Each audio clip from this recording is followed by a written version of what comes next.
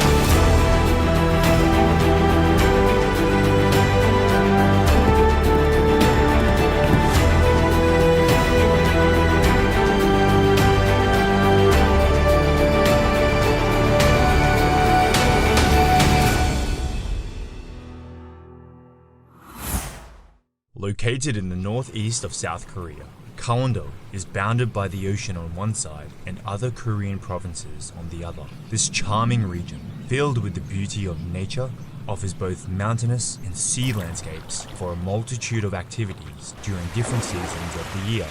Today, we chose 3 cities to visit in Gangwon-do and can't wait to introduce them to you. Gyeongpo Beach. Gangneung is the largest coastal city in Gangwon Province. During the summer, it is one of those places where everyone wants to enjoy some of the best beaches of the country. No matter if you walk north or south through gorgeous beaches one after another, you will be followed by the infinite white sands and emerald waters. Here, the stress and anxiety of everyday life leaves room for dreams and happiness, which makes everything possible. Gyeongpo Beach is probably the most popular beach at the east coast of South Korea. Here, people enjoy different outdoor activities, or just spend hours sunbathing on the beach. It is an especially appealing vacation spot as the beach is situated between the ocean and Gyeongpo Lake. If you feel like stretching your legs, you can rent a bike and enjoy the lovely bike path that surrounds the lake. It is a fun activity that we enjoyed until late. If you decide to stay in this area for several days, Lee Kai Sandpine Resort is situated a few pine trees away. A lot of people come to visit this place to relax and feel the flavor of the Hawaiian atmosphere. It is no coincidence that Lekai means shining ocean in Hawaiian. This resort is well known for its huge golf fields in the heart of Gangneung, and it has 12 conference rooms, which can accommodate up to 800 people. Sagunjin Beach. Sagunjin Beach is the most romantic beach of the coastal area. I know we've said that you can't take it easy in Gangwon-do, but this is the moment where you can impress your loved one. Don't be lazy and get ready for your date by bringing some delicious snacks and renting some of the loveliest picnic sets in the nearby shops. You'll feel like the happiest couple on the planet with the memory that neither of you are ready to forget. Songgyeojang. After enjoying the coastal area, it is time to experience ancient Korea by visiting Songgyeojang House. It is a very well-preserved traditional Hanok house of noble family constructed 300 years ago. It is hard to believe that the descendants still live in this house to this day. Surrounded by pine trees, it remains intact in harmony with the beautiful natural environment. The wooden bridge, stretched out over the pond, used to be an inspirational location for poets. Today, it is one of the most popular attractions in Gangneung, Gangneung Jungang Market. There is no visit to Gangwon-do without testing its local food. Besides local restaurants, Gangneung Jungang Market is a great place to taste some food from Gangwon-do. For food lovers, it is a must-visit place. And as you probably already know, we love delicious food, especially while traveling. Don't worry if you feel lost with all the choices offered to you. Just pick a local who is eating what looks like the most delicious food and copy whatever they order. Trust us, you can't go wrong with this. Anmok Beach. From the multitude of amazing beaches that Gangneung can offer, Anmok Beach is definitely worth a visit. It is here that you will find a popular Gangneung coffee street. Over 30 unique beachfront cafes let you drink perfectly brewed beverages while enjoying incredible sea views. Overall, in Gangneung, we mostly stayed at St. John's Hotel. Since it has fabulous conference rooms, which can accommodate 1,000 people, it has also hosted famous personalities like the President of South Korea, Moon Jae-in, and Ivanka Trump. Located right in front of the ocean, it provides you with a stunning view of the surroundings. The infinity pool on the rooftop was our favorite. The blue water from the sea merging with the water of the pool gives the illusion to be surrounded by the ocean. PyeongChang is today a world-famous county in Gangwon-do, as it hosted the Winter Olympics in 2018. With an honorable number of 17 medals and 5 gold, South Korea achieved its best performance in the history of the Winter Olympic Games.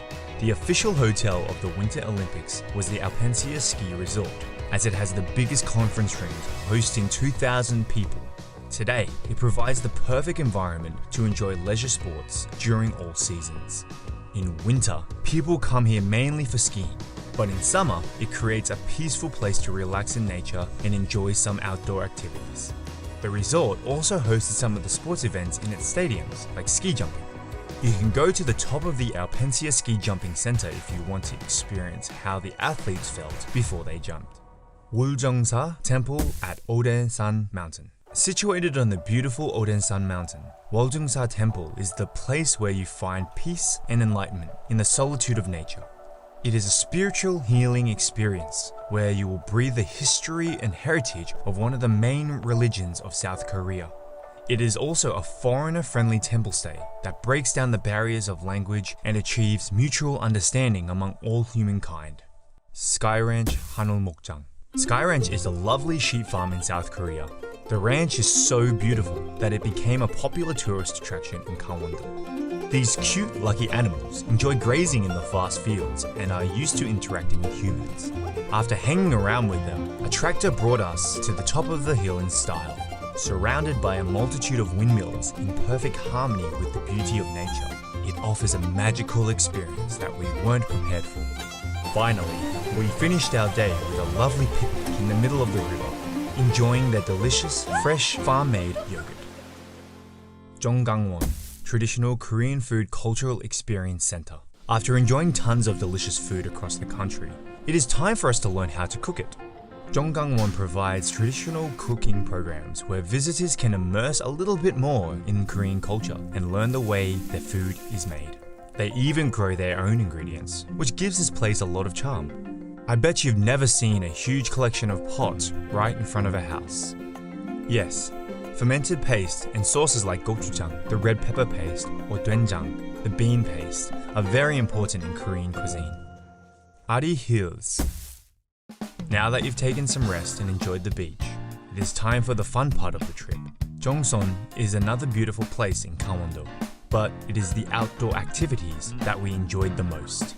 Ari Hills Skywalk is a glass observation deck which provides you with an incredible view of the Donggang River. Bringing to mind the shape of the Korean Peninsula, this magical landscape is often called the Grand Canyon of South Korea. You will have the amazing feeling of walking on the clouds from the edge of the cliff. Ari Hills also has the longest zipwire in Asia. If you want to spice up your trip to Gangwon-do, this is the perfect opportunity.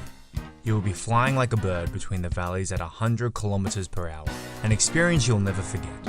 Once down on the ground, you will have the option to fully enjoy Donggang River by grabbing a paddle and riding a boat. The beauty of this place made it popular for rafting, with steep cliffs on one side and banks of pebbles on the other. The picturesque landscape will make you forget to paddle. We had a lot of fun jumping from the boat and letting the river bring us to the destination point, Samtan Art Mine. It is time to slow down a bit and visit an impressive Jongson creation, which highlights both the area's rich history of mining and fresh modern art. It used to be a very busy place, employing around 3,000 people due to the high demand for coal. After shutting its doors in 2001, local artists gave this place another life. It became the perfect playground for urban explorers and graffiti artists. Today, Samtan Art Mine is a stunning complex that would be scary to visit alone at night. Alpine Coaster. Haiwon Ski Resort is the biggest resort in Gangwon-do, with around 1,900 rooms and 43 conference rooms, which can host over 2,000 people.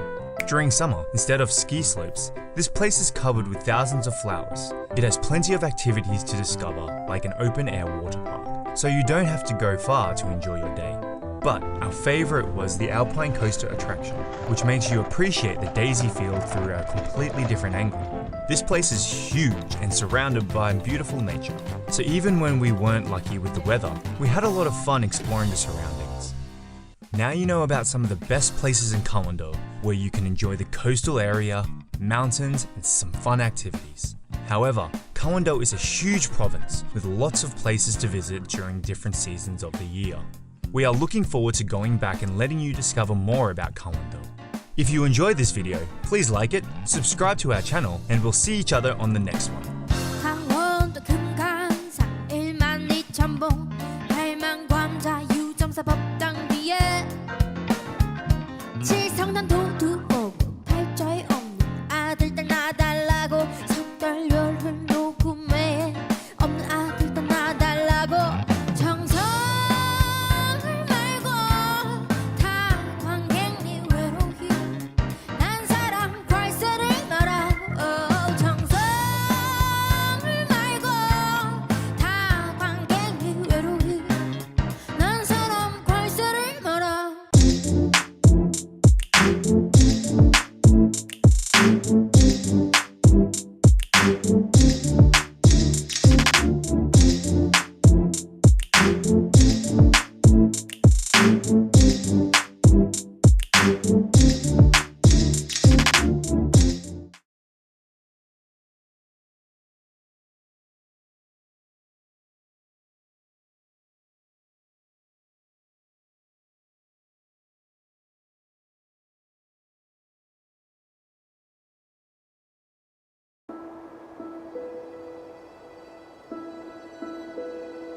Clean Highlands, 700 meters above sea level, the bearer of happiness.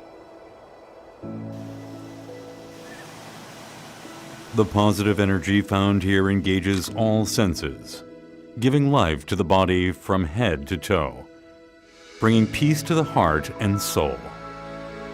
Quick and close, PyeongChang approaches. As we run to embrace PyeongChang, in this very moment right now.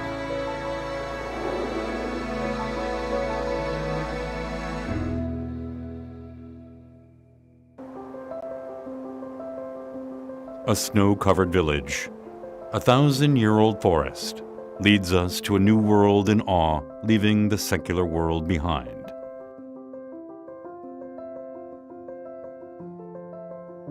Here, the meeting of a dramatically portrayed goblin as someone gains insight to understand the past, present, and the future. Buckwheat flowers that displayed freshness under the sun glows white with the delicate moonlight.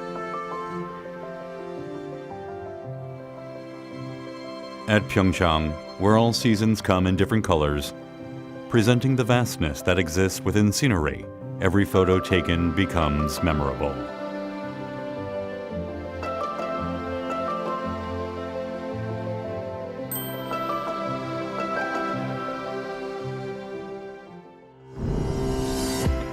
Enjoy the scent therapy at PyeongChang. Satisfy your sense of smell, not just the vision. The clean highlands where warm sunlight meets becomes a heavenly garden full of flowers giving off a unique fragrance.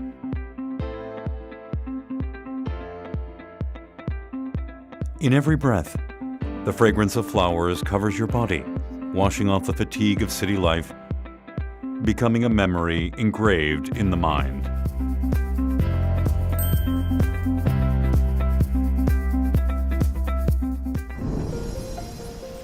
After feasting your senses of sight and smell, open your ears now and listen to the sound of PyeongChang.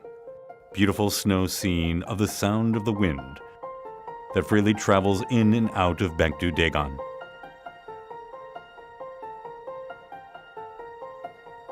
Following the footsteps of the sound of nature, listen to the magical harmony of the 80 wind chimes hanging from an octagonal 9-story stone pagoda in Uljeongsa.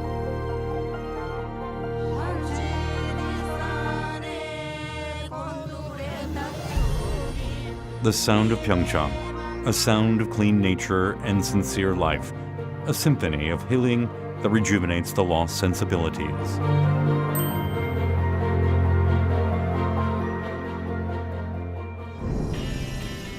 "700 meters above sea level, known to be the optimal height for an ideal biorhythm, delicious food from ingredients grown in PyeongChang pleases the sense of taste.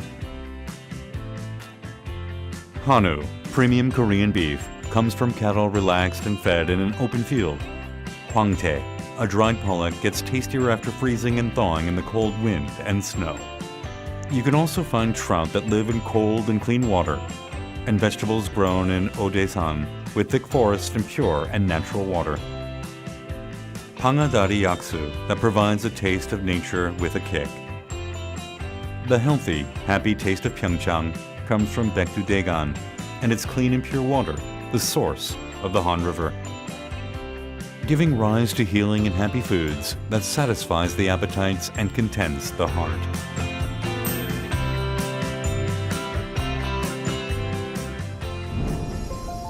If you are tired of a cold and heartless life, there is a journey of touch found only in PyeongChang, cozy and warm, just like a mother's embrace. At Snow Festival, a white blanket of snow covers the land, warming and comforting you as it wraps around the soul. At the Summer Hunter Festival, you will be reminded of your childhood splashing water in the creek. At the Trout Festival at the riverside in winter, under the thick ice, you will feel the vigor and life of the trouts. Odaesan Mountain Culture Festival, reflecting the Buddhist culture, will allow you to look into your heart and grow. Coming into contact with PyeongChang will serve you with gentle happiness that cannot be found in city life.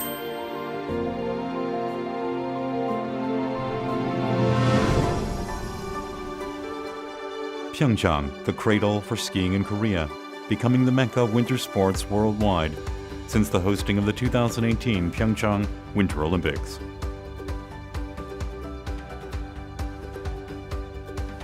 Even in seasons without snow, the healing of PyeongChang that shakes off the stress of everyday life continues on. Paragliding gives you the view of the world beneath your feet. Whitewater rafting and kayaking across rough currents invite you to experience primitive nature. exciting exploration of the fantastical limestone caves, and enjoying the view of the beautiful watercourses of Dong River through zip lines can invigorate and rejuvenate. Spend the night with your families and friends, with the forest and rivers that preserve the clean, primitive ecology.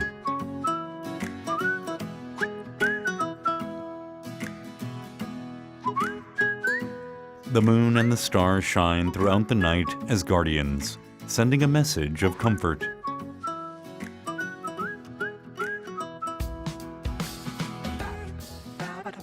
The wooden paths in the quiet temples of the mountain helps us find who we are.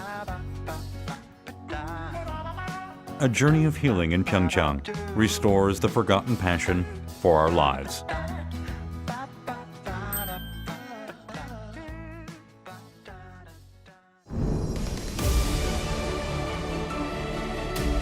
PyeongChang is where peace began. Going through the frozen past and the heated present, we are taking a new step towards the future that will make hearts glow.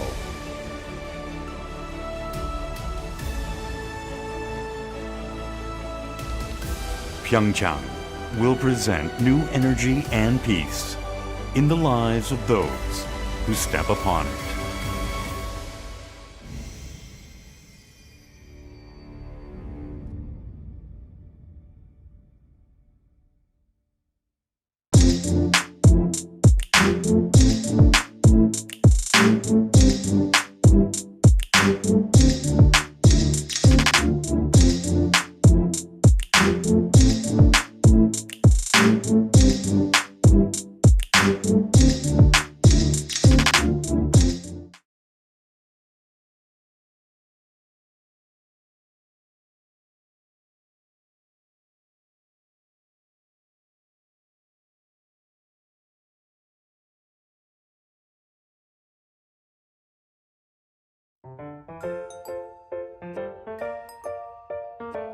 Bonjour, moi relais Sébastien.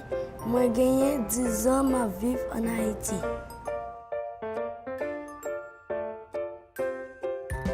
Moi lever à 7 heures chaque matin pour moi aller à l'école.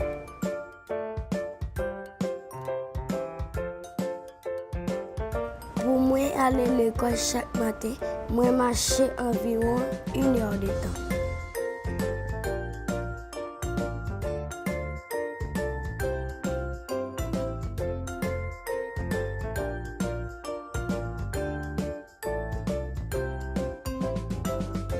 Moi ta remè vini un bon médecin, l'aime fini avec l'école classique moi, pour me capable servir monde qui malade dans le pays moi.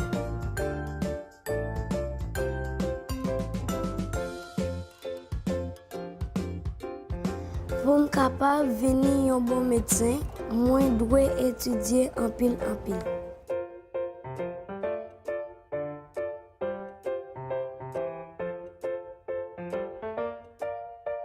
Moi remè jouer avec tes amis mio dans l'école là. Mais il est très difficile pour aller à l'école à pied. Moi toujours dormir chaque matin dans la classe là.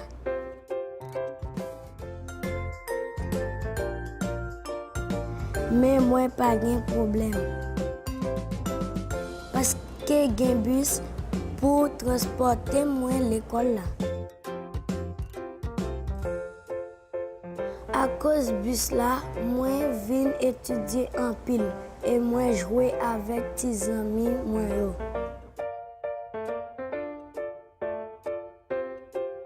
Moi pas dormir dans la classe là encore parce que moi t'a remis venir un bon médecin.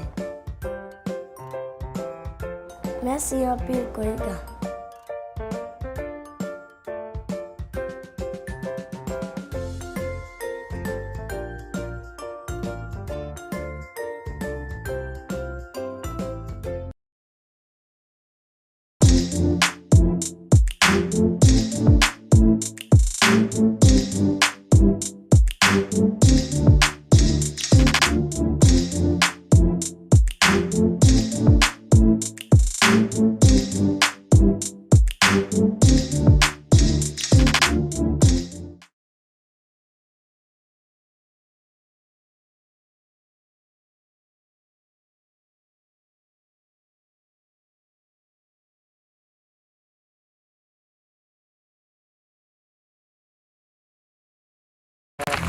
와우. 와.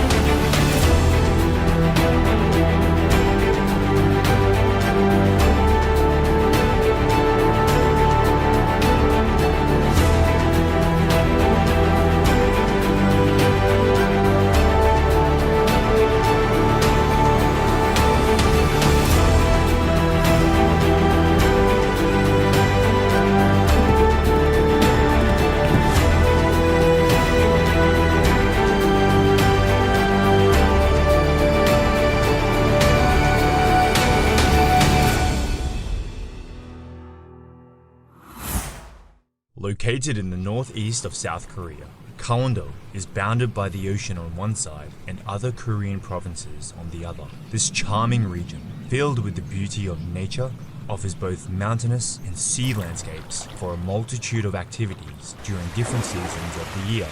Today, we chose 3 cities to visit in Gangwon-do and can't wait to introduce them to you. Gyeongpo Beach. Gangneung is the largest coastal city in Gangwon Province. During the summer, it is one of those places where everyone wants to enjoy some of the best beaches of the country.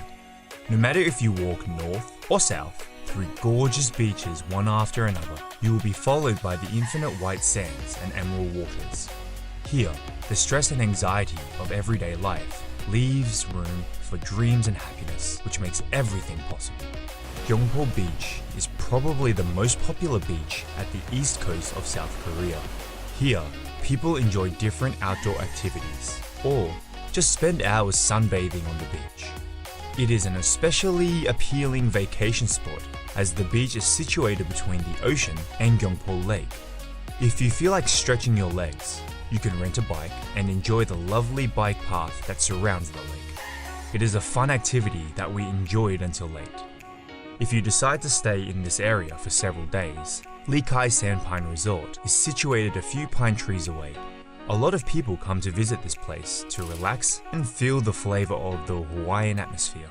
It is no coincidence that Lekai means shining ocean in Hawaiian. This resort is well known for its huge golf fields in the heart of Gangneung, and it has 12 conference rooms which can accommodate up to 800 people. Sagunjin Beach. Sagunjin Beach is the most romantic beach of the coastal area. I know we've said that you can't take it easy in Gangwon-do, but this is the moment where you can impress your loved one. Don't be lazy and get ready for your date by bringing some delicious snacks and renting some of the loveliest picnic sets in the nearby shops. You'll feel like the happiest couple on the planet with the memory that neither of you are ready to forget. Songgyeojang. After enjoying the coastal area, it is time to experience ancient Korea by visiting Songgyeojang House. It is a very well-preserved traditional Hanok house of noble family constructed 300 years ago. It is hard to believe that the descendants still live in this house to this day. Surrounded by pine trees, it remains intact in harmony with the beautiful natural environment.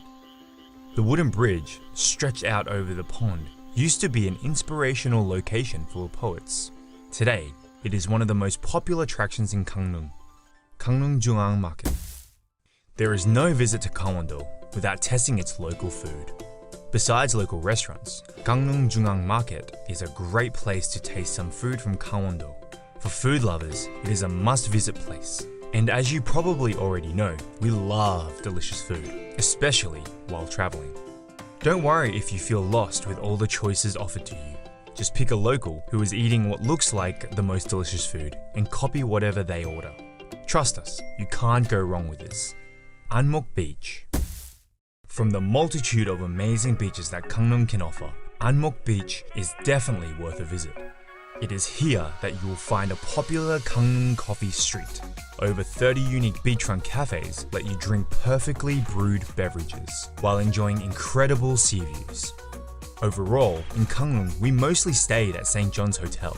Since it has fabulous conference rooms, which can accommodate 1,000 people, it has also hosted famous personalities like the President of South Korea, Moon Jae-in, and Ivanka Trump.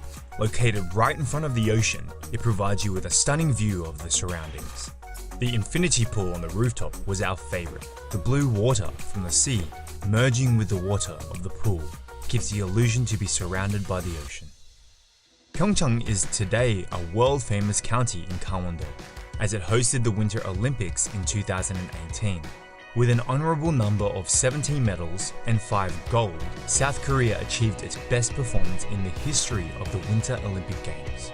The official hotel of the Winter Olympics was the Peninsula Ski Resort, as it has the biggest conference rooms hosting 2,000 people. Today, it provides the perfect environment to enjoy leisure sports during all seasons. In winter, people come here mainly for skiing, but in summer, it creates a peaceful place to relax in nature and enjoy some outdoor activities. The resort also hosted some of the sports events in its stadiums, like ski jumping.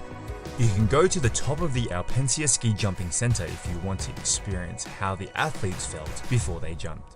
Woljongsa Temple at Odensan Mountain. Situated on the beautiful Odensan Mountain, Woljongsa Temple is the place where you find peace and enlightenment in the solitude of nature.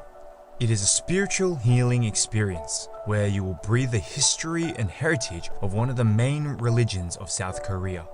It is also a foreigner-friendly temple stay that breaks down the barriers of language and achieves mutual understanding among all humankind. Sky Ranch Hanulmokjang. Sky Ranch is a lovely sheep farm in South Korea. The ranch is so beautiful that it became a popular tourist attraction in Gangwon-do. These cute, lucky animals enjoy grazing in the vast fields and are used to interacting with humans. After hanging around with them, a tractor brought us to the top of the hill in style, surrounded by a multitude of windmills in perfect harmony with the beauty of nature. It offers a magical experience that we weren't prepared for. Finally, we finished our day with a lovely picnic in the middle of the river, enjoying their delicious, fresh, farm-made yogurt. Jonggangwon, Traditional Korean Food Cultural Experience Center. After enjoying tons of delicious food across the country, it is time for us to learn how to cook it. Jonggangwon provides traditional cooking programs where visitors can immerse a little bit more in Korean culture and learn the way their food is made. They even grow their own ingredients, which gives this place a lot of charm. I bet you've never seen a huge collection of pots right in front of a house. Yes, fermented paste and sauces like gochujang, the red pepper paste, or doenjang, the bean paste, are very important in Korean cuisine. Ari Hills. Now that you've taken some rest and enjoyed the beach, it is time for the fun part of the trip. Jongson is another beautiful place in Gangwon-do, but it is the outdoor activities that we enjoyed the most. Ari Hills Skywalk is a glass observation deck which provides you with an incredible view of the Donggang River. Bringing to mind the shape of the Korean Peninsula, this magical landscape is often called the Grand Canyon of South Korea. You will have the amazing feeling of walking on the clouds from the edge of the cliff. Ari Hills also has the longest zipwire in Asia. If you want to spice up your trip to Gangwon-do, this is the perfect opportunity. You will be flying like a bird between the valleys at 100 kilometers per hour, an experience you'll never forget. Once down on the ground, you will have the option to fully enjoy Donggang River by grabbing a paddle and riding a boat. The beauty of this place made it popular for rafting, with steep cliffs on one side and banks of pebbles on the other. The picturesque landscape will make you forget to paddle. We had a lot of fun jumping from the boat and letting the river bring us to the destination point, Samtan Art Mine.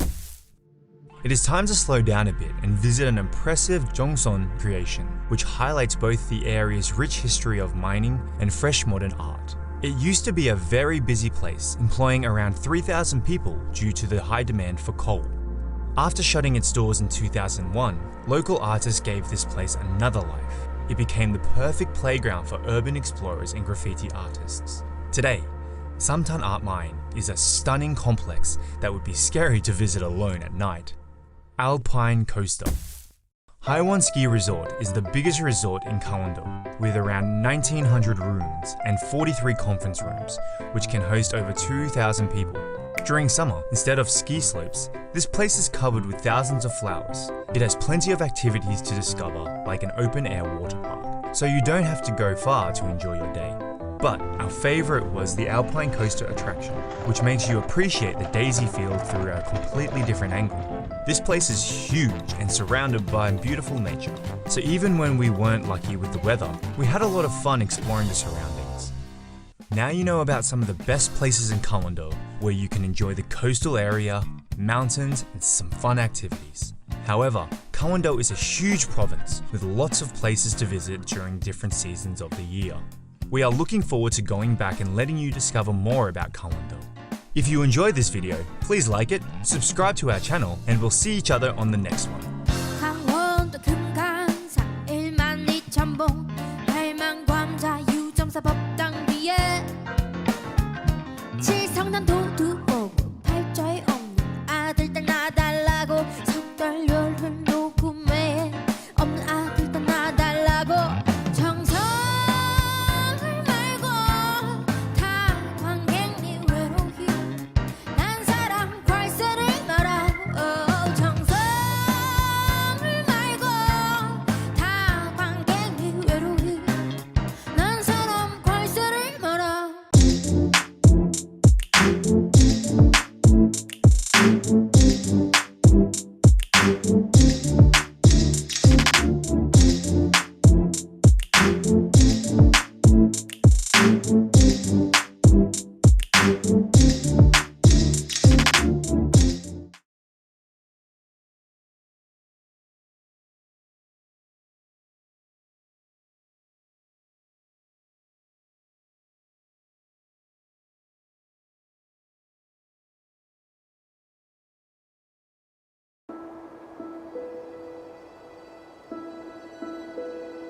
Clean highlands, 700 meters above sea level, the bearer of happiness. The positive energy found here engages all senses, giving life to the body from head to toe, bringing peace to the heart and soul. Quick and close, PyeongChang approaches. As we run to embrace PyeongChang, in this very moment right now.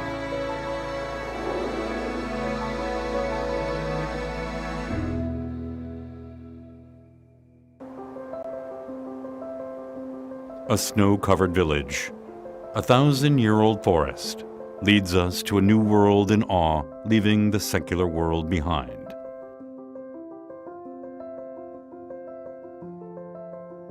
Here, the meeting of a dramatically portrayed goblin as someone gains insight to understand the past, present, and the future. Buckwheat flowers that displayed freshness under the sun glows white with the delicate moonlight.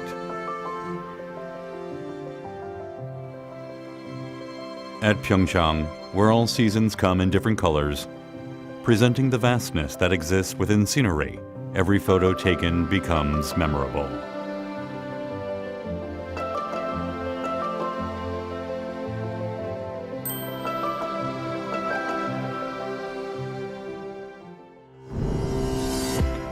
Enjoy the scent therapy at PyeongChang. Satisfy your sense of smell, not just the vision. The clean highlands where warm sunlight meets becomes a heavenly garden full of flowers giving off a unique fragrance.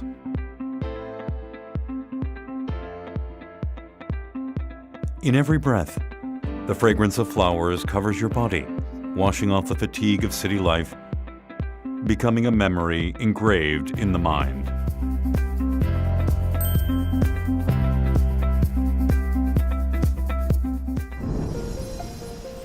After feasting your senses of sight and smell, open your ears now and listen to the sound of PyeongChang. Beautiful snow scene of the sound of the wind that freely travels in and out of Baekdu-daegan.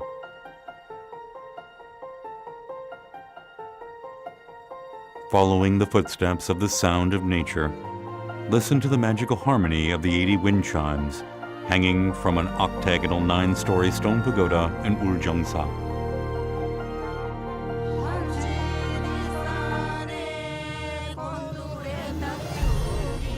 The sound of PyeongChang, a sound of clean nature and sincere life, a symphony of healing that rejuvenates the lost sensibilities.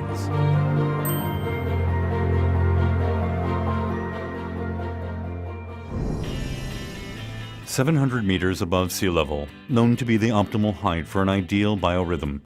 Delicious food from ingredients grown in PyeongChang pleases the sense of taste. Hanu, premium Korean beef, comes from cattle relaxed and fed in an open field. Hwangtae, a dried pollock, gets tastier after freezing and thawing in the cold wind and snow. You can also find trout that live in cold and clean water, and vegetables grown in Odaesan with thick forests and pure and natural water.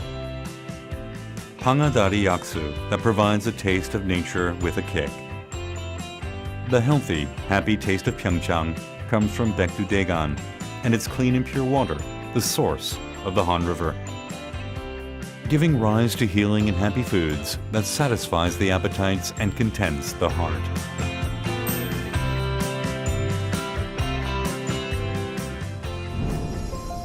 If you are tired of a cold and heartless life, there is a journey of touch found only in PyeongChang, cozy and warm, just like a mother's embrace.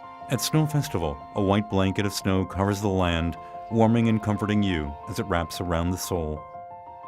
At the Summer Hunter Festival, you will be reminded of your childhood splashing water in the creek.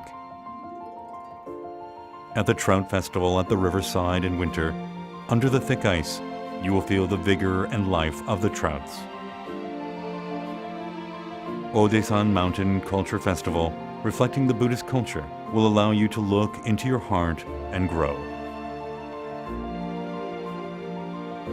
Coming into contact with PyeongChang will serve you with gentle happiness that cannot be found in city life.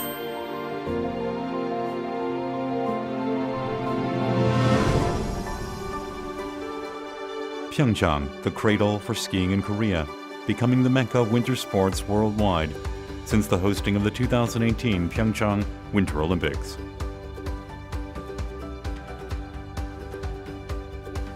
Even in seasons without snow, the healing of PyeongChang that shakes off the stress of everyday life continues on. Paragliding gives you the view of the world beneath your feet. Whitewater rafting and kayaking across rough currents invites you to experience primitive nature. exciting exploration of the fantastical limestone caves, and enjoying the view of the beautiful watercourses of Dong River through zip lines can invigorate and rejuvenate. Spend the night with your families and friends, with the forest and rivers that preserve the clean, primitive ecology.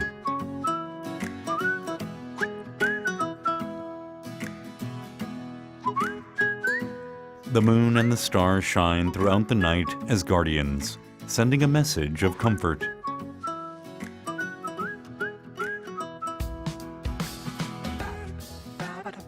The wooden paths in the quiet temples of the mountain helps us find who we are.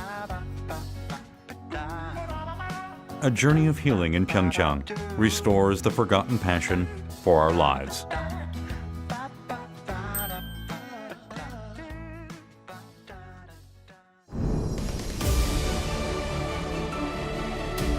PyeongChang is where peace began.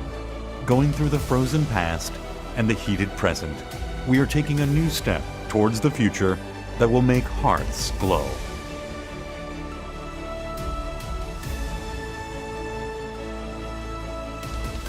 PyeongChang will present new energy and peace in the lives of those who step upon it.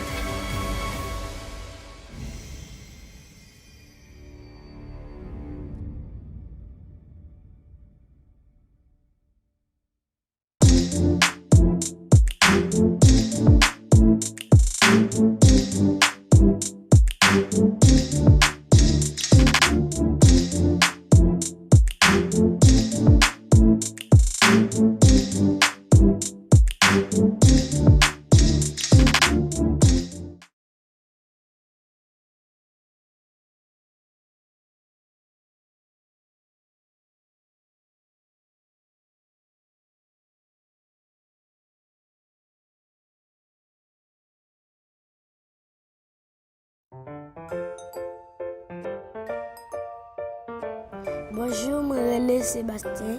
Moi, j'ai 10 ans, je vis en Haïti.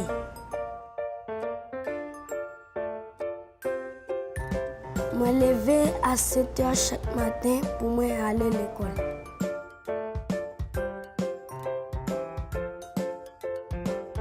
Pour moi aller à l'école chaque matin, je marche environ 1 heure de temps.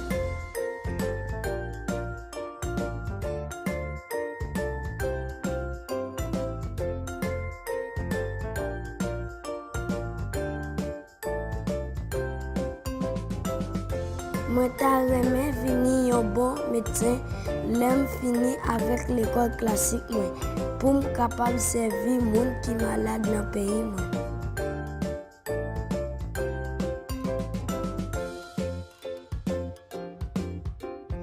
Pour être capable de venir un bon médecin, moi, je dois étudier en pile.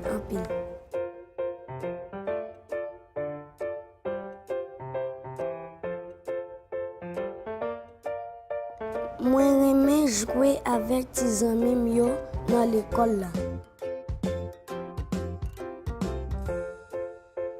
Mais il est très difficile pour aller à l'école à pied.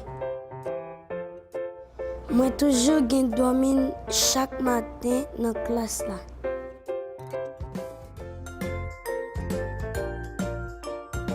Mais moi, pas de problème. Parce que j'ai un bus pour transporter moi à l'école. À cause du bus là, moi viens étudier en pile et moi jouer avec mes amis moi.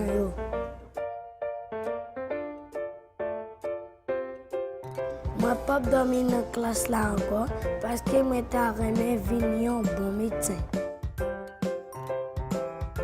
Merci en pile Koïka.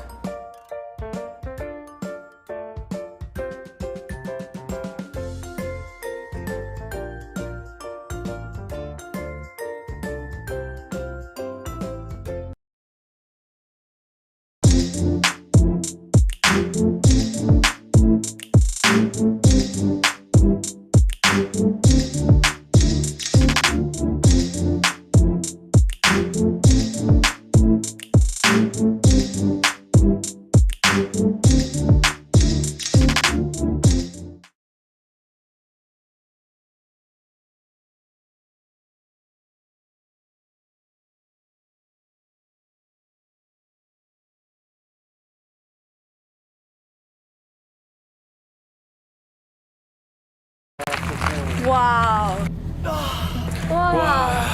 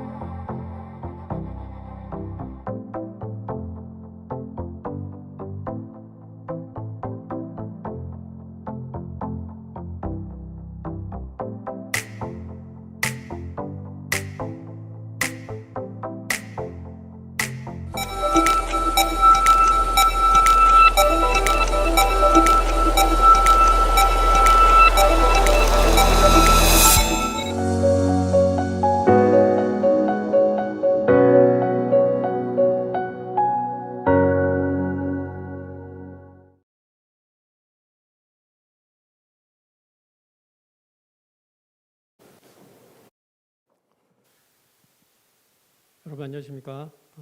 Hello everyone. I am Lee Won-jae, professor at Kookbin University. 현재 총 6개의 세션이 동시에 We have 6 parallel sessions ongoing, and of the 6 sessions, you chose to attend our session. I would like to thank you. So we will try to live up to your expectation. The 90 minutes of the session will be as informative and helpful 바로 며칠 전까지 as you would expect it to be. 평창에서 얼마 떨어진 In 베이징, Beijing, 옌칭, Zhangjiakou, and Yanjing, the Winter Olympics were held and closed a few days ago. 관심을 받으면서 It had received a lot of attention, and the Olympics drew to a close. And 4 years ago, around this time, we had the Winter Olympics in PyeongChang and Gangneung.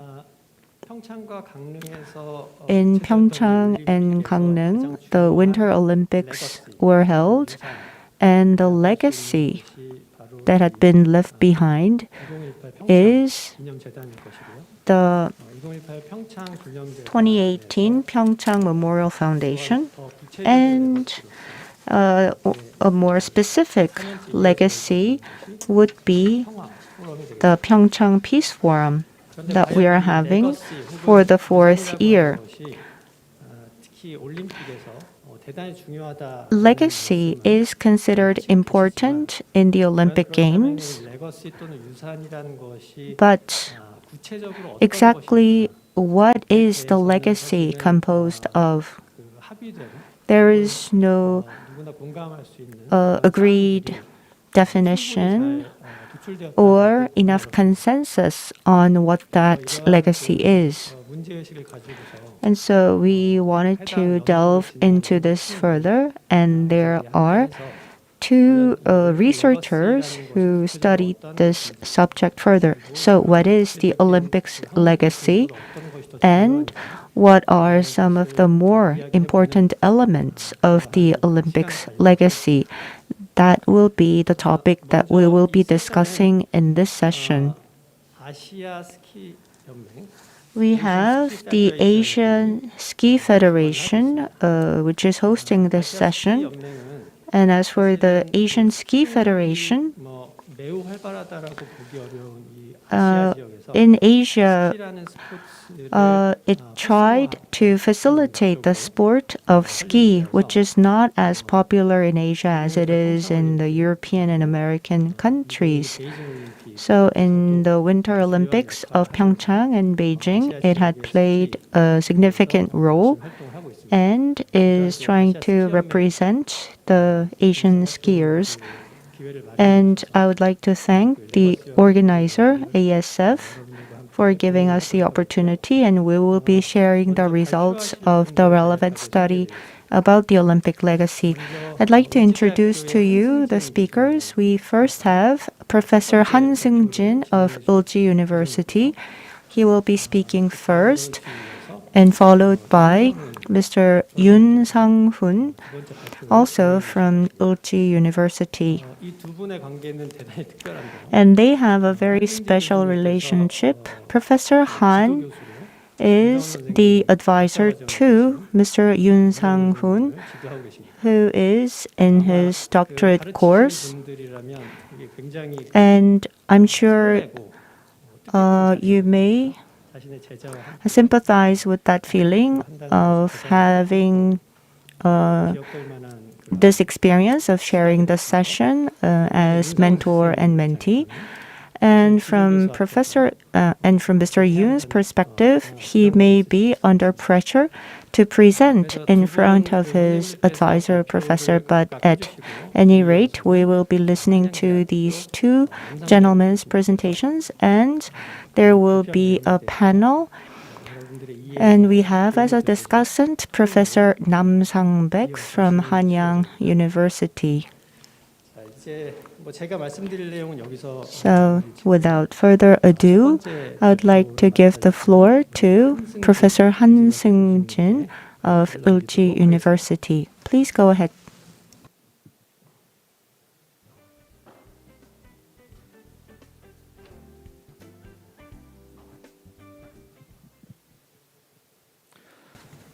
Good morning, ladies and gentlemen. I am Han Seung-jin, and as was introduced, I am a professor at Ulji University.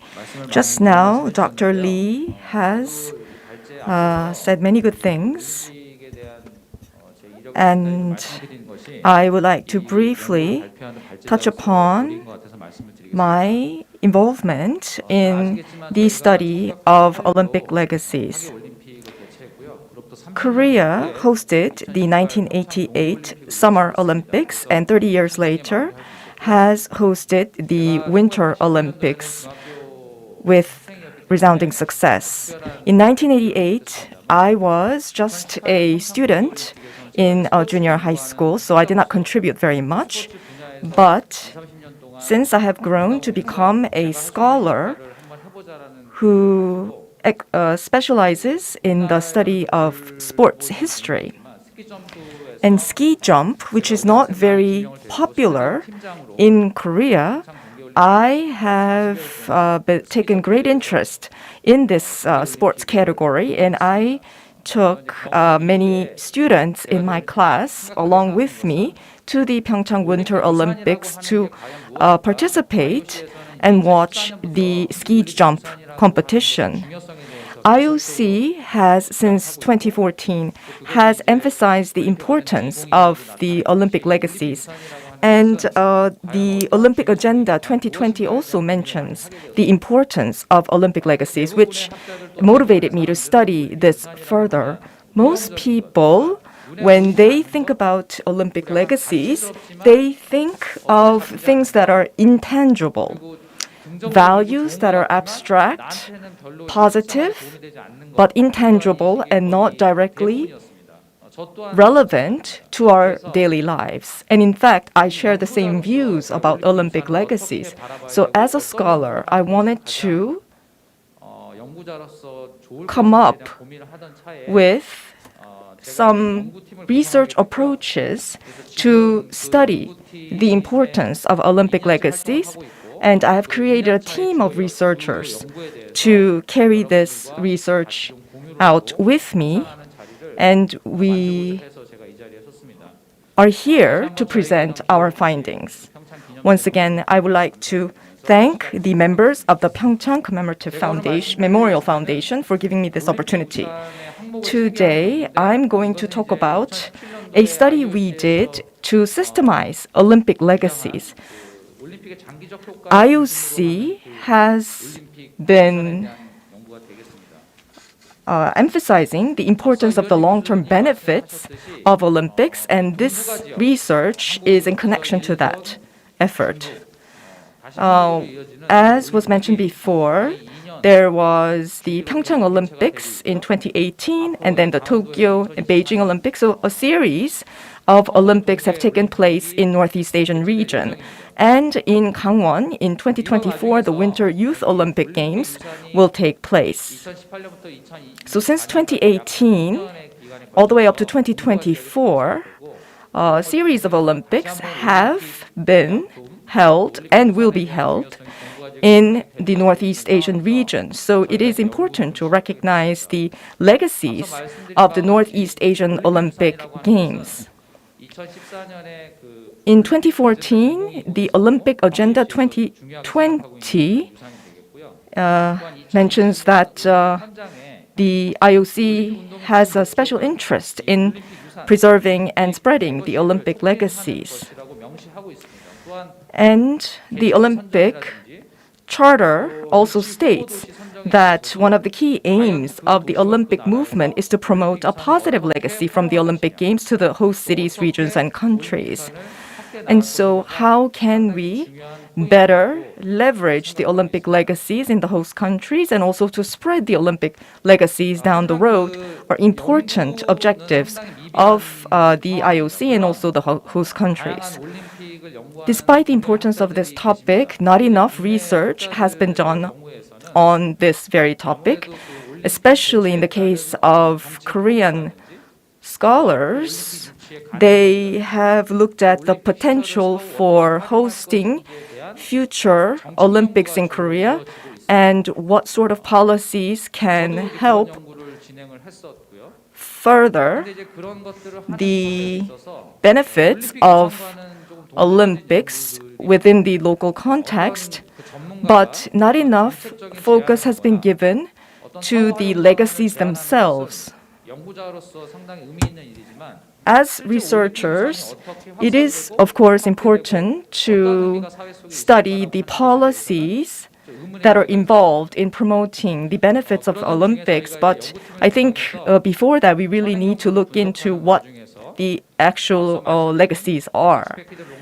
And so the expected long-term benefit of Olympic Games are the key legacies that IOC has been emphasizing, and we studied this topic further to delve into the actual legacies that can be accrued to the host countries.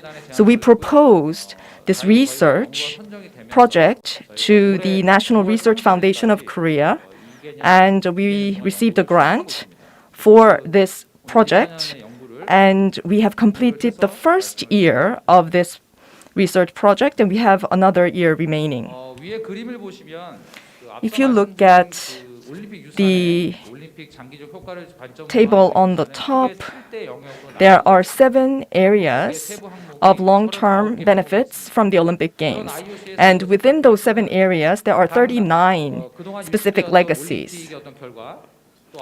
So when IOC first publicized this sort of list, they based this on a research that they took on their own, and they have identified these 7 areas and the 39 specific legacies that belong to these 7 areas. But after this list was announced by IOC, since IOC is not a scholarly organization, they have not really followed up with further research. Of course, there are grant programs that support research into Olympic legacies. However, there are not many research projects underway with a focus on the Olympic legacies. So we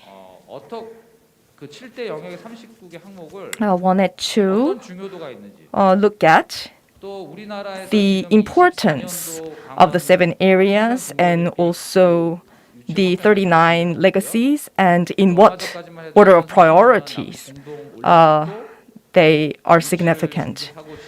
And based on our experience of preparing for and hosting the 1988 Summer Olympics and the PyeongChang Winter Olympics, we looked at these legacies and see which are very important and how they are aligned with the 7 areas. So we utilized we did our study using the Delphi method, and there were 4 rounds of consultations with the experts. So from the first round to the 4th round, we looked at conducting a better translation of the Olympic legacies from English to Korean. And we also looked at the hierarchical relationship between the 39 legacies and also the relative importance of these legacies.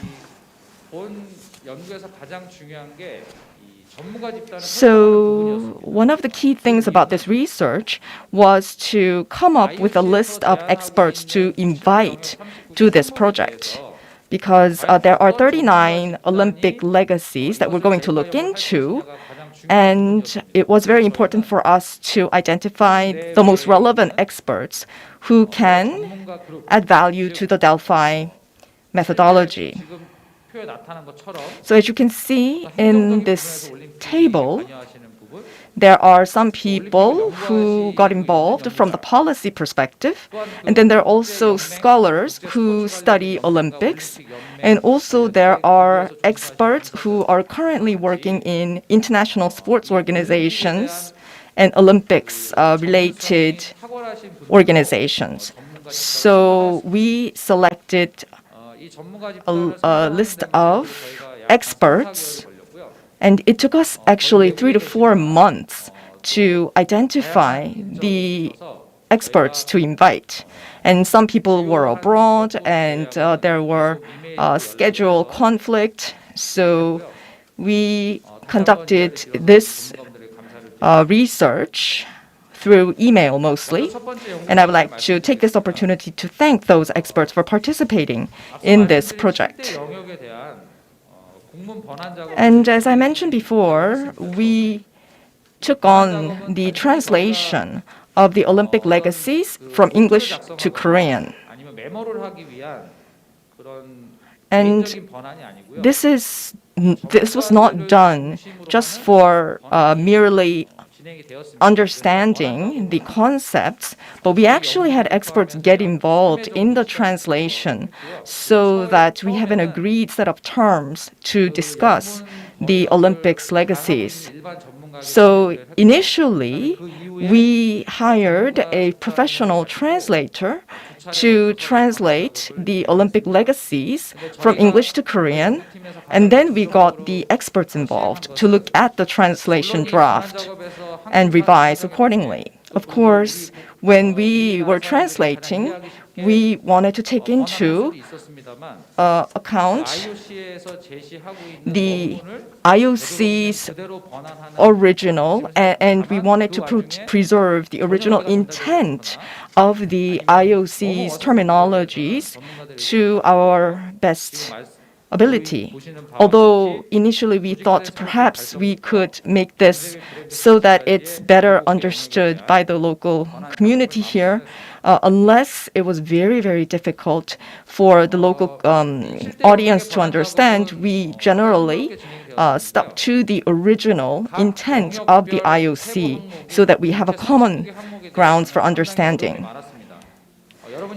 And as you can see on this slide, the legacies that are highlighted in red were the ones where experts had different views about the appropriate translation.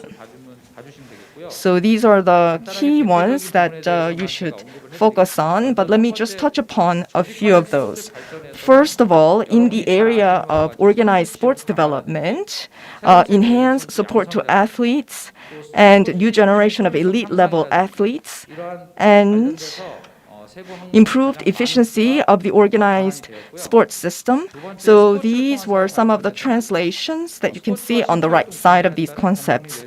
And for the area of social development through sport, health and well-being benefits from the practice of recreational sport, and also all the way down to gender and inclusiveness, these concepts were all translated, as you can see in the column to the right. And in the area of human skills, networks, and innovation, there are aspects of different concepts that were translated, and also urban development is another area.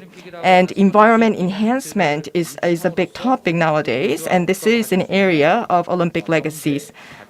And also there is the economic value and brand equity. So we have a list of Olympic legacies that fall into these broad areas of legacies which have been translated.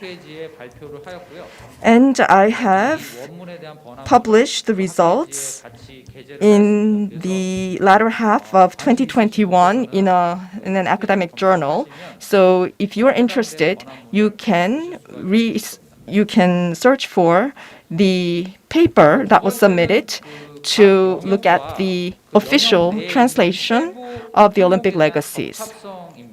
And we also looked at the fit between the specific Olympic legacies and the 7 areas. So the 7 areas, as proposed by IOC, are something that we can, as scholars and experts, can agree to.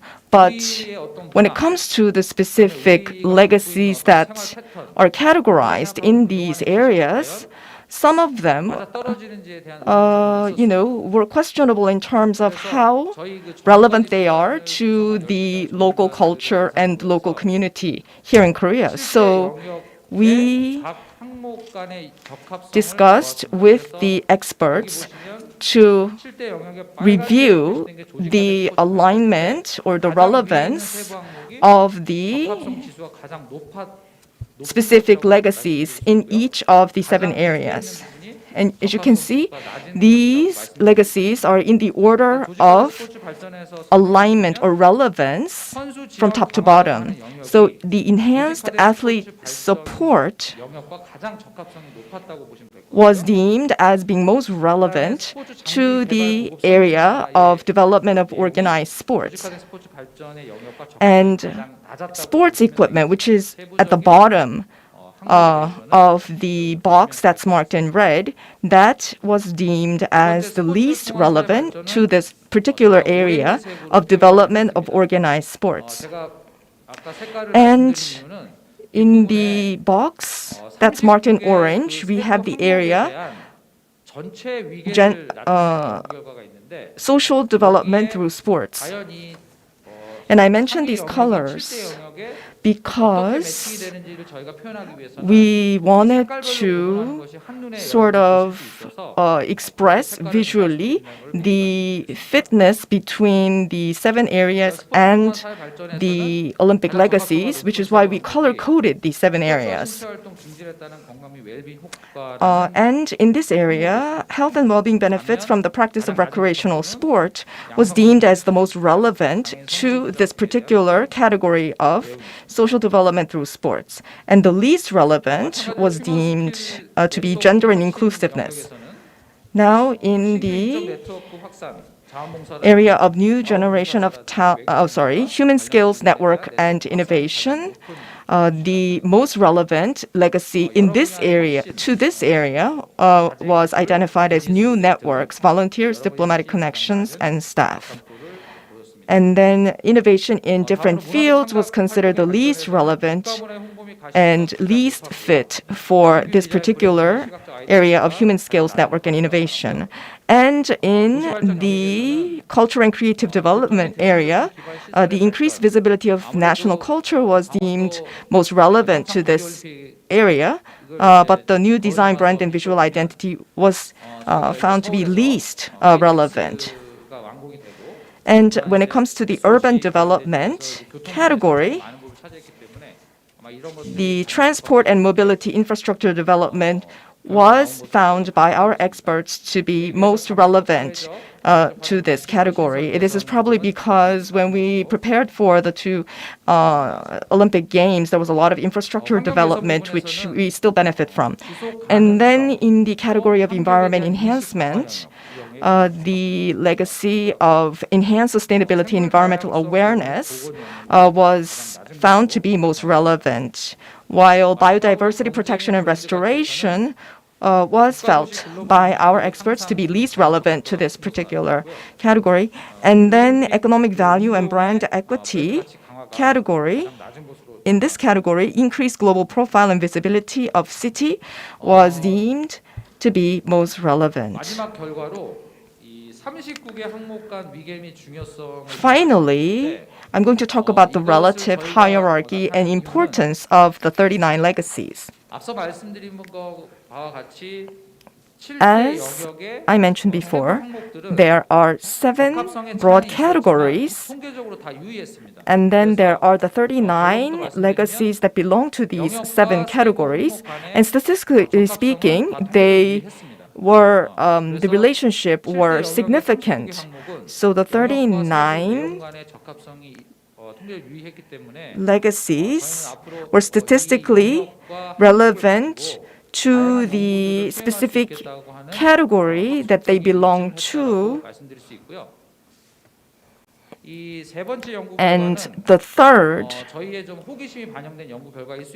outcome of this research was driven by our curiosity to delve into this further.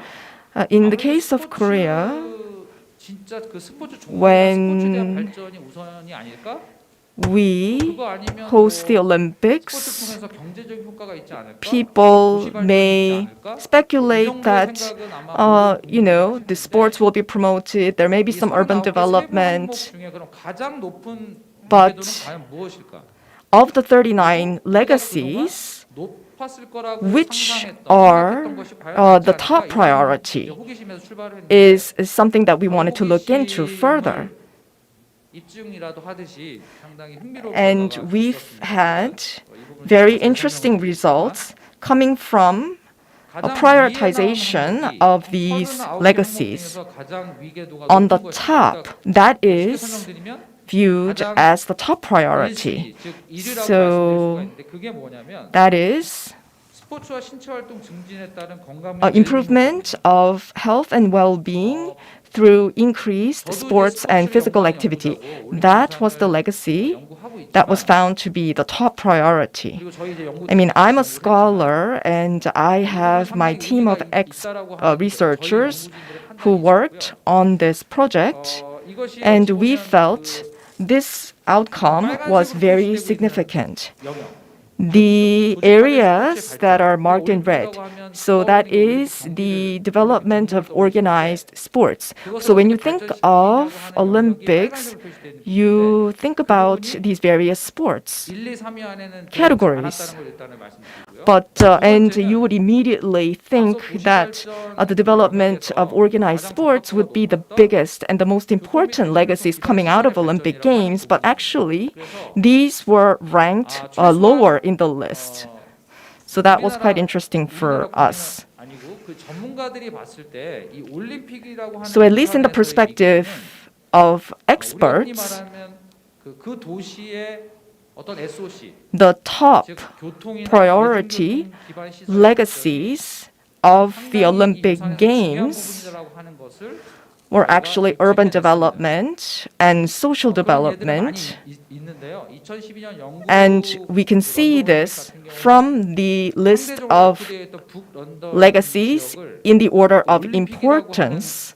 이벤트를 통해서 That's on this slide. 도시를 도약시켰던 In 그런 사례가 fact, 인용이 되고 있습니다. the Seoul Olympics 도시발전에 관한 is often mentioned as an example of the development of a city and the rise in the profile of the city as a result of hosting the Olympic Games. And you can see that here urban development was on the top of the list of important legacies. Yesterday, I participated in the dinner with many VIP participants in this forum. And the governor of Gangwon province talked about potatoes because potatoes are important crop in Gangwon province, and Gangwon province is in fact known for its potatoes. But having hosted the PyeongChang Winter Olympics has helped improve the profile of Gangwon province and change the mindset of people towards Gangwon province and what people remember about the Gangwon province. Now you can see that the development of organized sports categories marked in red occupy the 5th, 6th, 8th, and 15th and 17th places, which were relatively lower than what we had expected initially. And if we look at which legacies were considered least important, so for example, the sports equipment, the development of sports equipment was considered one of the least important legacies. Olympic Games is made up of different sports matches, And yet, the legacy of development of sports equipment and advancement of sports equipment were found to be one of the least important legacies, and we thought this was quite interesting. And we had 4 rounds of Delphi methodology-based interaction with the experts. And if this were done by just myself and just my team, you may wonder whether this is actually an accurate assessment. But again, we had invited outside experts to give their views, and our research was done with the highest standards and the most reliable research methodologies, so you can really have confidence in this assessment. Now, one of the disappointing aspects was the low level of priority given to the legacy category of cultural and creative development. Now, opening ceremony and closing ceremony of the Olympic Games are often filled with wonderful cultural performances that are representative of the host country. But then they often are just an event, a one-off event. So it does not necessarily contribute significantly to the cultural and creative development that is a legacy of the Olympic Games. Now, this was done because there was a practical need to do so. There are a slew of bodies that are involved in pursuing the hosting of Olympic Games. So there are different government agencies that are involved, and there are different civil society entities, and we needed to look at the Olympic legacies and discuss amongst these different bodies how to promote these legacies. But of course, we need to be on the same page in terms of the legacies themselves, and this is why we took on the translation of the expected long-term benefits document. And then the alignment or the fit between the 39 legacies and the 7 areas. Well, we found again statistically there is significant alignment between the 39 legacies and the respective 7 categories that they belong to. And we may see further research concerning the relative importance of the different legacies and or how they are correlated with the other variables. So the priority and importance of the 39 legacies was an important aspect of our research because people want to understand which legacies should be prioritized over others. Because if we entered into the competition of becoming a host of the Olympic Games, we need to think about what sort of legacies we want to focus on and what legacies we want to preserve more than others. And this kind of research can serve as a guide. So we are now in the 2nd year of the research project. And right now, our research is focused on the citizens of the host city of the Olympics here in Korea. 한국연구재단의 and the National Research Institute Foundation of Korea, 제출할 예정입니다. 물론 이제 which has provided the grant 돼야 연구를 진행할 수 있겠는데 for us, this 2-year 올림픽 project. 가치 지수 will we are going to actually submit a follow-up proposal after this project is over to the same foundation so that we can continue this study. So there are again the 7 legacy categories in which there are specific 39 categories, but while there has been a definition of these different legacies, no methodology has been developed to actually measure these legacies. So we are going to carry out a research project to maybe create some sort of an indices that could help measure the different legacies. Finally, I would like to thank everyone for listening to my presentation on the results of our findings. Thank you very much. 네, 감사합니다. Thank you very much, 한승진 Dr. Han, for your presentation. Dr. Han 대해서는 많은 분들이 말씀하시고 has provided a very informative presentation. Everyone agrees that Olympic legacies are important and we need to preserve them, but no one really goes into understanding what specific legacies they are and what they mean. And I think this research, therefore, is very significant.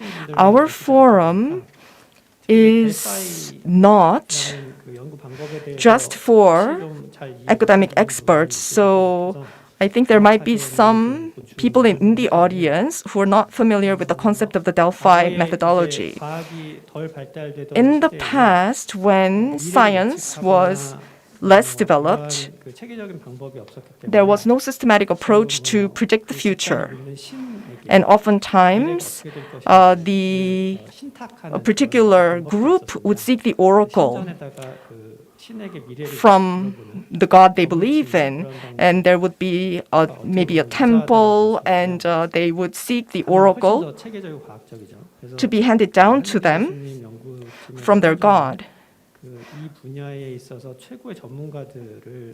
And now, what the modern form of that is the Delphi methodology. So Dr. Han has invited most relevant experts who can contribute to this discussion and asked questions about which legacies are most important and sought their opinions to really have a concrete look into what these legacies mean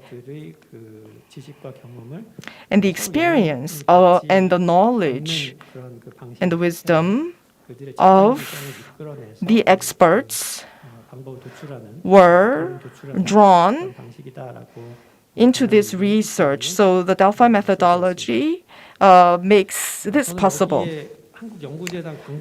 Now, I thought that maybe the Research Foundation was represented here in this forum because Dr. Han repeatedly thanked the foundation. But anyhow, I think they provided a very important grant.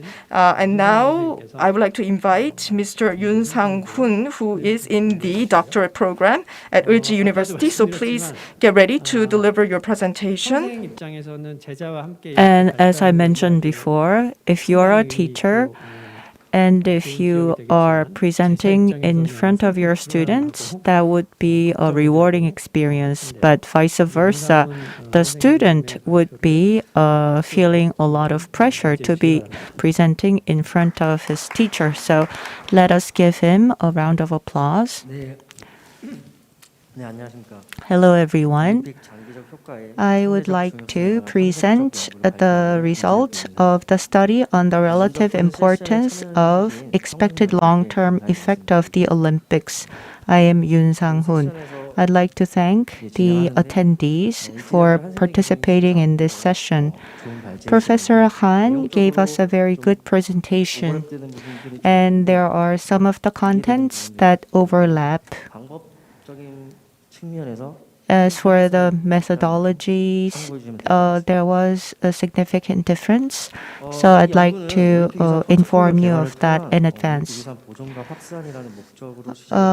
So the conservation and promotion of Olympics legacy through the development of the Olympic legacy portfolio is the session title, and there have been many activities in that regard. Bylaws were established.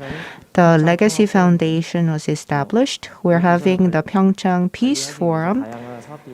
So we have these different projects and programs. And we will be having the Gangwon 2024 Youth Olympic Games, and we will have the PyeongChang International Children's Winter Games in 2024 and 2023 respectively, and there will be a peace theme park built in PyeongChang.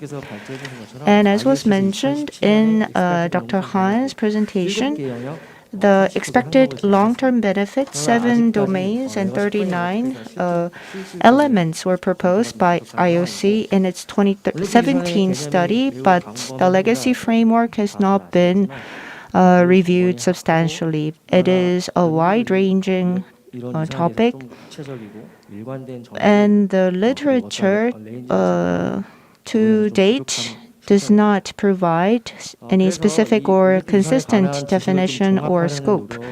So there has not been much effort trying to accumulate the current knowledge about the Olympics legacy. And there's inconsistency in defining and contextualizing and measuring the legacy. And there are differences about the Olympic legacy from the Western countries and the Asian countries. So that is acting as a sort of a barrier. So that is the background from which I began this study. There are 7 domains mentioned by the IOC for the expected long-term benefits and the 39 elements. And I conducted an in-depth study. I looked at the relative importance amongst the 7 areas and amongst the 39 elements. And looking at the East Asian Olympic Games that have been held so far, I tried to produce the priorities in legacy management. There are 7 domains and 39 elements. That is the research topic. And the same panel was composed. 12 experts were asked to give their opinions. And as was explained by the moderator, I used the Delphi method, a total of 3 rounds, and AHP method was also used. And we need to look at the expected long-term benefits with the basic structure of the 7 domains and 39 elements. And so we compared between the pairs, and we needed 3 rounds to get reliable data. So we got reliable answers from the experts panel, and if you look at the results, the relative importance amongst the 7 domains, social development through sport came as the first with the weight of 0.253, followed by economic value and brand equity, urban development, organized sports development, environment enhancement, human skills network and innovation, and culture and creative development with a weight of 0.050 came up as least important. But it's not to say it's not important. The relative importance falls behind the other domains. Looking at the relative importance within the domain, in sports, in organized sports development, enhanced support to athletes came up the highest. And in social development through sport, well-being through sports came up as highest. And in human skill network and innovation, new human network came up as important. And in creative development, the visibility and profile of the national culture came up as important. In urban development, the infrastructure for mobility and transportation came up as most important. In environment improvement, leisure and green space came up as the most important. And as for economic and brand value, the global status improvement came up as highest. And Olympics movement brand enhancement came up as least important. And looking at the organized sports development, high performance training center or sports equipment came up as less important because the Olympics are considered as sports for all and trying to have a more general foundation to promote sports among the general population. And I think that opinion was reflected in the experts panel. And in environment enhancement, greenery and more space, sustainability, these came up as relatively more important, and biodiversity protection and restoration came up as less important. And for human skills network, new human network and human skills development came up as higher, but discovering new talents came up as less important. And of the 7 dimensions, the culture and creative development came up as least important. And in that category, promoting the culture of the nation came up as most important. And intangible cultural asset of Olympism came up as least important. So what do they tell us about the way forward and what are the implications? We looked at the total ranking. We looked at the whole 39 elements and ranked them in order. And if you look at the results of the 39 elements, the top 5, health and well-being benefits from recreational sport and physical activity came up as the most important, with a global weight of 0.117, and transport and mobility infrastructure development. And PyeongChang Olympics had the keyword of peace. So peace building and international cooperation was third important.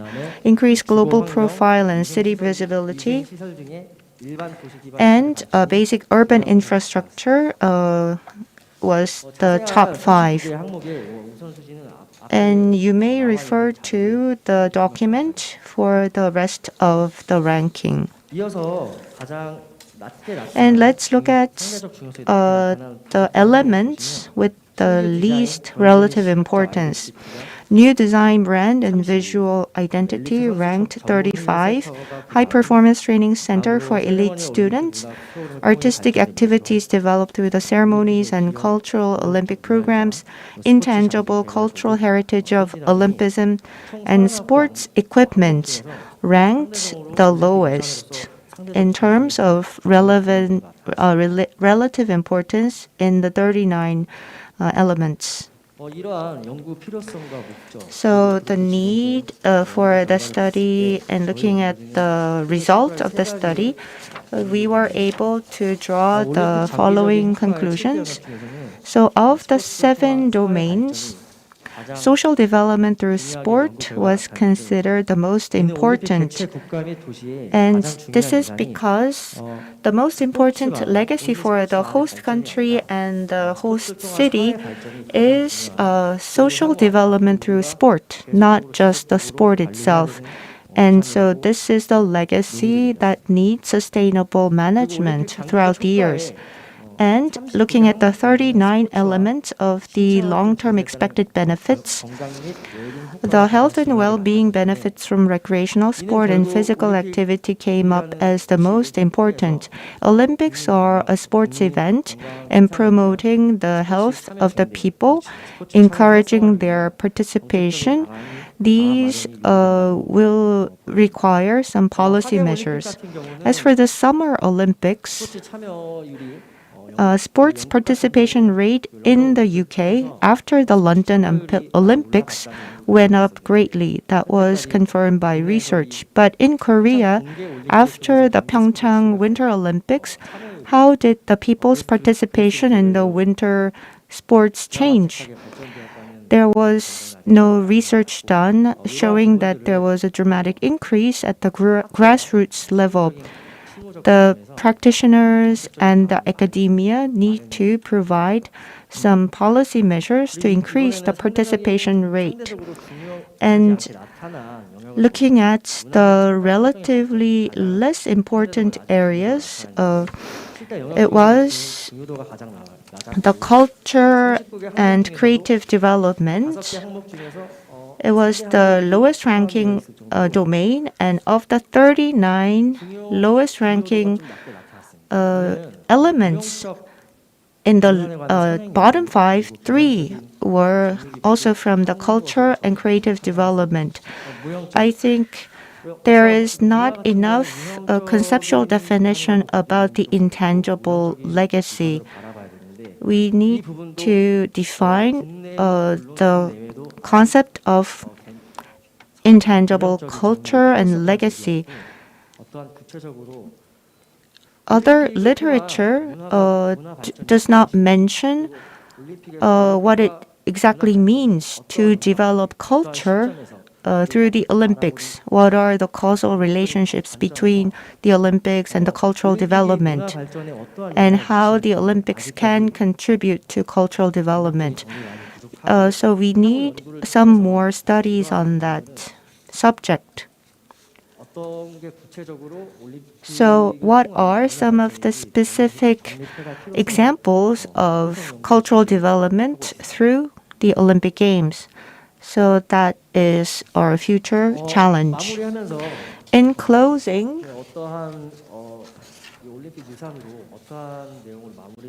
I was wondering what I should close my presentation with, but as for Gangneung, the number of tourists increased compared to before the Olympics.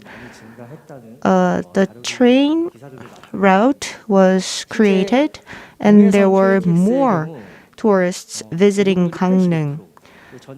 The usage rate is 85%, the highest among the KTX route users. The Olympics legacy is not something that we should just casually encounter. There needs to be meticulous preparation in advance so that we can establish the right Olympic legacy. The Youth Olympics is 2 years away, and we need to make every cent count in order to promote and preserve the right and proper legacy. We have to plan ahead to establish the right legacy. With that, I'd like to conclude my presentation. Thank you very much.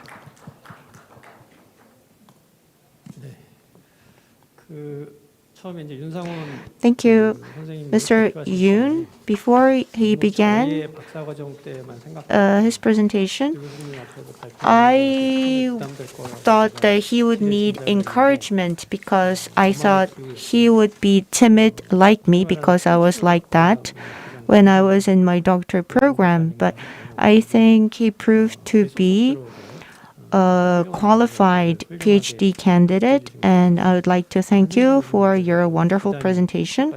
And I think you did Professor Han proud. Thank you for the presentation. And now we are going to begin the panel discussion. Let us proceed in this manner. We have many people in the audience. So what I would like to propose is Professor Nam is going to comment on the two papers and may ask questions if there are any. And each speaker will be given one question each by the discussant, and then we'll take questions from the floor. You may feel free to ask questions or make comments. And the second round, Professor An will ask his next questions and then take another round of questions from the floor. So let's go maybe 3 to 4 rounds, as long as the time permits us. So with that, I would like to invite Professor Nam from Hanyang University. Thank you for that introduction. I am Nam Sang-baek from Hanyang University. Our topic is the conservation and promotion of Olympic legacy through development of the Olympic legacy portfolio. And the two speakers have enlightened us with a very in-depth research findings. And I'm very grateful for this very informative and very scholarly presentation. And the conceptual definition of Olympic legacies was very informative, and I think it really helped provide a perspective on how we should look at the legacies. When we think about Olympics here in Korea, we always remember the 88 Seoul Olympics. So what were the outcomes, the lasting outcomes of the Seoul Olympics? And also we think about the different legacies between the Seoul Olympics and PyeongChang Olympics. I think there might be some differences. And through what analysis and through what efforts should we promote and preserve the Olympic legacies and try to make the benefits really long-lasting. And I think the two speakers touched upon these points very well. Olympic legacies, when I think about that, there were 7 domains that were mentioned today, and then the 39 elements were outlined. And I wonder what other aspects there are with regards to Olympic legacies. And I wanted to ask Dr. Han, since he participated in the Winter Olympics and he really enjoyed the Olympic Games as he conducted his research, and I was a witness to the whole process, and I did also participate in the research project itself. Dr. Han was motivated to conduct this research IOC에서 제시하고 by 있는 questions he had about what Olympic legacies are and also the concept of expected long-term benefits as proposed by as was proposed by IOC. So I want to ask whether his concept of Olympic legacies were different in any way from the long-term benefits proposed by IOC, and what other aspects should we take into account? Can you repeat your first question, please? So the IOC document has proposed the 7 domains and the 39 elements that make up the list of long-term benefits. So do you think that there may be elements that should be added? And are there aspects that you think need more emphasis than was emphasized by IOC? The reason why I missed the first question that Dr. Nam asked, because I was thinking about my experience at PyeongChang Olympics, because he did say I enjoyed it very much. But anyway, the 7 domains, I think, are well defined by IOC. But I think one aspect that is lacking is an emphasis on education of Olympic values. Of course, there are aspects such as nurturing a future generation of athletes, but I think there is a little bit of a lack when it comes to educating the Olympic values and Olympic legacy. And I think to have long-lasting outcomes from the Olympic Games requires education. And the values are always very relevant to our daily lives, and sports is a little cosmos on its own. So I think we need to really educate the younger generation about the Olympic values. Thank you very much for that response. As Mr. Yoon mentioned, there needs to be a planned and systematic approaches. And I thank you very much for that response. Dr. Han's, in connection to Dr. Han's presentation, there were certain aspects that I wanted to think about further, and I also have some recommendations about future research efforts. Well, one question is with regards to the research methodology. So Delphi methodology and AHP were used. And one question is this. The research findings is really based on the opinions of the experts, and it was a relative hierarchy of priorities based on the views expressed by the experts. But on the one hand, you can have these experts and their perspectives and views on the Olympic legacies and their priorities, but then also there may be people, for example, the citizens of Gangwon province, and they might have a different list of priorities when it comes to the Olympic legacies. I think there might be a difference between the views of the experts and the views of the local residents. So I think it would be meaningful if you could make a comparison to see if there are any variance between these two different groups of people. And the another question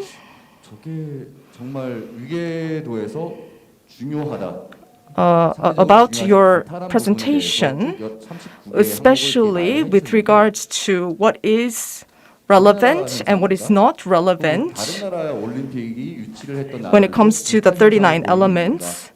I wondered whether such an assessment of relative relevance would be replicated in other countries, or whether this is specific to Korea. 저희가 지금 가지고 있는 올림픽 유산의 And 위계도 차이가 존재하지 않을까? I think there might be also some sort of a different 관계 있게 view on the 그때 1988년 hierarchy of priorities between cities that were not involved in hosting the Olympics here in Korea and the city in Korea that was a host. And will there be a difference between Korea and other countries that have not had the experience? And I wonder whether there are variations between these different places when it comes to the list of priorities, when it comes to these 39 elements. Or there might be a difference in views between the advanced economies and the less developed economies. The relative priorities may be quite different depending on the level of economic development. And that's just my speculation, but there are these questions that came up as I listened to your presentation. So I think this would be a very interesting research topic. So depending on the relative economic status of the host country or city, there may be different prioritization or different hierarchy of importance of these 39 elements. I think that would also help further develop the promotion strategy for legacies. Mr. Yoon, you talked about the relative importance among the 7 domains. So could you explain the significance of that relative importance?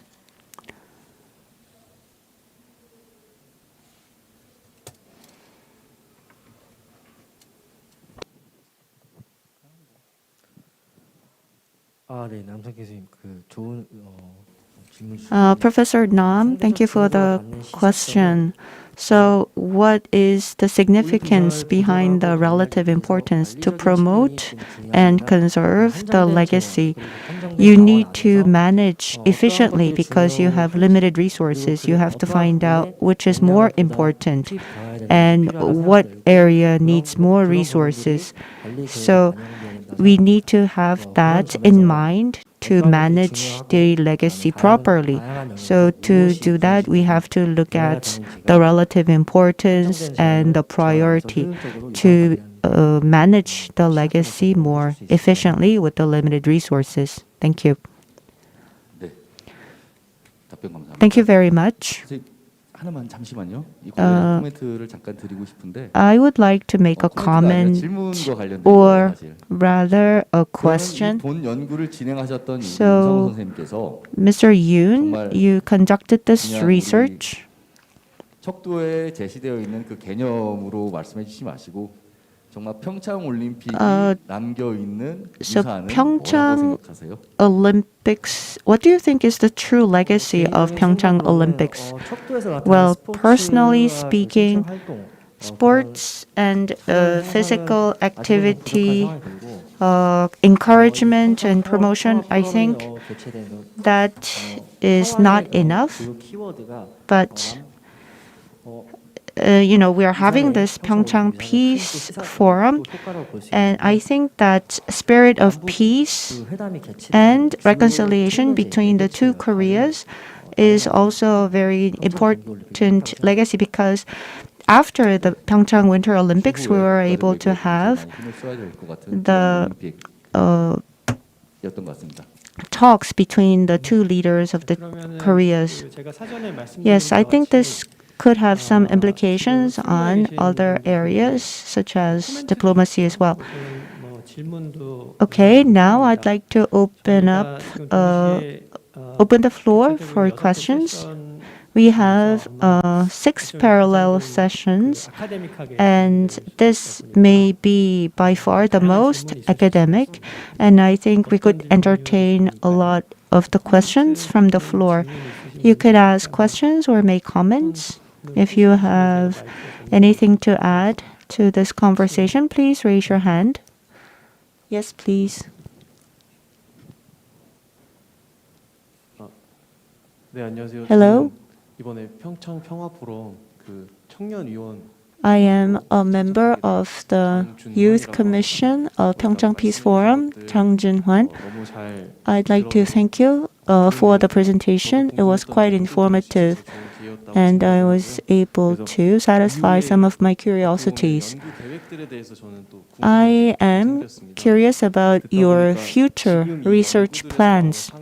So you have the top 5 or the bottom 5 elements. 동계 올림픽 So with these findings, 대해서 정량적인 평가도 한번 해보실 do you have any plans to do some quantitative evaluation of the PyeongChang Winter Olympics? 위원님 좋은 질문 감사합니다. Thank you for your question, Mr. Chang. 이 질문 관련해서는 아마 이제 한승진 교수님께서 Professor Han, maybe you could answer the question. 의견을 드리면 And let me add my opinion. 4 years ago, when the Winter Olympics were held in Pyeongchang, and 1 or 2 weeks ago, when the Winter Olympics were going on in Beijing, the Olympics Organizing Committee is a one-off entity. After organizing the Olympic Games, it is disbanded. 17 days, 2 weeks, and a weekend, they have to handle explosive amount of workload. And due to the characteristics of that Olympics, it's very difficult for that organizing committee to think about the after. But nonetheless, they have to deal with the legacy part of the Olympics. So with the limited amount of time and resources, they have to think about how to prioritize well and how to tackle the legacies one by one. IOC has proposed the 39 elements in the 7 domains. So of these, which requires more time and resources, the guidelines could be there or not. So having this will determine the future outcome of legacy management. Professor Han has conducted this research. In 2024, we are going to have the Gangwon Youth Olympic Games, and it will be pretty much the same with the limited amount of resources and time. On which legacy should we prioritize and manage to get efficient and effective outcome? So in that regard, I think this could act as a very helpful guideline. So please, Mr. Han, could you answer the question? 예, 그 위원님 좋은 질문 감사합니다. Thank you very much, Mr. Chang, for that question. 좀 개괄적으로 말씀드리면 향후 Just to give you some broad responses, 말씀드리고 지금 말씀 주신 그 I would like to touch upon our future plans for research and also the question that you raised. During my presentation, I repeatedly mentioned that this is a research project that cannot remain just a research project for an individual scholar, but this is why we sought research grant. And again, the presentation was covering the first year findings from our project, which is 2 years. And going forward, we are going to focus our research on the local residents in the host city.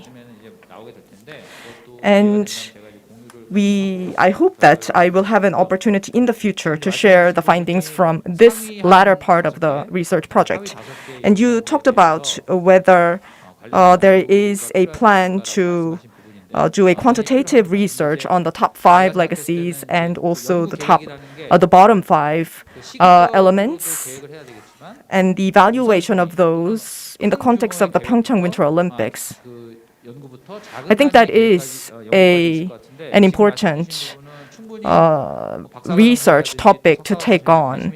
And I think students of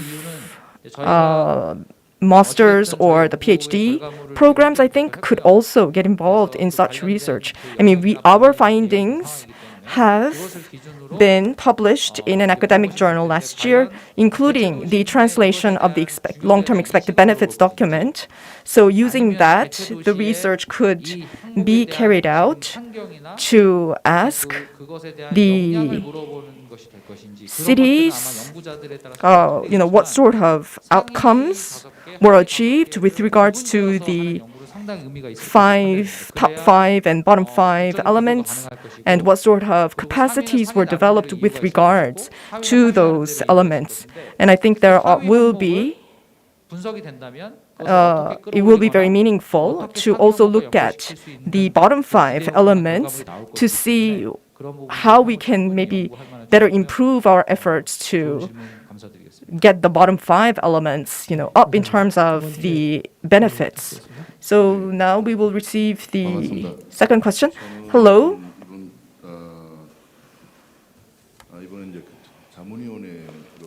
I am participating as one of the advisory committee members. My name is Yoon Yu-sik, and I worked in the organizing committee for the Winter Olympics. And also, I did some analysis on the Atlantic Olympics, and now I'm in the academia. But since we're talking about the Olympic legacies, this is a topic that is of great interest of mine, so I'm here. And yes, there are the 7 domains and 39 elements that were defined by the IOC.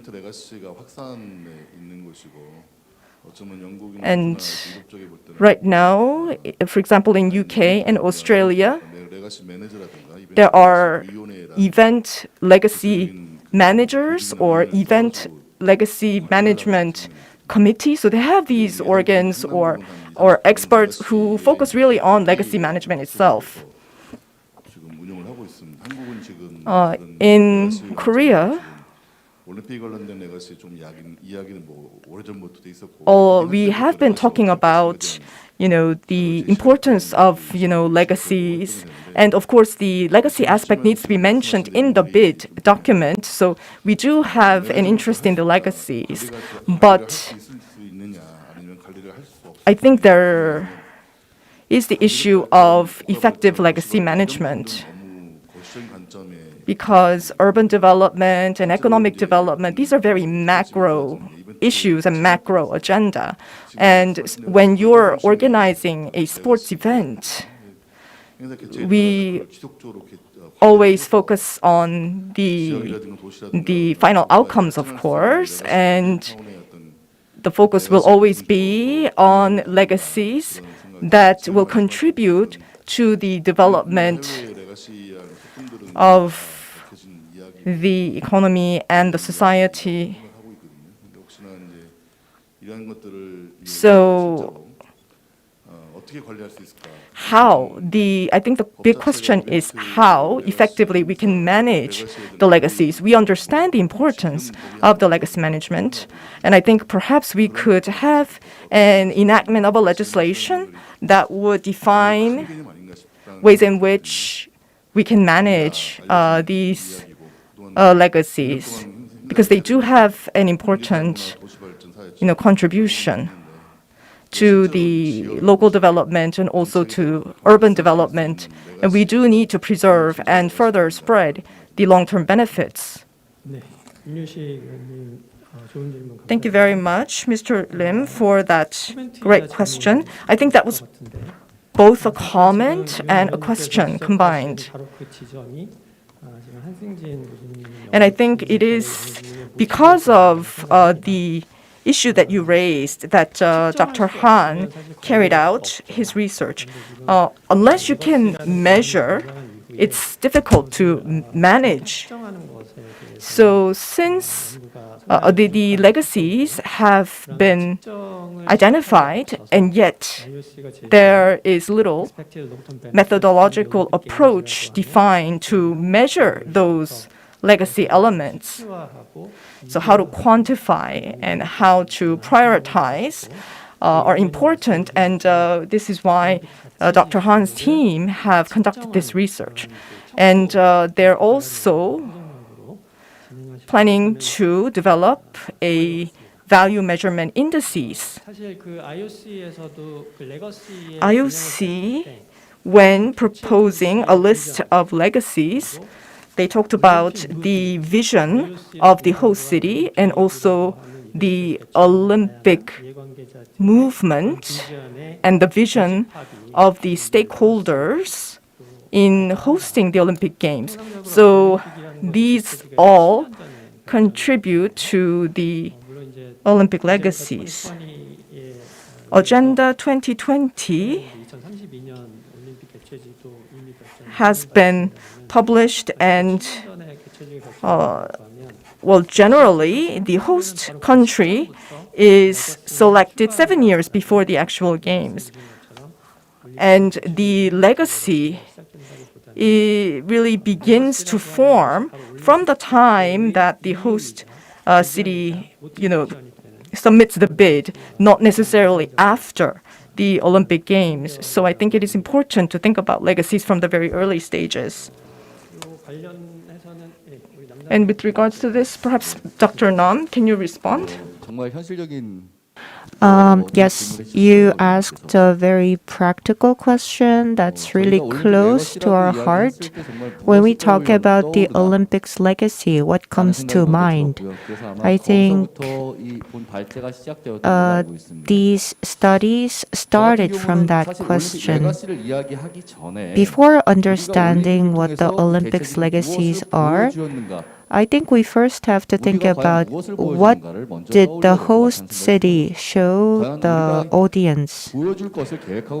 Did we show what we plan to show the rest of the world? And will that translate to the legacy?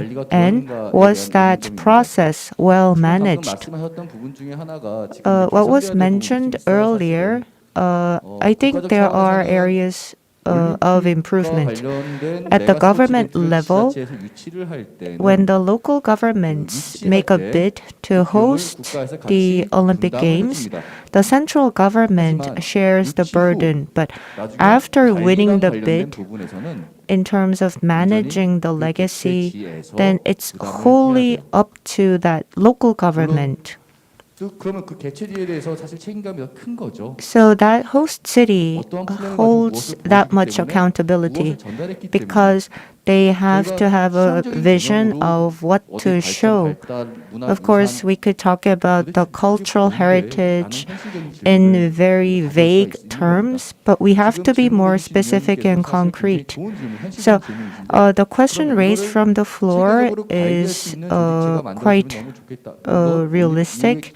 Of course, it would be good to have the Legacy Foundation, and the Korean Sports Association is conducting relevant activities.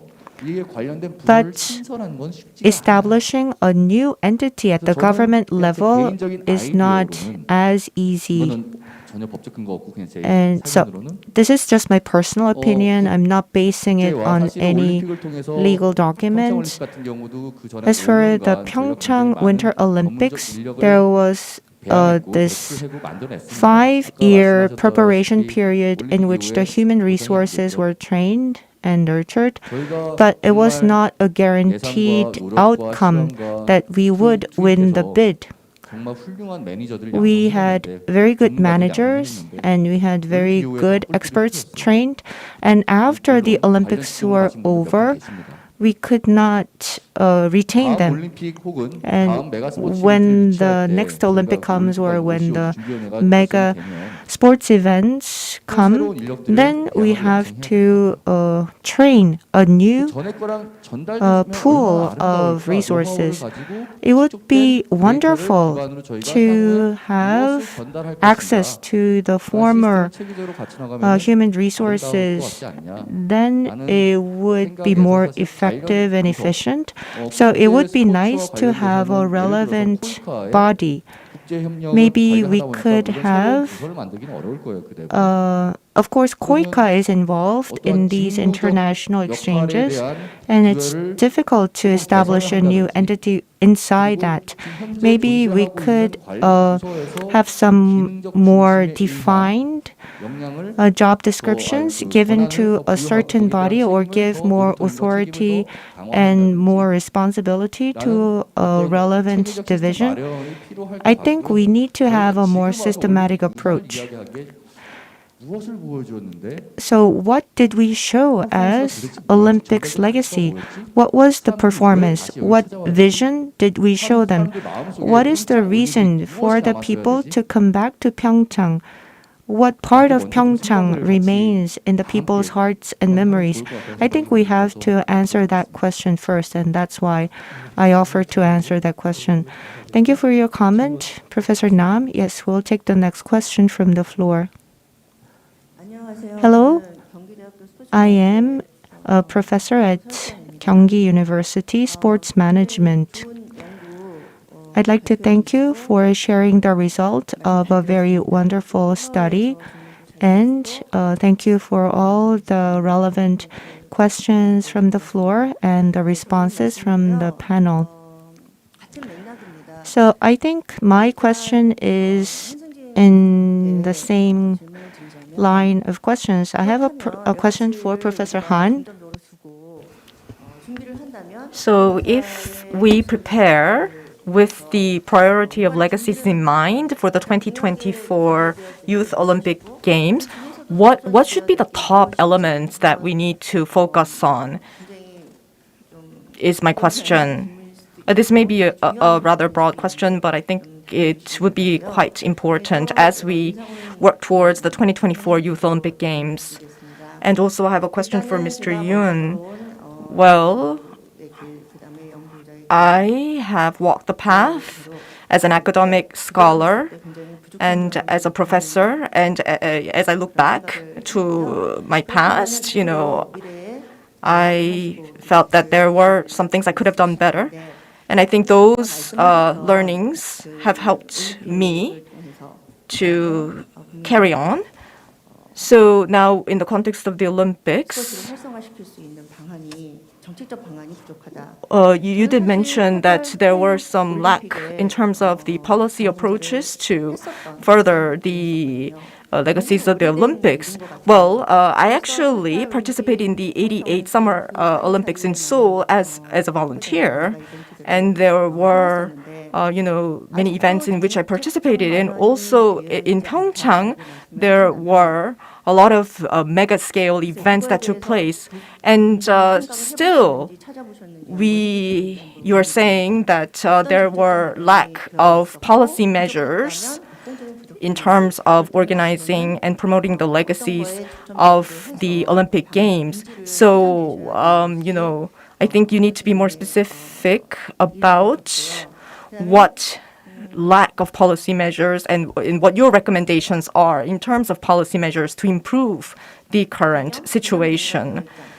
And also there was a mention of how there was a lack of definition for the concepts. So do you want to provide a definition of the concepts? And what Olympic legacy, what is your definition of the different Olympic legacies? Because since you pointed out that there is really a lack of clear definitions.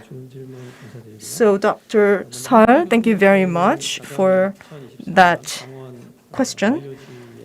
So you asked Mr. Han what we should focus on as we work towards the Gangwon 2024 Youth Olympic Games. And to Mr. Yoon, you asked a very fundamental question, really. And despite the fact that Korea has organized a series of important international sports events, and yet there is a lack of systematized approach to leverage the lessons learned from past events. So how we should improve the situation based on our past learnings? I think that was the question raised by Ms. Dr. Seol. 강원도 청소년 동계올림픽 같은 경우는 In the case of the 2024 Youth Olympic Games, 아시아권에서는 처음 well, this is actually the fourth Youth Winter Olympic Games, and this is the first being hosted in Asia. And in terms of the hardware or the infrastructure, we already have the relevant infrastructure because we had hosted the PyeongChang Winter Olympics. So we need to really focus on the soft aspects of this. We are not really an advanced country when it comes to the winter sports. But of course, there are various programs and projects that are targeting the young athletes in countries where winter sports is very difficult to be enjoyed. And so there are young athletes who live in a very challenging environment when it comes to furthering their skills in winter sports. So I think we should really focus on helping those young athletes, and I think that would be the area that we should really focus on when it comes to the Gangwon Youth Olympic Games preparation. Yes, as for the lack of policy direction, from 2015 to 2021, China had increased the number of participants in the Winter Olympics. So they had the prior experience. And what was it like in PyeongChang and what was it like in Gangneung? I feel the need to study that further. Is it because of the weather? Is it because of the policies? I would like to identify that difference through future studies. And I also was able to relate to your comment about lack of definition in cultural development. This is mentioned in the Korean literature. So how should we view culture? For example, in PyeongChang Olympics, we had the opening ceremony. The drones were used. And should we look at it as technology development, or is it an advancement in ceremonies, or should we look at it from an integrated perspective? So, is it a value, divergent values, or should we look at it from an independent perspective? I think we need to define that first, and then we'll be able to identify the legacies and look at the interrelationships between the different elements. Thank you. We had a very active session composed of presentations and panel discussions. There are many more issues that need to be discussed, but in the interest of time, we now have to close the session. I would like to thank the researchers. The professors and the speakers will be able to stay behind for about 5 minutes.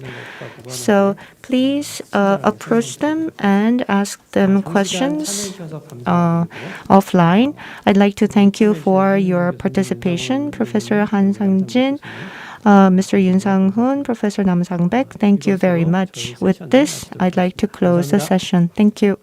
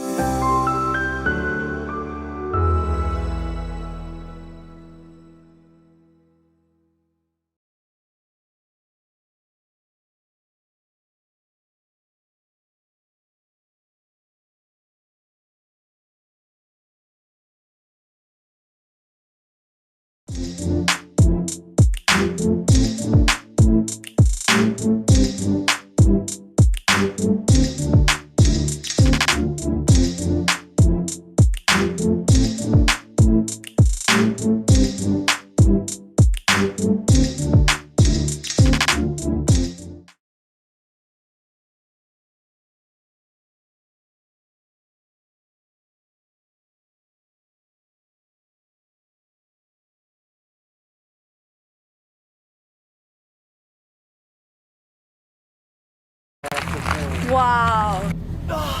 와.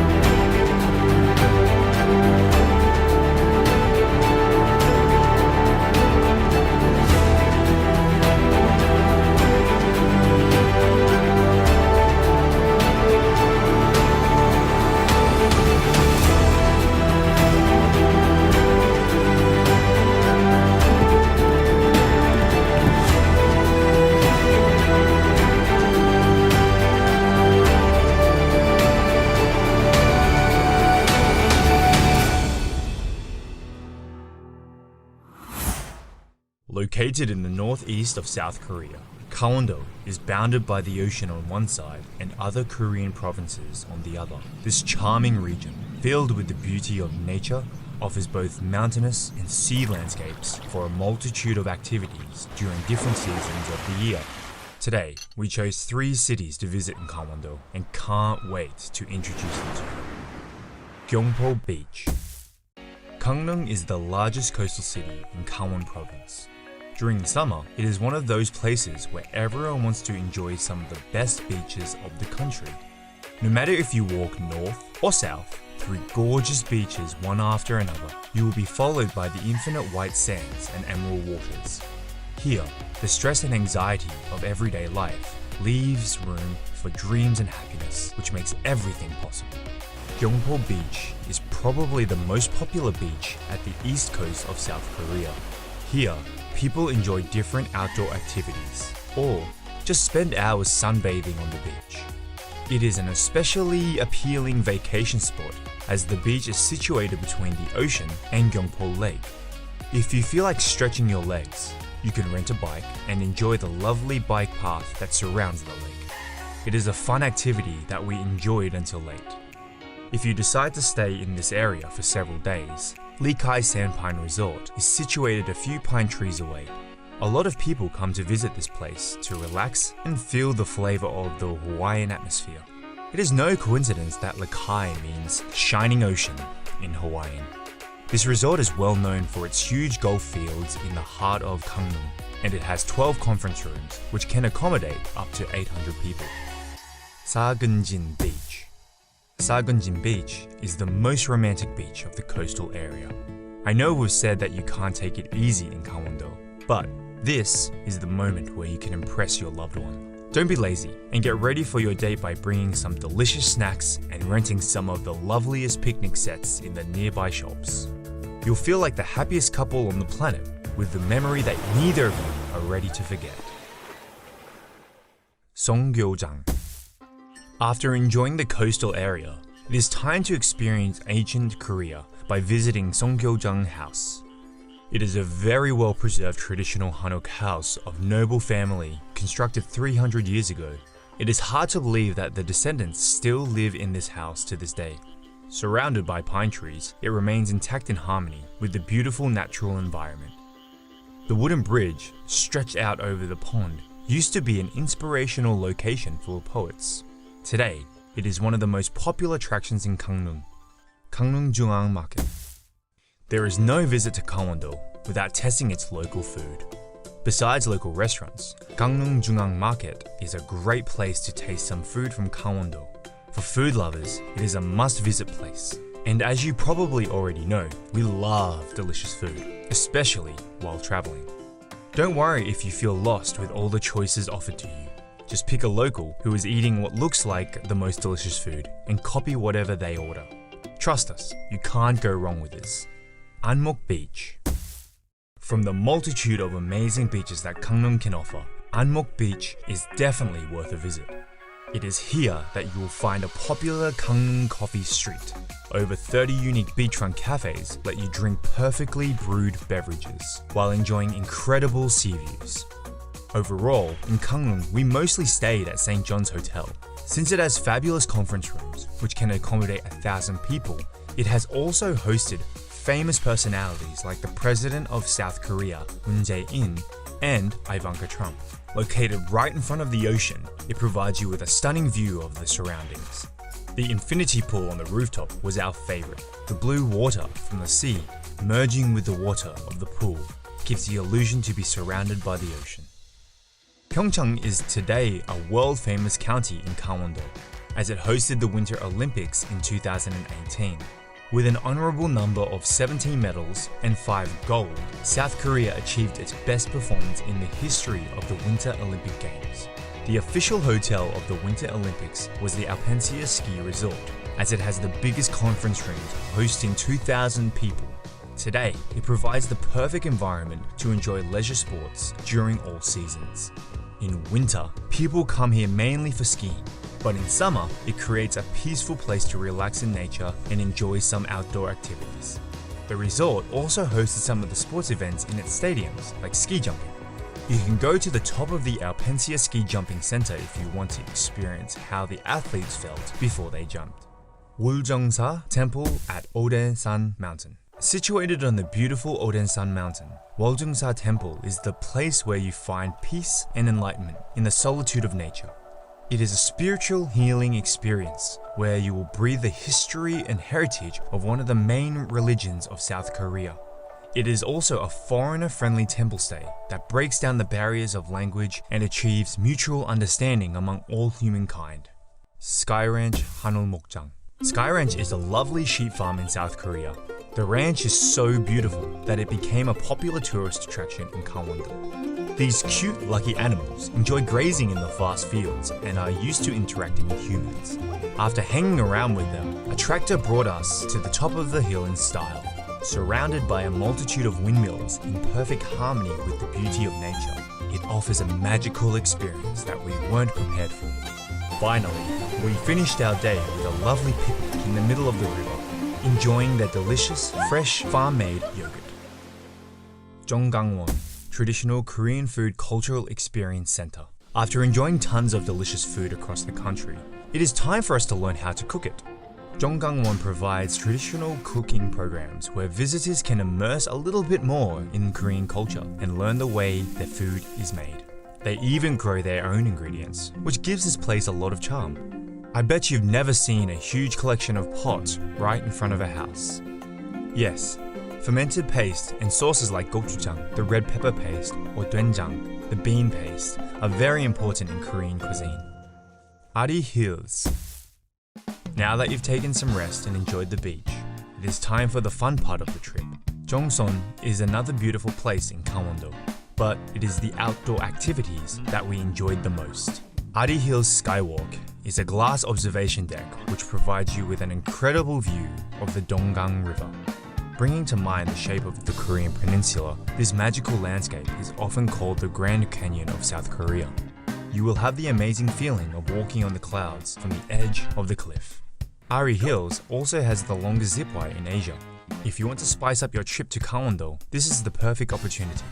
You will be flying like a bird between the valleys at 100 kilometers per hour, an experience you'll never forget. Once down on the ground, you will have the option to fully enjoy Donggang River by grabbing a paddle and riding a boat. The beauty of this place made it popular for rafting, with steep cliffs on one side and banks of pebbles on the other. The picturesque landscape will make you forget to paddle. We had a lot of fun jumping from the boat and letting the river bring us to the destination point, Samtan Art Mine. It is time to slow down a bit and visit an impressive Jongson creation, which highlights both the area's rich history of mining and fresh modern art. It used to be a very busy place, employing around 3,000 people due to the high demand for coal. After shutting its doors in 2001, local artists gave this place another life. It became the perfect playground for urban explorers and graffiti artists. Today, Samtan Art Mine is a stunning complex that would be scary to visit alone at night. Alpine Coaster. Haiwon Ski Resort is the biggest resort in Gangwon-do, with around 1,900 rooms and 43 conference rooms, which can host over 2,000 people. During summer, instead of ski slopes, this place is covered with thousands of flowers. It has plenty of activities to discover, like an open-air water park, so you don't have to go far to enjoy your day. But our favorite was the Alpine Coaster attraction, which makes you appreciate the daisy field through a completely different angle. This place is huge and surrounded by beautiful nature, so even when we weren't lucky with the weather, we had a lot of fun exploring the surroundings. Now you know about some of the best places in Gangwon-do, where you can enjoy the coastal area, mountains, and some fun activities. However, Gangwon-do is a huge province with lots of places to visit during different seasons of the year. We are looking forward to going back and letting you discover more about Gangwon-do. If you enjoyed this video, please like it, subscribe to our channel, and we'll see each other on the next one. 강원도 금강산 12,000봉 발망광자 유정사 법당 위에 칠성난 도두 보고 팔자에 없는 아들 딸 나달라고 석달열흘 녹음에 없는 아들 딸 나달라고 정성을 말고 다 관객님 외로이 난 사람 괄세를 말아 정성을 말고 다 관객님 외로이 난 사람 괄세를 말아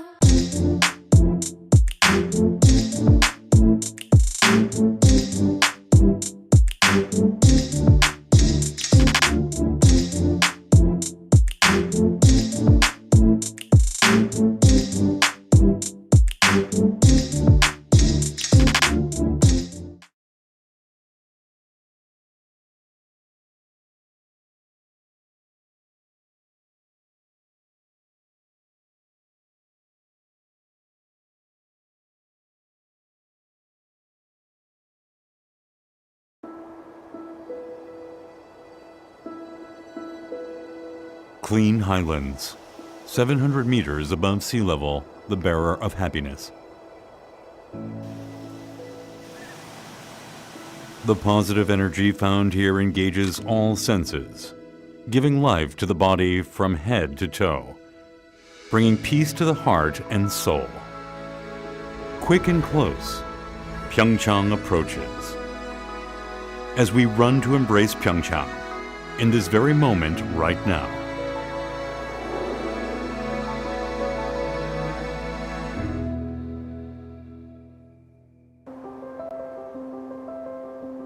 a snow-covered village, a 1,000-year-old forest leads us to a new world in awe, leaving the secular world behind.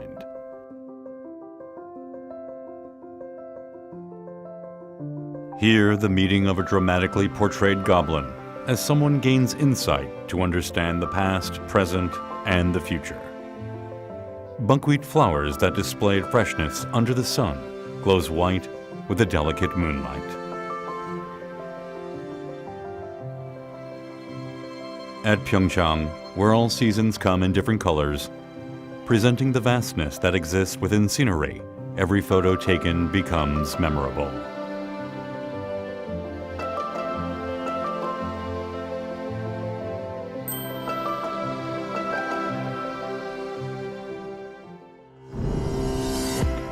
Enjoy the scent therapy at PyeongChang. Satisfy your sense of smell, not just the vision. The clean highlands where warm sunlight meets becomes a heavenly garden full of flowers giving off a unique fragrance.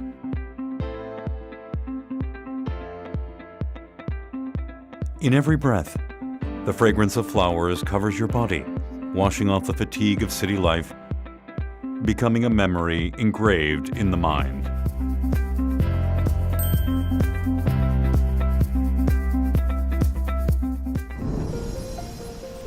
After feasting your senses of sight and smell, open your ears now and listen to the sound of PyeongChang. Beautiful snow scene of the sound of the wind that freely travels in and out of Baekdu-daegan.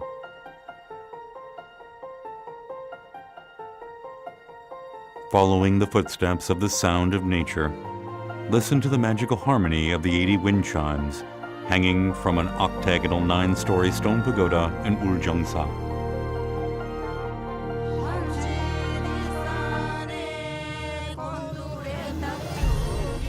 The sound of PyeongChang, a sound of clean nature and sincere life, a symphony of healing that rejuvenates the lost sensibilities.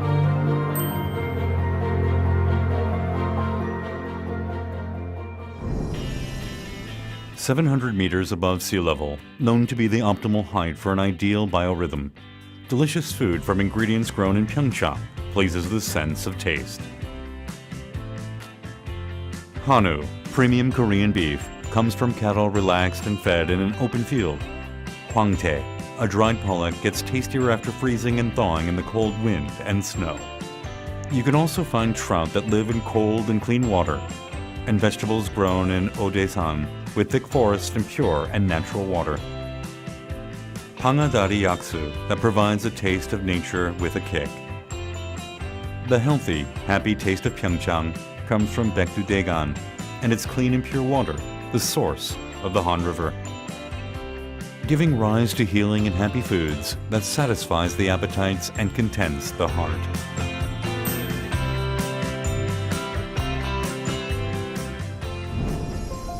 If you are tired of a cold and heartless life, there is a journey of touch found only in PyeongChang, cozy and warm, just like a mother's embrace. At Snow Festival, a white blanket of snow covers the land, warming and comforting you as it wraps around the soul.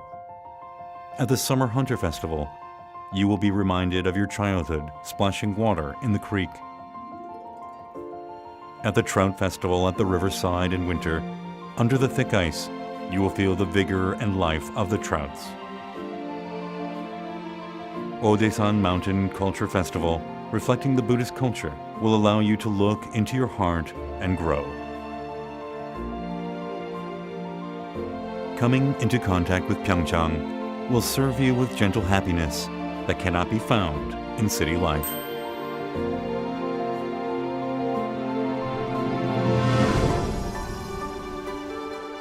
PyeongChang, the cradle for skiing in Korea, becoming the mecca of winter sports worldwide since the hosting of the 2018 PyeongChang Winter Olympics.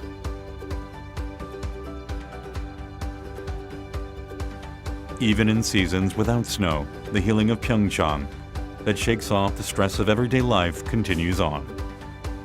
Paragliding gives you the view of the world beneath your feet. Whitewater rafting and kayaking across rough currents invite you to experience primitive nature. exciting exploration of the fantastical limestone caves, and enjoying the view of the beautiful watercourses of Dong River through zip lines can invigorate and rejuvenate. Spend the night with your families and friends, with the forest and rivers that preserve the clean, primitive ecology.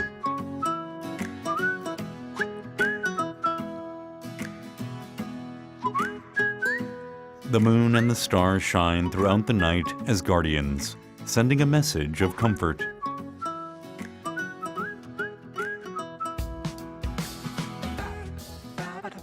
The wooden paths in the quiet temples of the mountain helps us find who we are. A journey of healing in PyeongChang restores the forgotten passion for our lives.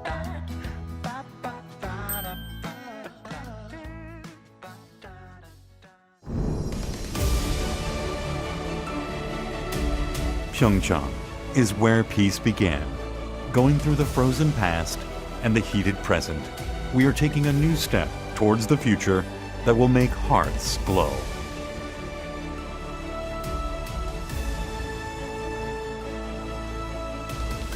PyeongChang will present new energy and peace in the lives of those who step upon it.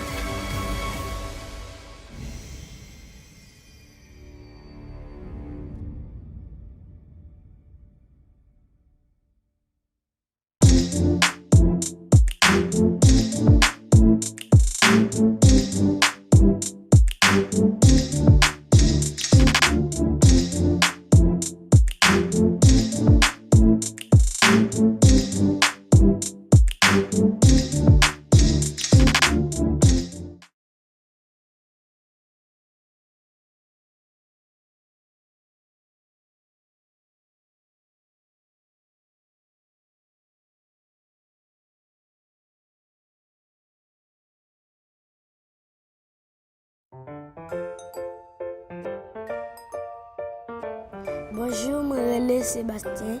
Moi, j'ai 10 ans, je vis en Haïti.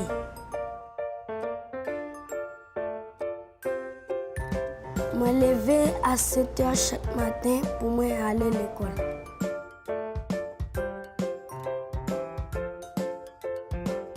Pour moi aller à l'école chaque matin, je marche environ 1 heure de temps.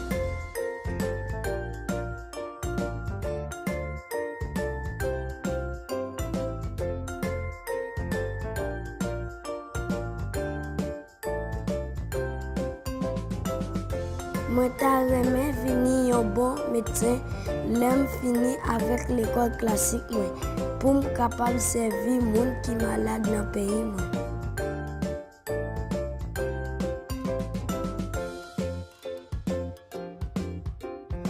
Pour me capable venir un bon médecin, moi, je dois étudier en pile.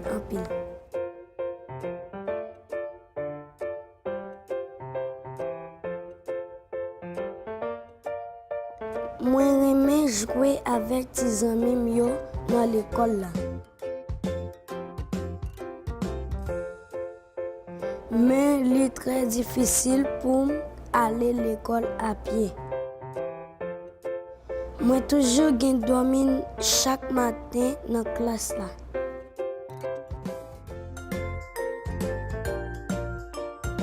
Mais moi, pas de problème.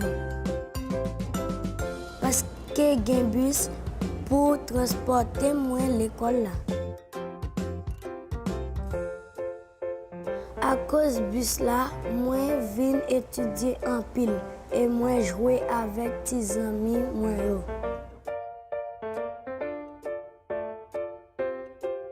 Moi pas dormir dans la classe là encore parce que moi t'aimerais venir un bon médecin. Merci un pile collègue.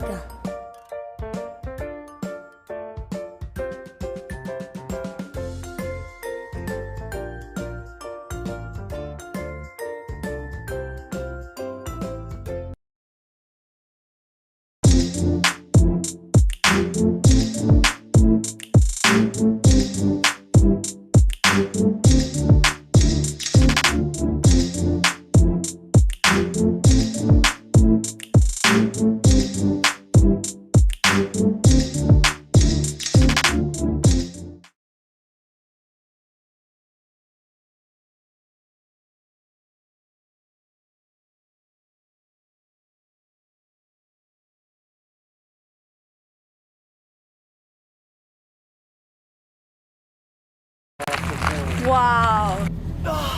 와.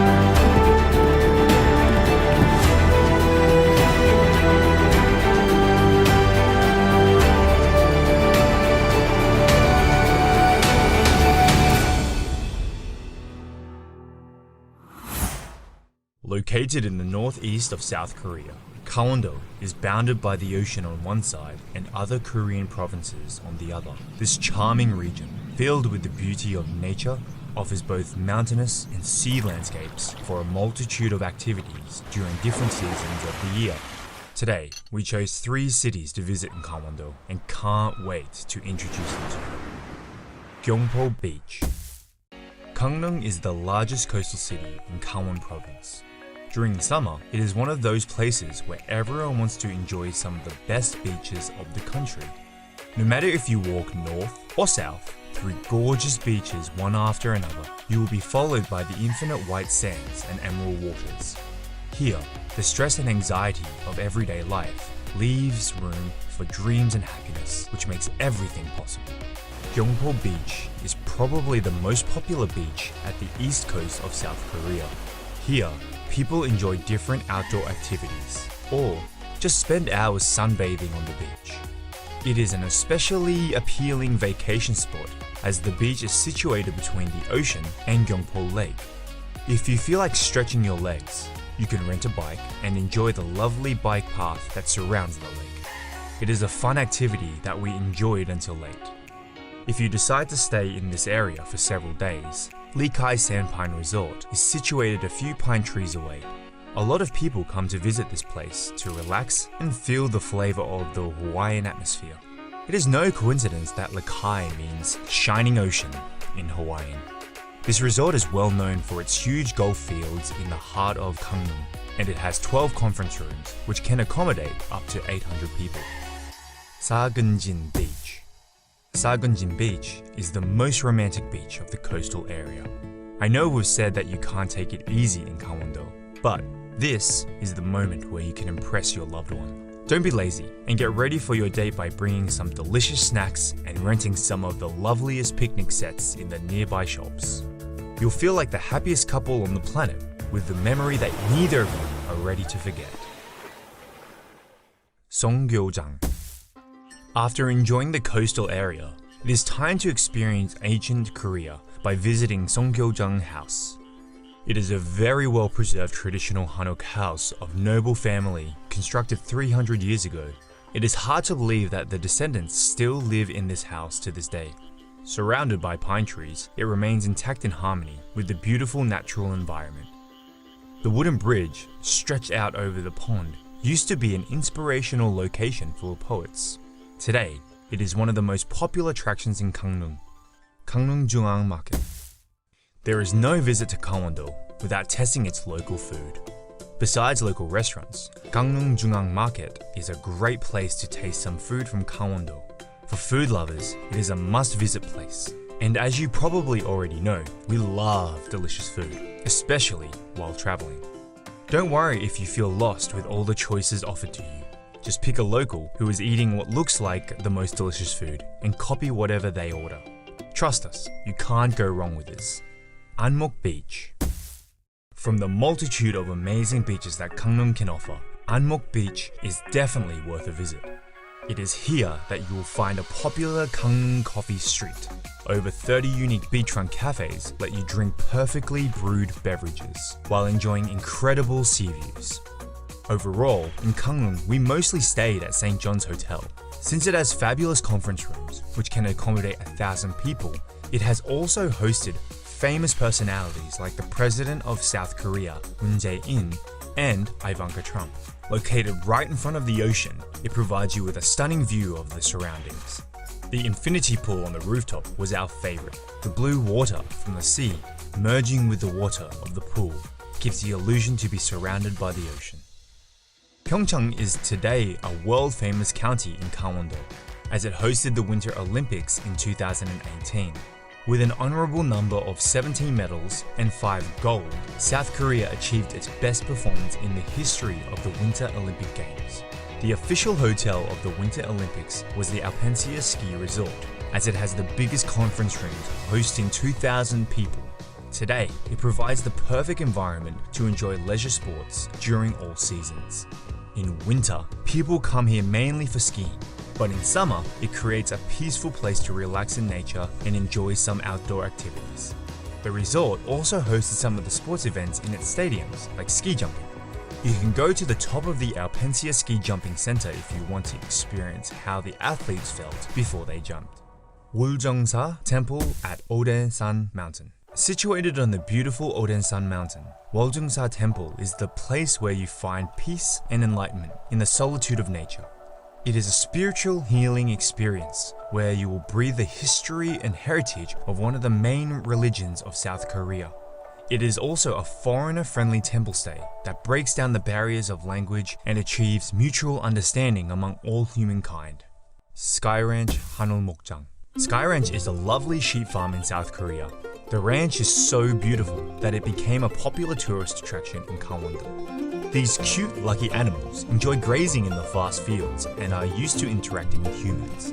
After hanging around with them, a tractor brought us to the top of the hill in style. Surrounded by a multitude of windmills in perfect harmony with the beauty of nature, it offers a magical experience that we weren't prepared for. Finally, we finished our day with a lovely picnic in the middle of the river, enjoying their delicious, fresh, farm-made yogurt. Jonggangwon, Traditional Korean Food Cultural Experience Center. After enjoying tons of delicious food across the country, it is time for us to learn how to cook it. Gyeonggangwon provides traditional cooking programs where visitors can immerse a little bit more in Korean culture and learn the way their food is made. They even grow their own ingredients, which gives this place a lot of charm. I bet you've never seen a huge collection of pots right in front of a house. Yes, fermented paste and sauces like gochujang, the red pepper paste, or doenjang, the bean paste, are very important in Korean cuisine. Ari Hills. Now that you've taken some rest and enjoyed the beach, it is time for the fun part of the trip. Jongson is another beautiful place in Gangwon-do, but it is the outdoor activities that we enjoyed the most. Ari Hills Skywalk is a glass observation deck which provides you with an incredible view of the Donggang River. Bringing to mind the shape of the Korean Peninsula, this magical landscape is often called the Grand Canyon of South Korea. You will have the amazing feeling of walking on the clouds from the edge of the cliff. Ari Hills also has the longest zipwire in Asia. If you want to spice up your trip to Gangwon-do, this is the perfect opportunity. You will be flying like a bird between the valleys at 100 kilometers per hour, an experience you'll never forget. Once down on the ground, you will have the option to fully enjoy Donggang River by grabbing a paddle and riding a boat. The beauty of this place made it popular for rafting, with steep cliffs on one side and banks of pebbles on the other. The picturesque landscape will make you forget to paddle. We had a lot of fun jumping from the boat and letting the river bring us to the destination, Samtan Art Mine. It is time to slow down a bit and visit an impressive Jongson creation, which highlights both the area's rich history of mining and fresh modern art. It used to be a very busy place, employing around 3,000 people due to the high demand for coal. After shutting its doors in 2001, local artists gave this place another life. It became the perfect playground for urban explorers and graffiti artists. Today, Samtan Art Mine is a stunning complex that would be scary to visit alone at night. Alpine Coaster. Haewon Ski Resort is the biggest resort in Gangwon-do, with around 1,900 rooms and 43 conference rooms, which can host over 2,000 people. During summer, instead of ski slopes, this place is covered with thousands of flowers. It has plenty of activities to discover, like an open-air water park, so you don't have to go far to enjoy your day. But our favorite was the Alpine Coaster attraction, which makes you appreciate the daisy field through a completely different angle. This place is huge and surrounded by beautiful nature, so even when we weren't lucky with the weather, we had a lot of fun exploring the surroundings. Now you know about some of the best places in Gangwon-do, where you can enjoy the coastal area, mountains, and some fun activities. However, Gangwon-do is a huge province with lots of places to visit during different seasons of the year. We are looking forward to going back and letting you discover more about Gangwon-do. If you enjoyed this video, please like it, subscribe to our channel, and we'll see each other on the next one.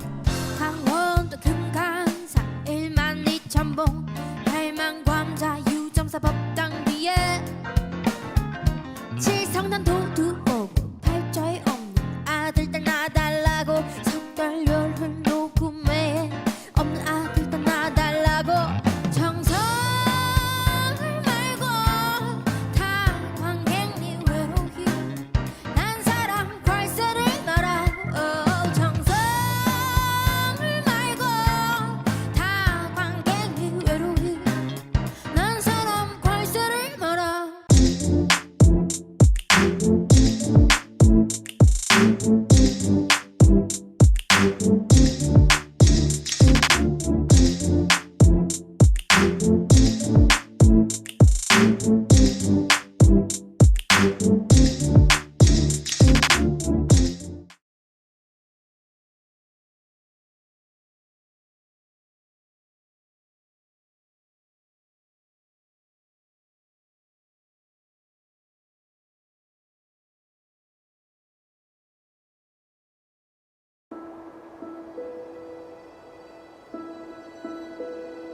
Clean highlands, 700 meters above sea level, the bearer of happiness. The positive energy found here engages all senses, giving life to the body from head to toe, bringing peace to the heart and soul. Quick and close, PyeongChang approaches. As we run to embrace PyeongChang, in this very moment right now.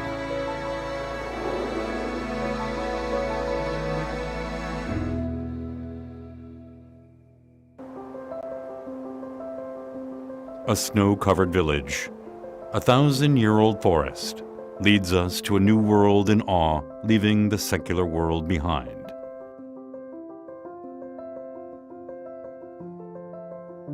Here, the meeting of a dramatically portrayed goblin as someone gains insight to understand the past, present, and the future.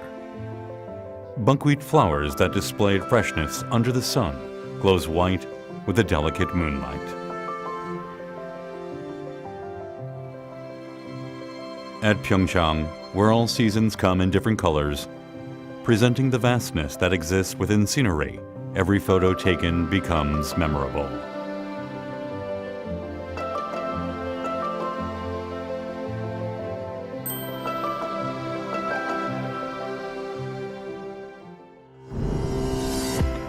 Enjoy the scent therapy at PyeongChang. Satisfy your sense of smell, not just the vision. The clean highlands where warm sunlight meets becomes a heavenly garden full of flowers giving off a unique fragrance.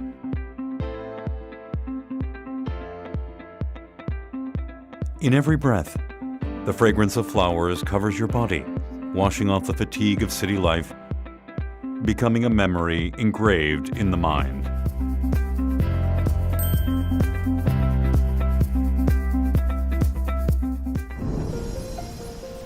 After feasting your senses of sight and smell, open your ears now and listen to the sound of PyeongChang. Beautiful snow scene of the sound of the wind that freely travels in and out of Baekdu-daegan.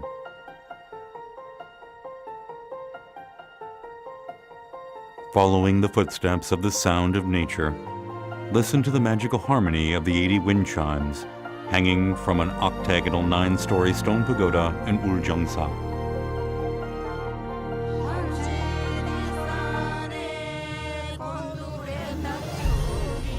The sound of PyeongChang, a sound of clean nature and sincere life, a symphony of healing that rejuvenates the lost sensibilities.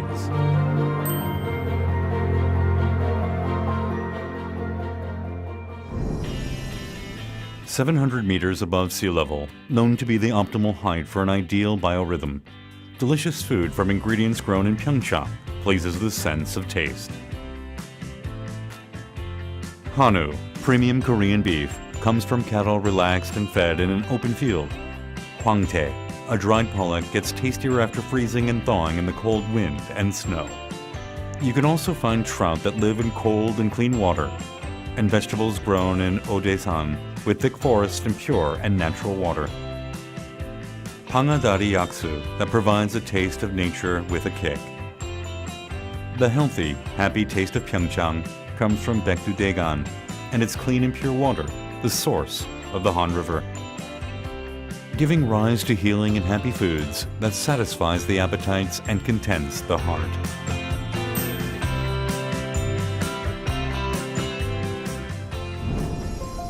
If you are tired of a cold and heartless life, there is a journey of touch found only in PyeongChang, cozy and warm, just like a mother's embrace. At Snow Festival, a white blanket of snow covers the land, warming and comforting you as it wraps around the soul. At the Summer Hunter Festival, you will be reminded of your childhood splashing water in the creek. At the Trout Festival at the riverside in winter, under the thick ice, you will feel the vigor and life of the trouts. Odaesan Mountain Culture Festival, reflecting the Buddhist culture, will allow you to look into your heart and grow. Coming into contact with PyeongChang will serve you with gentle happiness that cannot be found in city life.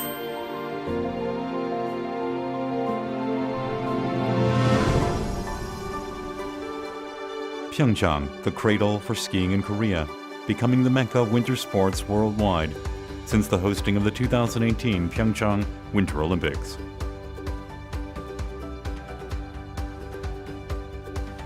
Even in seasons without snow, the healing of PyeongChang that shakes off the stress of everyday life continues on. Paragliding gives you the view of the world beneath your feet. Whitewater rafting and kayaking across rough currents invite you to experience primitive nature. exciting exploration of the fantastical limestone caves, and enjoying the view of the beautiful watercourses of Dong River through zip lines can invigorate and rejuvenate. Spend the night with your families and friends, with the forest and rivers that preserve the clean, primitive ecology.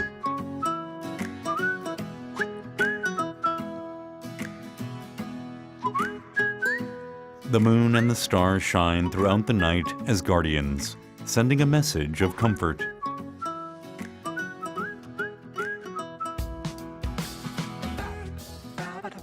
The wooden paths in the quiet temples of the mountain helps us find who we are. A journey of healing in PyeongChang restores the forgotten passion for our lives.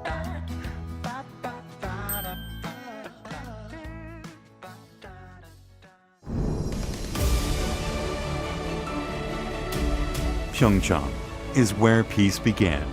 Going through the frozen past and the heated present, we are taking a new step towards the future that will make hearts glow.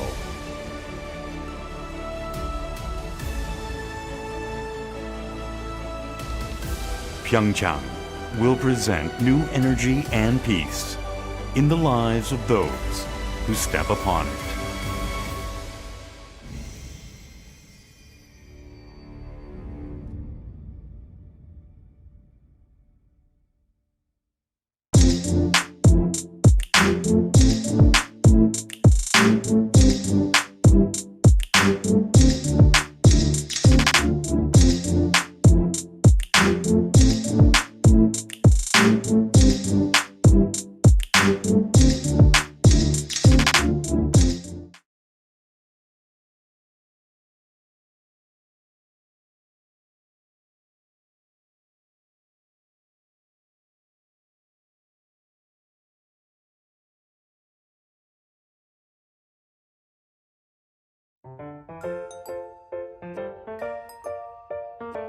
Bonjour, je m'appelle Sébastien. Moi, j'ai gagné 10 ans ma vie en Haïti.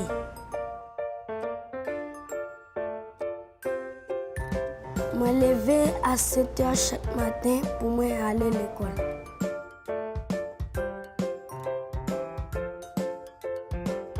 Pour moi aller à l'école chaque matin, moi marcher environ 1 heure de temps.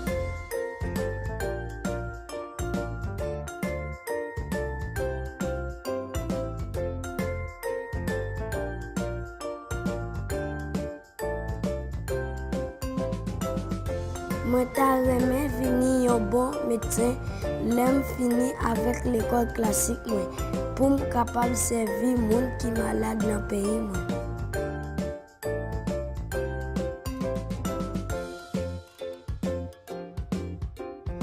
Pour me capable venir un bon médecin, moi, je dois étudier en pile.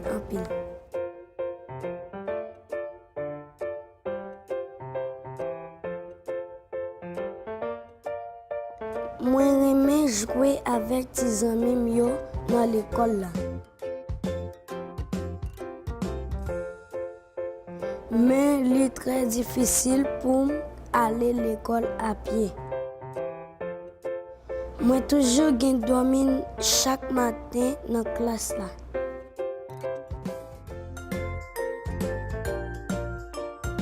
Mais moi, pas de problème. Parce que j'ai un bus pour transporter moi à l'école. À cause du bus là, moi viens étudier en pile et moi jouer avec mes amis moi.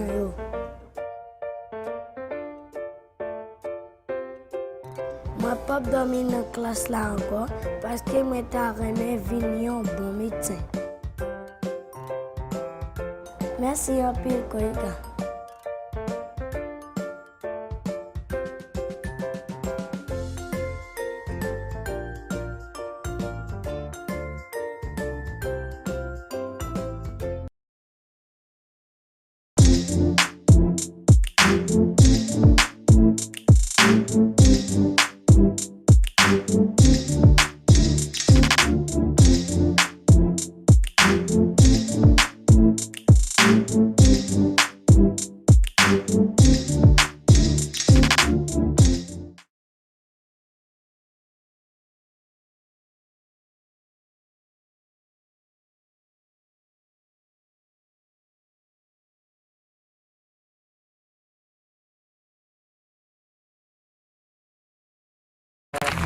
와우.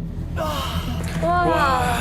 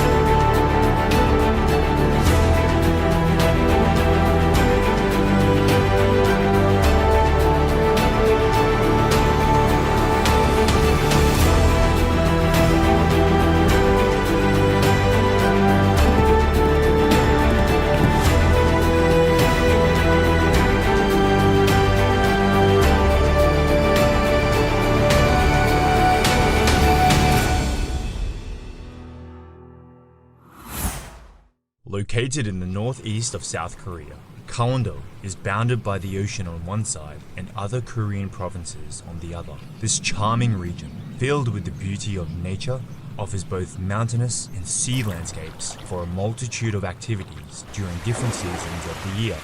Today, we chose 3 cities to visit in Gangwon-do and can't wait to introduce them to you. Gyeongpo Beach. Gangneung is the largest coastal city in Gangwon Province. During the summer, it is one of those places where everyone wants to enjoy some of the best beaches of the country. No matter if you walk north or south, through gorgeous beaches one after another, you will be followed by the infinite white sands and emerald waters. Here, the stress and anxiety of everyday life leaves room for dreams and happiness, which makes everything possible. Gyeongpo Beach is probably the most popular beach at the east coast of South Korea. Here, people enjoy different outdoor activities, or just spend hours sunbathing on the beach. It is an especially appealing vacation spot as the beach is situated between the ocean and Gyeongpo Lake. If you feel like stretching your legs, you can rent a bike and enjoy the lovely bike path that surrounds the lake. It is a fun activity that we enjoyed until late.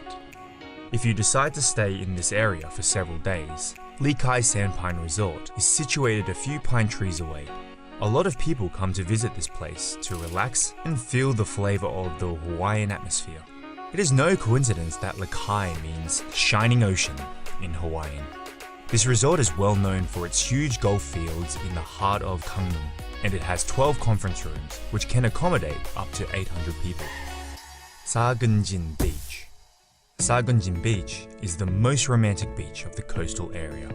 I know we've said that you can't take it easy in Gangwon-do, but this is the moment where you can impress your loved one. Don't be lazy and get ready for your date by bringing some delicious snacks and renting some of the loveliest picnic sets in the nearby shops. You'll feel like the happiest couple on the planet with the memory that neither of you are ready to forget. Songgyeojang. After enjoying the coastal area, it is time to experience ancient Korea by visiting Songgyeojang House. It is a very well-preserved traditional Hanok house of noble family constructed 300 years ago. It is hard to believe that the descendants still live in this house to this day. Surrounded by pine trees, it remains intact in harmony with the beautiful natural environment. The wooden bridge, stretched out over the pond, used to be an inspirational location for poets. Today, it is one of the most popular attractions in Gangneung, Gangneung Jungang Market. There is no visit to Gangwon-do without testing its local food. Besides local restaurants, Gangneung Jungang Market is a great place to taste some food from Gangwon-do. For food lovers, it is a must-visit place. And as you probably already know, we love delicious food, especially while traveling. Don't worry if you feel lost with all the choices offered to you. Just pick a local who is eating what looks like the most delicious food and copy whatever they order. Trust us, you can't go wrong with this. Anmok Beach. From the multitude of amazing beaches that Gangneung can offer, Anmok Beach is definitely worth a visit. It is here that you will find a popular Gangneung coffee street. Over 30 unique beachfront cafes let you drink perfectly brewed beverages while enjoying incredible sea views. Overall, in Gangneung, we mostly stayed at St. John's Hotel. Since it has fabulous conference rooms, which can accommodate 1,000 people, it has also hosted famous personalities like the President of South Korea, Moon Jae-in, and Ivanka Trump. Located right in front of the ocean, it provides you with a stunning view of the surroundings. The infinity pool on the rooftop was our favorite. The blue water from the sea merging with the water of the pool gives the illusion to be surrounded by the ocean.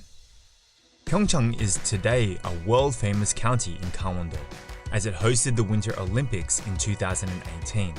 With an honorable number of 17 medals and 5 gold, South Korea achieved its best performance in the history of the Winter Olympic Games. The official hotel of the Winter Olympics was the Peninsula Ski Resort, as it has the biggest conference rooms hosting 2,000 people. Today, it provides the perfect environment to enjoy leisure sports during all seasons. In winter, people come here mainly for skiing, but in summer, it creates a peaceful place to relax in nature and enjoy some outdoor activities. The resort also hosted some of the sports events in its stadiums, like ski jumping. You can go to the top of the Peninsula Ski Jumping Center if you want to experience how the athletes felt before they jumped. Woljungsa Temple at Odensan Mountain. Situated on the beautiful Odensan Mountain, Woljungsa Temple is the place where you find peace and enlightenment in the solitude of nature. It is a spiritual healing experience where you will breathe the history and heritage of one of the main religions of South Korea. It is also a foreigner-friendly temple stay that breaks down the barriers of language and achieves mutual understanding among all humankind. Sky Ranch Hanulmokjang. Sky Ranch is a lovely sheep farm in South Korea. The ranch is so beautiful that it became a popular tourist attraction in Gangwon-do. These cute, lucky animals enjoy grazing in the vast fields and are used to interacting with humans. After hanging around with them, a tractor brought us to the top of the hill in style, surrounded by a multitude of windmills in perfect harmony with the beauty of nature. It offers a magical experience that we weren't prepared for. Finally, we finished our day with a lovely picnic in the middle of the river, enjoying their delicious, fresh, farm-made yogurt. Jonggangwon, Traditional Korean Food Cultural Experience Center. After enjoying tons of delicious food across the country, it is time for us to learn how to cook it. Gyeonggangwon provides traditional cooking programs where visitors can immerse a little bit more in Korean culture and learn the way their food is made. They even grow their own ingredients, which gives this place a lot of charm. I bet you've never seen a huge collection of pots right in front of a house. Yes, fermented paste and sauces like gochujang, the red pepper paste, or doenjang, the bean paste, are very important in Korean cuisine. Ari Hills. Now that you've taken some rest and enjoyed the beach, it is time for the fun part of the trip. Jongson is another beautiful place in Gangwon-do, but it is the outdoor activities that we enjoyed the most. Ari Hills Skywalk is a glass observation deck which provides you with an incredible view of the Donggang River. Bringing to mind the shape of the Korean Peninsula, this magical landscape is often called the Grand Canyon of South Korea. You will have the amazing feeling of walking on the clouds from the edge of the cliff. Ari Hills also has the longest zipwire in Asia. If you want to spice up your trip to Gangwon-do, this is the perfect opportunity. You will be flying like a bird between the valleys at 100 kilometers per hour, an experience you'll never forget. Once down on the ground, you will have the option to fully enjoy Donggang River by grabbing a paddle and riding a boat. The beauty of this place made it popular for rafting, with steep cliffs on one side and banks of pebbles on the other. The picturesque landscape will make you forget to paddle. We had a lot of fun jumping from the boat and letting the river bring us to the destination point, Samtan Art Mine. It is time to slow down a bit and visit an impressive Jongson creation, which highlights both the area's rich history of mining and fresh modern art. It used to be a very busy place, employing around 3,000 people due to the high demand for coal. After shutting its doors in 2001, local artists gave this place another life. It became the perfect playground for urban explorers and graffiti artists. Today, Samtan Art Mine is a stunning complex that would be scary to visit alone at night. Alpine Coaster. Haiwon Ski Resort is the biggest resort in Gangwon-do, with around 1,900 rooms and 43 conference rooms, which can host over 2,000 people. During summer, instead of ski slopes, this place is covered with thousands of flowers. It has plenty of activities to discover, like an open-air water park, so you don't have to go far to enjoy your day. But our favorite was the Alpine Coaster attraction, which makes you appreciate the daisy field through a completely different angle. This place is huge and surrounded by beautiful nature, so even when we weren't lucky with the weather, we had a lot of fun exploring the surroundings. Now you know about some of the best places in Gangwon-do, where you can enjoy the coastal area, mountains, and some fun activities. However, Gangwon-do is a huge province with lots of places to visit during different seasons of the year. We are looking forward to going back and letting you discover more about Gangwon-do. If you enjoyed this video, please like it, subscribe to our channel, and we'll see each other on the next one. 강원도 금강산 1만 2천 봉 8만 광자 유정사 법당 위에 칠성난 도두 오고 팔자에 없는 아들 딸 나달라고 석달열을 녹음해 없는 아들 딸 나달라고 정성을 말고 다 관객니 외로이 난 사람 괄세를 말아 정성을 말고 다 관객니 외로이 난 사람 괄세를 말아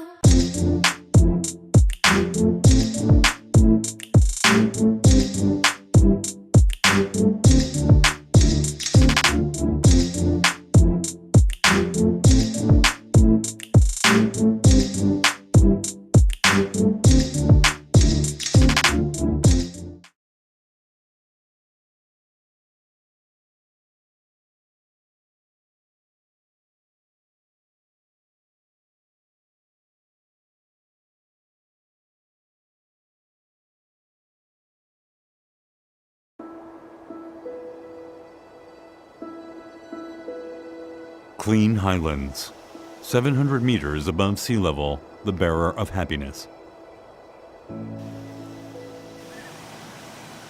The positive energy found here engages all senses, giving life to the body from head to toe, bringing peace to the heart and soul.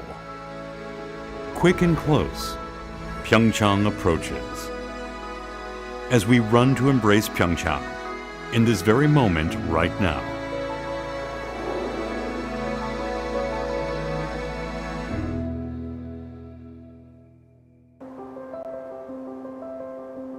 A snow-covered village, a 1,000-year-old forest, leads us to a new world in awe, leaving the secular world behind.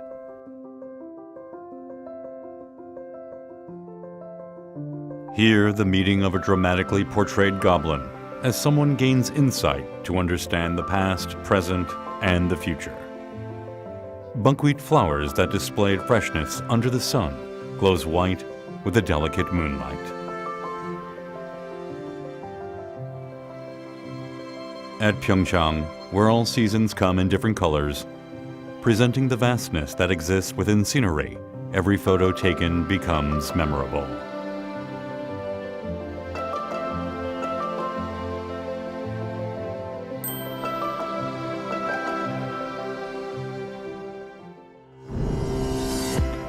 Enjoy the scent therapy at PyeongChang. Satisfy your sense of smell, not just the vision. The clean highlands where warm sunlight meets becomes a heavenly garden full of flowers giving off a unique fragrance.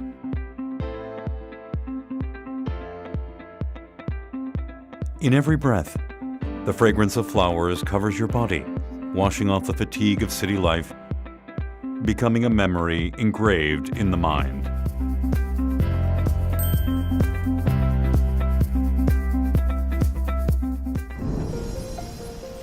After feasting your senses of sight and smell, open your ears now and listen to the sound of PyeongChang. Beautiful snow scene of the sound of the wind that freely travels in and out of Baekdu-daegan.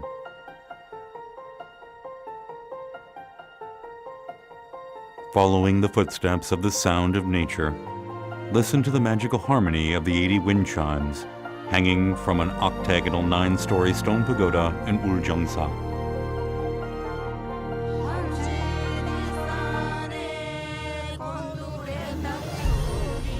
The sound of PyeongChang, a sound of clean nature and sincere life, a symphony of healing that rejuvenates the lost sensibilities.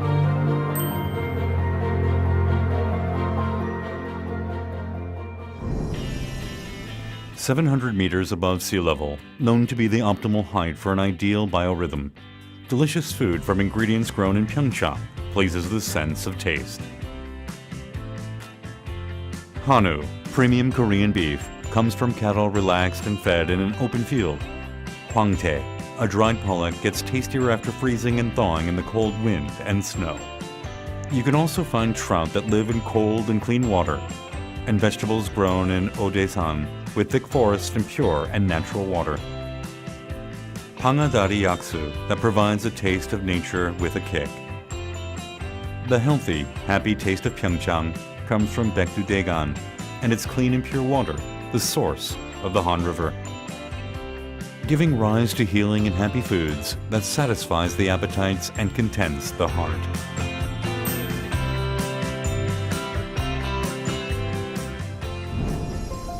If you are tired of a cold and heartless life, there is a journey of touch found only in PyeongChang, cozy and warm, just like a mother's embrace. At Snow Festival, a white blanket of snow covers the land, warming and comforting you as it wraps around the soul. At the Summer Hunter Festival, you will be reminded of your childhood splashing water in the creek. At the Trout Festival at the riverside in winter, under the thick ice, you will feel the vigor and life of the trouts. Odaesan Mountain Culture Festival, reflecting the Buddhist culture, will allow you to look into your heart and grow. Coming into contact with PyeongChang will serve you with gentle happiness that cannot be found in city life.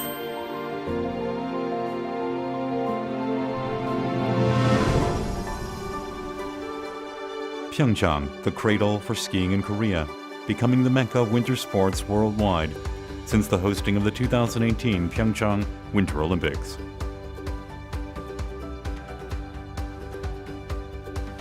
Even in seasons without snow, the healing of PyeongChang that shakes off the stress of everyday life continues on. Paragliding gives you the view of the world beneath your feet. Whitewater rafting and kayaking across rough currents invite you to experience primitive nature. exciting exploration of the fantastical limestone caves, and enjoying the view of the beautiful watercourses of Dong River through zip lines can invigorate and rejuvenate.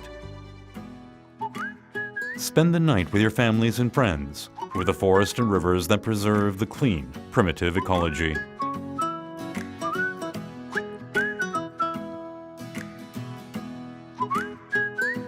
The moon and the stars shine throughout the night as guardians, sending a message of comfort.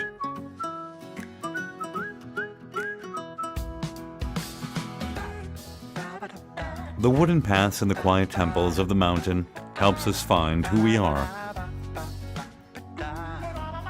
A journey of healing in PyeongChang restores the forgotten passion for our lives.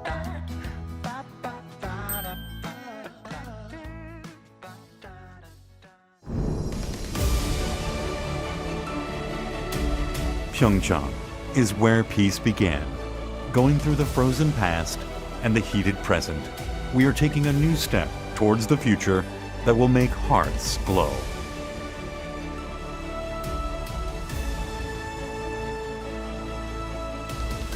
PyeongChang will present new energy and peace in the lives of those who step upon it.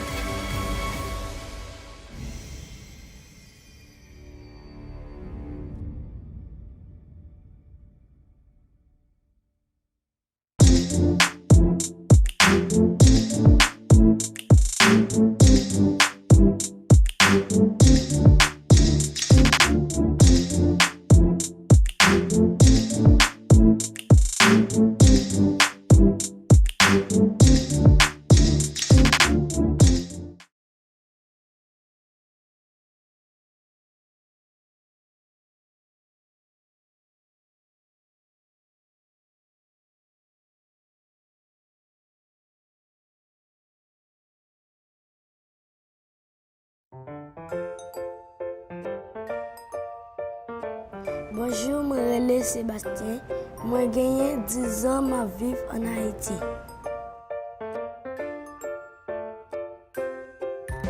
Moi, levé à 7 h chaque matin pour moi aller à l'école.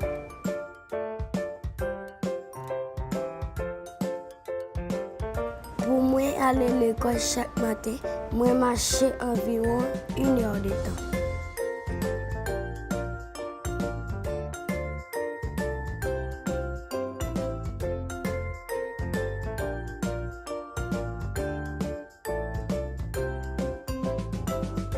Moi, j'aimerais finir un bon médecin, l'aime fini avec l'école classique pour me capable servir les gens qui sont malades dans le pays.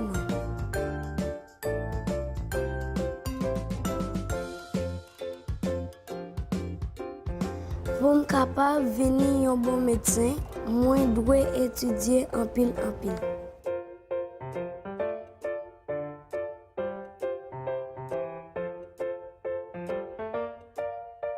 Moi, j'aime jouer avec mes amis dans l'école. Mais il est très difficile pour aller à l'école à pied. Moi, toujours dormir chaque matin dans la classe.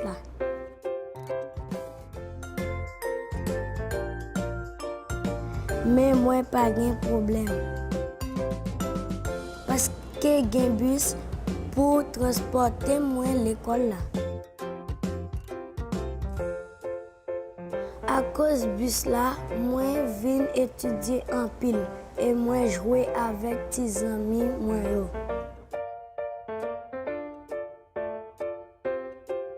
Moi pas dormir dans la classe là encore parce que moi j'aimerais venir un bon médecin. Merci en pile Koika.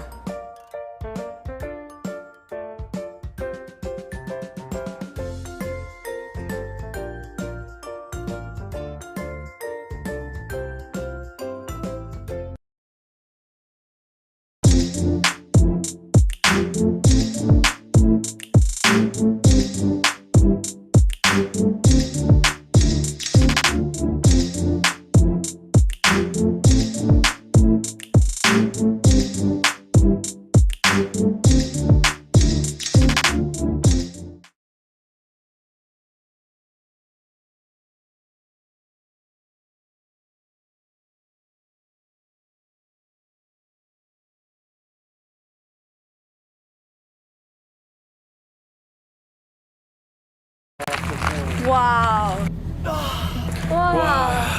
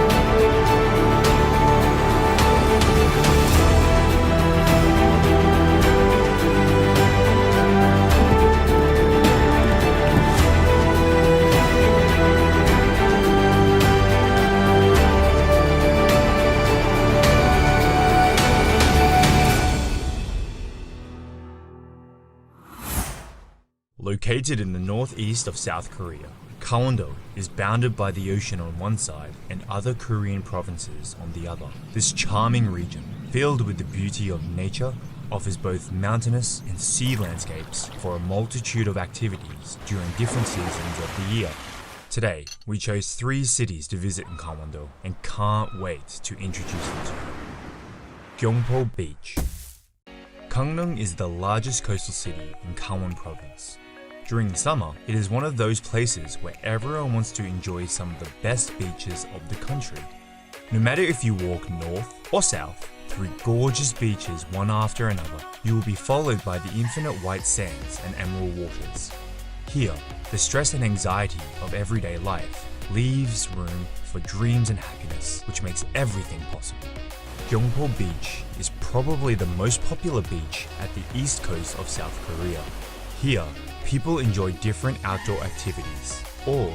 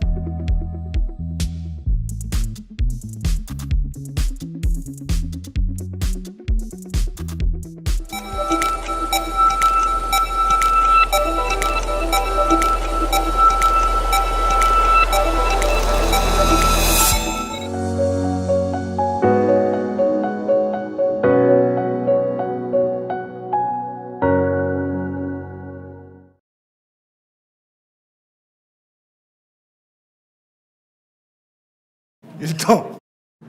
Lunch. Let's rise and stretch a bit. Hello, everyone. Nice to meet you all. Thank you for obliging. 저는 아시다시피 여기 써 있는 대로 최민식이고 I am Choi Min-sik, as my nameplate says. 정책기획위원회 I am the member of the Presidential Commission on Policy Planning. 오늘의 이 토론은 매우 역사적인 의의가 있는 I think this session has historical significance. 반세기 동안의 남북 For over 협력의 50 years, we will have this foundation of inter-Korean exchange, and will we take a step forward? I think this is going to be a discussion talking about ways forward. 내용을 보고 오신 분들은 눈치를 Some of you may have read the paper. 남북 교류 Practical inter-Korean exchange is what we are pursuing. 나와야 될 것인가? How should we invite North Korea to be more active in the exchange? So we will be dealing with practical measures. 환영해 주십시오. Please welcome the speaker and the panel. 소개는 안 드리겠습니다. I will not introduce the speaker and the panelists. Their bios are in the proceeding. We have with us the PyeongChang Mayor, Mr. Han Wang-gi, who will start us off with a congratulatory remark. Mayor Han, please.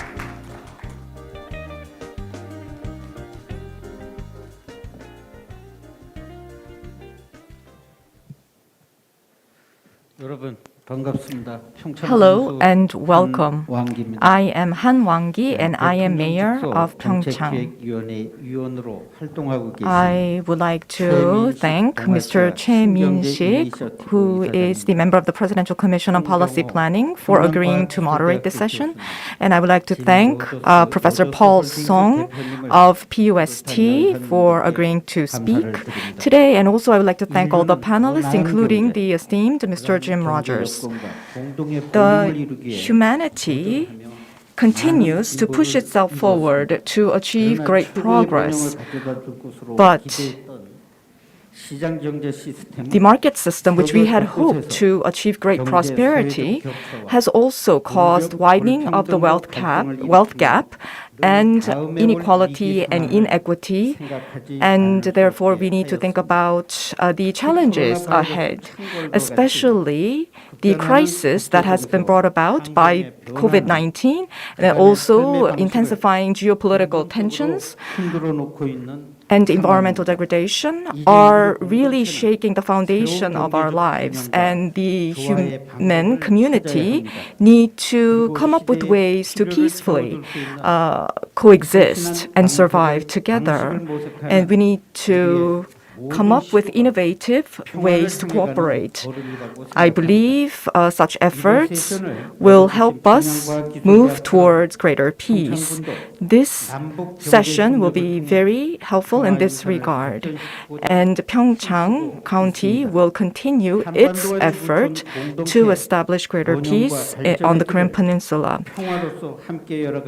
I hope that we will be able to achieve a greater prosperity as we maintain peace on the peninsula. I hope this session will be a productive and a meaningful one for you all. Thank you very much. 예, 이 평창 평화 포럼을 실제로 Yes, 존재하게 the 하신 군수님 mayor Han has contributed greatly to making this peace forum possible.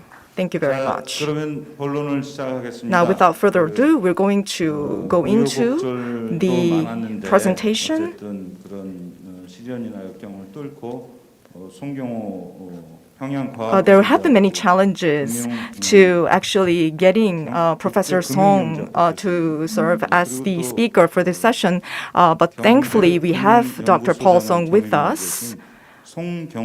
He is a professor of PUST, the Pyongyang University of Science and Technology. He will deliver his presentation.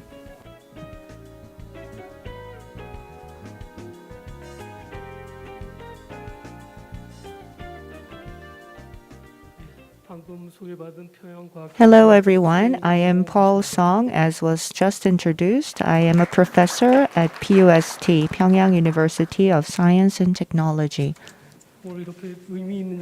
I'd like to thank the organizer for inviting me to this meaningful session. It's a special opportunity to be able to share my thoughts with you. I would like to talk about the experimental attempt toward a better community. So let's think outside the box and how can we make our lives richer and have a more equitable society for our descendants. I'd like to first introduce the PUST. It was founded in October 2010, about 12 years ago. It is located in the Ranglang zone in Pyongyang City. It is the only and the first international joint venture university in the north. There are many students who are studying diligently, and the faculty is doing their best to help them. There are 550 students in the undergraduate courses and 80 students in the graduate courses. There are male and female students. There are 5 majors in 4 departments. And I am teaching in international finance. There is the bio and then electrical engineering, and there's the medical school. And at PUST, the official language is English. When the students enter the university during their first year, they are taught and they're speaking English, and after they acquire their language skills, then they go on to study their majors, and in their third year, they have to take Chinese classes. The faculty is composed of professors from the US, Canada, the UK, China, and other countries, as well as faculty from North Korea. I hope that you will continue to pay the university a lot of support and a lot of attention.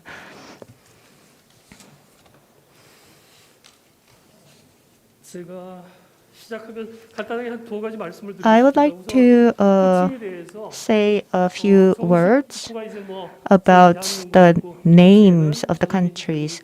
We have the Republic of Korea, South Korea, and the DPRK, Democratic People's Republic of Korea, DPRK. And I would like to mention at the outset, I am going to say the South or the North. That is more neutral. And these are my personal philosophies expressed in acronyms. DJFIOS, which stands for Dreaming Just, Fair, Equal, and Open Society. So that is my personal belief. So you could express it in pure Korean or using Chinese letters. So that's compacted into this acronym.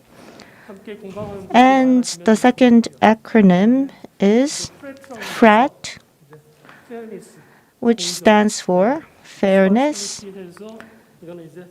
Responsibility, which is inclusive responsibility.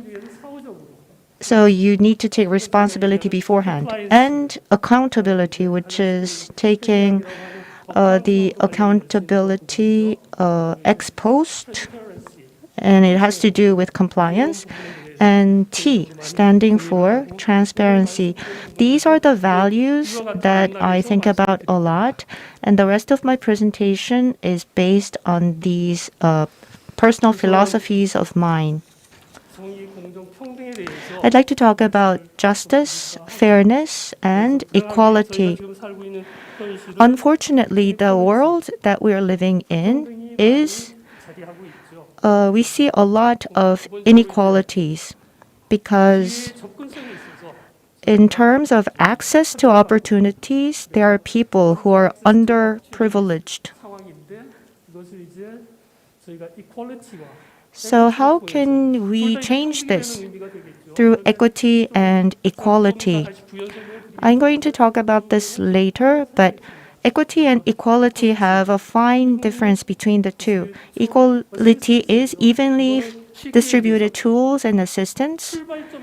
So it's equal opportunity given at the starting line. And by equity, it means equity at the finish line. So equity provides for equal outcomes, and equality provides equal opportunities at the outset.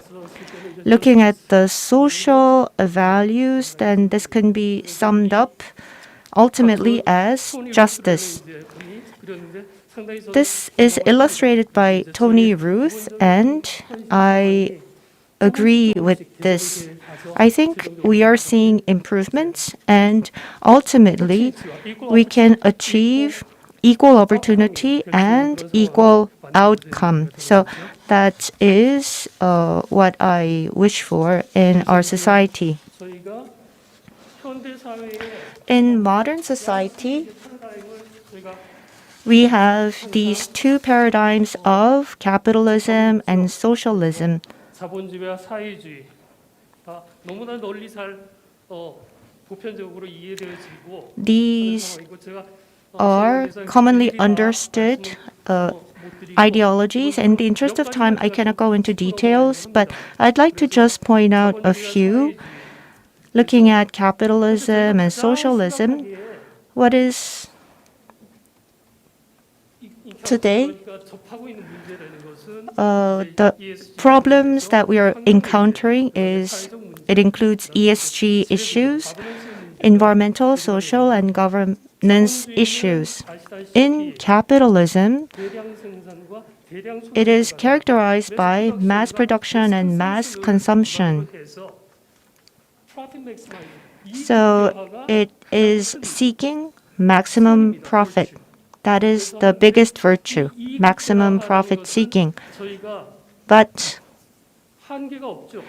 there is no limit as to how much profit these entities can make. So excess production is the ultimate outcome, and excess consumption, that is a serious problem. And unfortunately, this led to the environmental destruction. It was an inevitable result.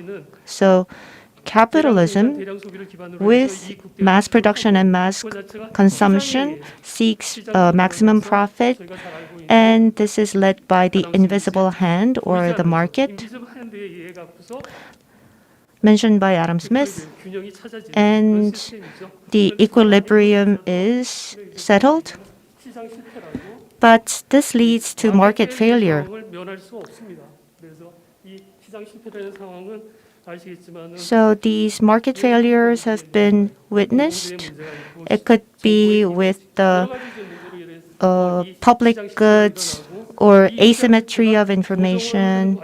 And in making corrections and revisions, then other sets of problems follow, and this invites chronic crises over and over.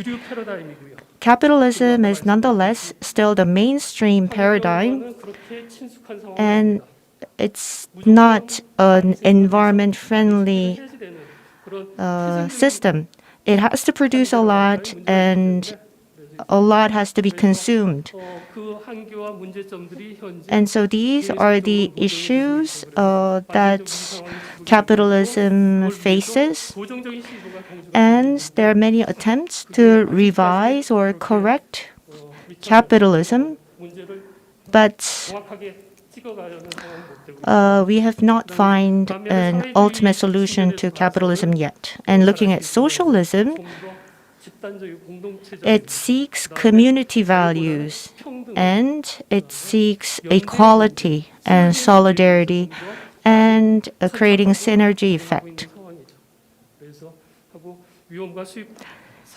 and it socializes risk and return. It tries to share that.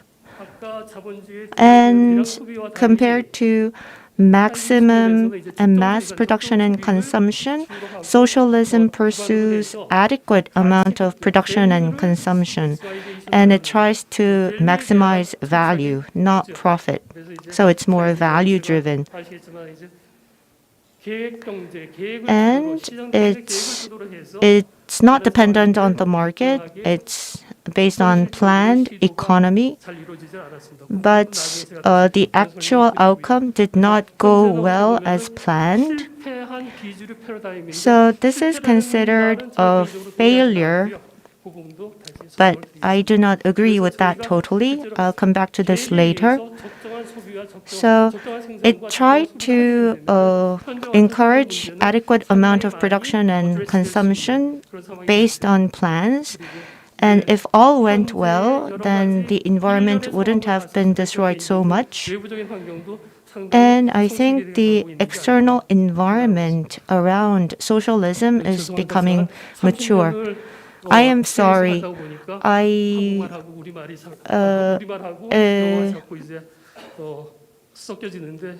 taught in class in English, and it's kind of difficult for me to speak in Korean fluently. So I did talk about equality. And this illustration is by Angus McGuire. Let's look at equality and equity. So everyone is provided a box, and the public sector could say that it provided equal opportunities to everyone. But from the from the people's perspective, the fence itself prohibits us from enjoying the game. Of course, you have to make considerations from an equality perspective, but you also have to consider the equity side, the final outcome, to be able to observe the game. I know equity is a very difficult thing to solve, and you need to build up a lot of consensus to enable equity in society. And I think it would be worth our time to think about this. And maybe liberation, which a word I don't like that much, doing away with the fence could be a good solution, but we cannot get rid of all the fences, so realistically, this may not be a practical answer. So let's experimentally try different alternative paradigms. As I mentioned, people are doubting the sustainability of capitalism because it is faced with chronic crises. As for the philosopher John McMurtry, he said that capitalism is in a cancer stage in his book. And it is just receiving short-term gap measures, but that will not sustain capitalism. And Paul Kennedy wrote Rise and Fall of Great Powers. It talks about economic change and military conflicts. And he has done the study from 1500 to 2000, and he is talking about a similar diagnosis on capitalism, how it is faced with a chronic disease. And this was written back in 1987. And what was it like that back then? The U.S. was leading the economy with the Louvre Accord. And these scholars rang the alarm bells about the sustainability of capitalism. We have gone through many crises, and there was the great global financial crisis in 2007. And there was an attempt to add some socio-democratic touches to capitalism, but it didn't work. And thinking out of the box, there was a new paradigm that was attempted to add capitalist elements to socialism. And there was a dialectic approach taken. So let's base socialism first and then add elements of capitalism and try to come up with an experimental model. And so taking these new alternatives, we have gone through the dialectic model, and then we could have this evolution of a model that makes sense. So what I want to say is we need to work on the foundation of social capital that is based on social solidarity and voluntary participation. Then we can produce alternatives that can compromise the issues that come from the Fourth Industrial Revolution and the excessive buildup of the financial industry. We need to have the citizens participate voluntarily and form the social capital. That is what is required in this society. We have the economic, social, and cultural capitals, and they are in conflict with one another. And this conflict is quite meaningless.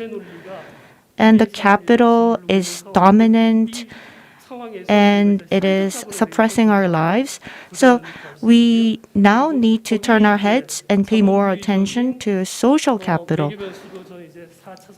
And we need to think about the innovation of the financial management and the Fourth Industrial Revolution. Science and technology itself, whether it belongs to capitalism or socialism, there's not much of a difference. The Fourth Industrial Revolution and financial innovation need to be applied properly. This is a means to an end. And we need to take some good parts of it and apply that optimally to individual communities and countries. And so we need to think about that also.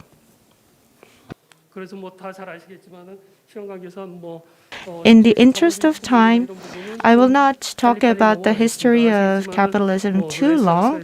It started with the Renaissance and the discovery of the New World in the 15th century. So at the end of the day, it was just a buildup of greed.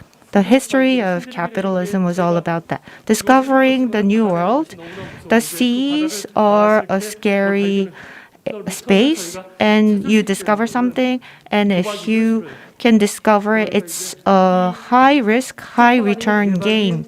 So you lose all or you gain all. These expeditions were financed with venture capital, and where did that come from? From the Crusade onward, there was the pest. There is the wealth,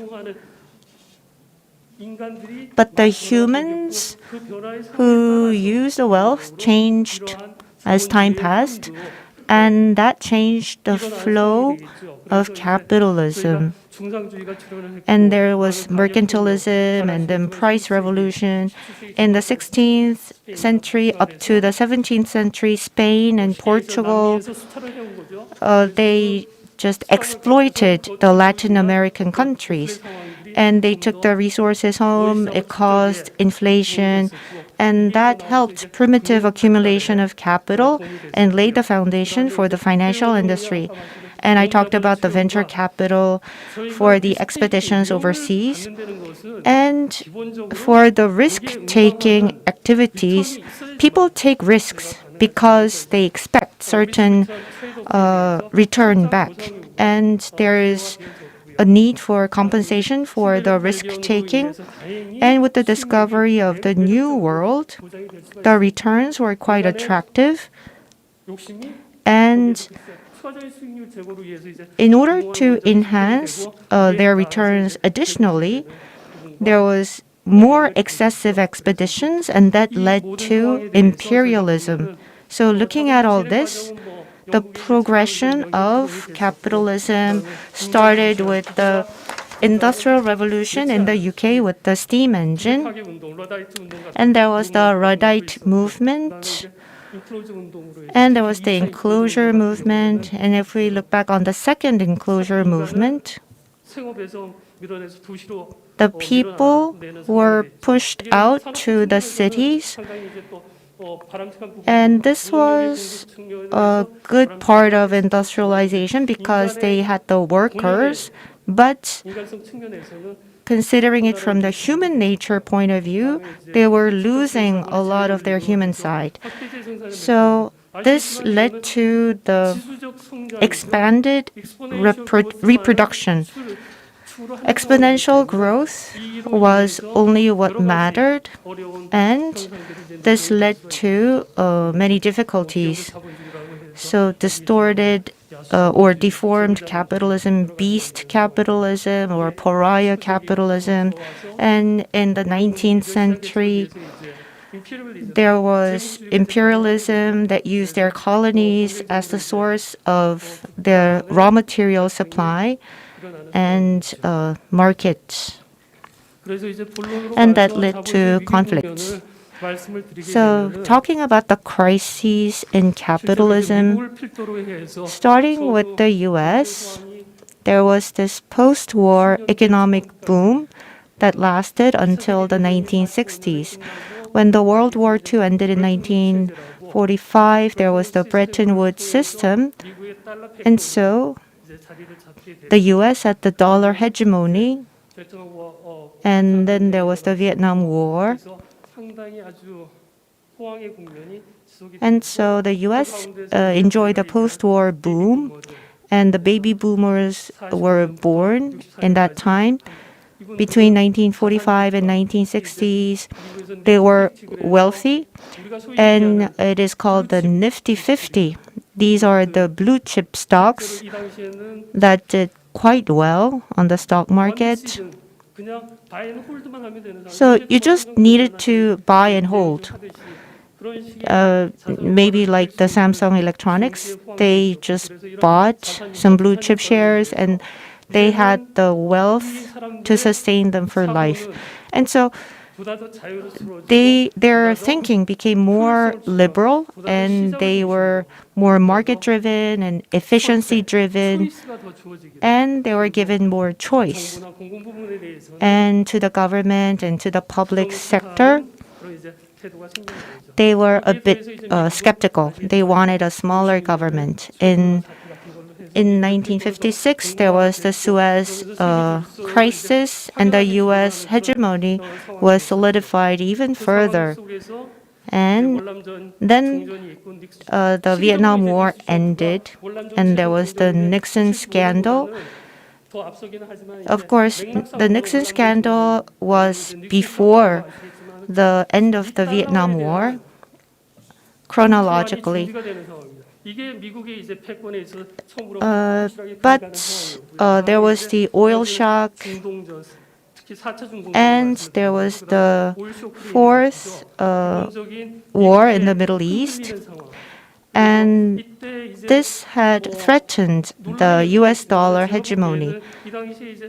The jury's out there, but the Bretton Woods system ended, and the US dollar depreciated, and they were able to sustain the dollar with high interest rate, and they tried to recover their dollar hegemony with the oil dollars.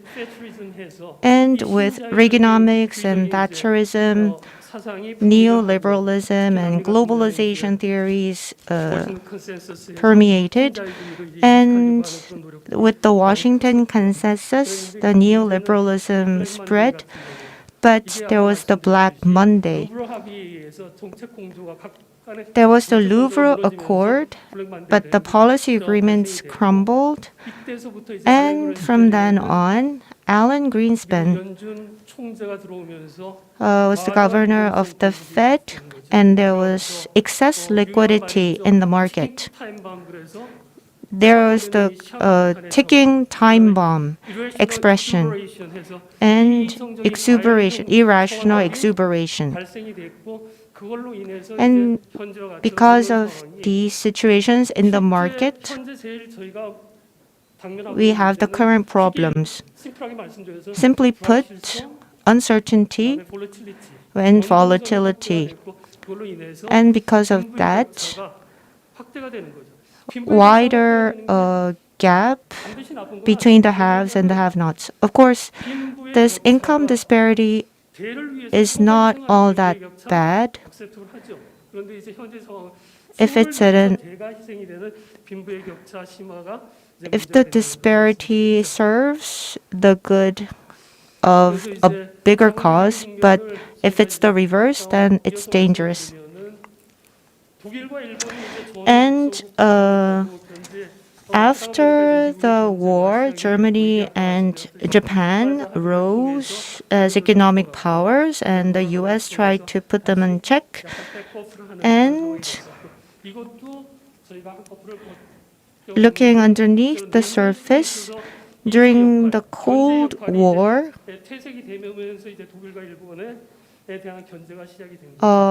the US tried to check Germany and Japan, and the neoliberalism was transplanted to other parts of the world, and the Asian financial crisis broke out. It was mostly the developing nations, the emerging nations in Asia. And social capital was regarded important, especially in Korea.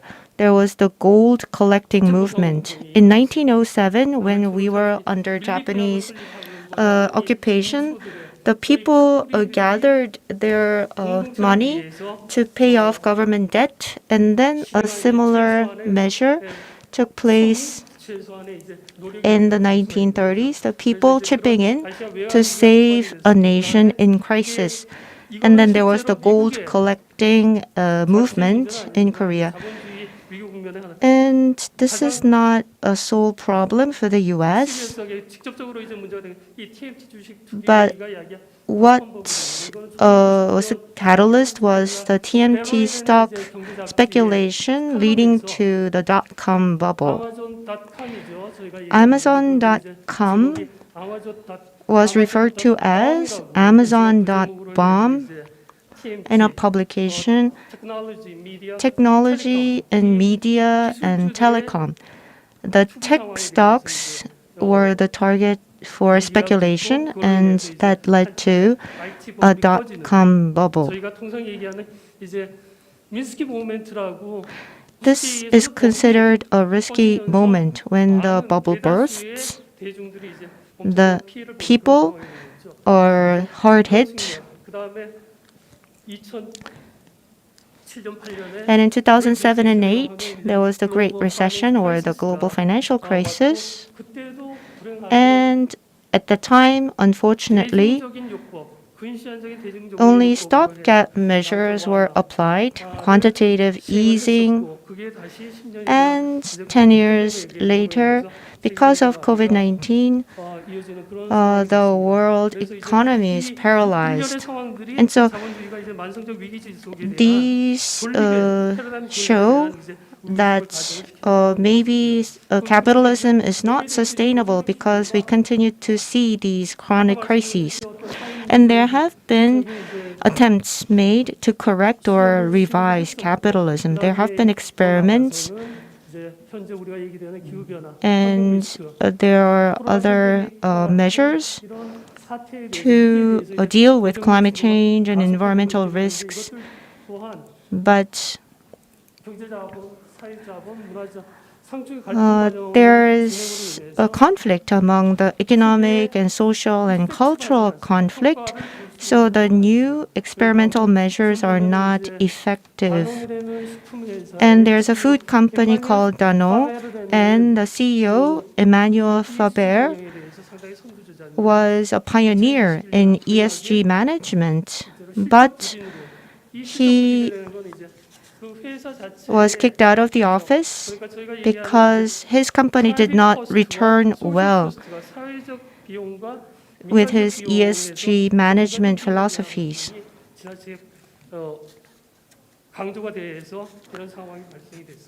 And so these attempts are being made, but we still have a way to go, a long way to go. So what should we do about it? And looking at socialism briefly, maybe people who are familiar with the Bible, you may know about Jubilee. For every 50 years, you're able to write off your debt, sort of. And that is the primitive form of Christian socialism.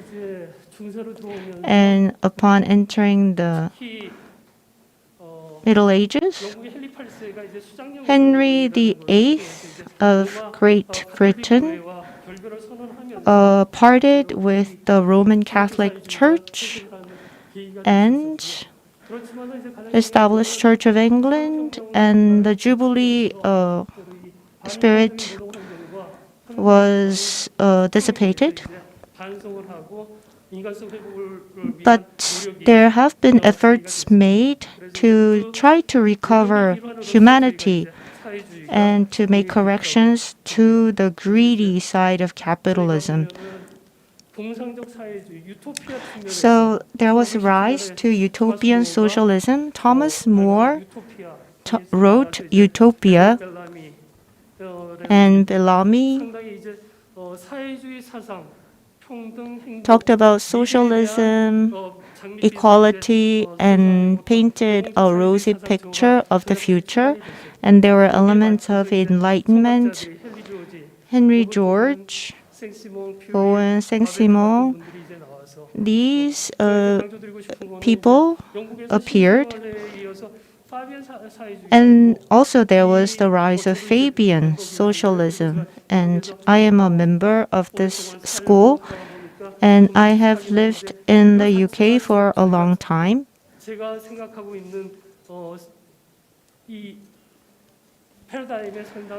And I think these thoughts form the foundation of socialism. And this also contributed to the formation of the Labour Party in the UK. But the initial socialist movement in the UK failed, but the social revolution first took place in Russia. Socialism evolved and took on many forms. And there is cyber sin, or cyber socialism. This is a necessary condition for a new paradigm. There was the old gas system in the old Soviet Union, and there was the project CyberSyn in Chile. The Santiago government had the factories and the central government connected through a network. And they wanted to implement a planned economy, but this did not work out because the technology was not mature enough, and I'll come back to this later.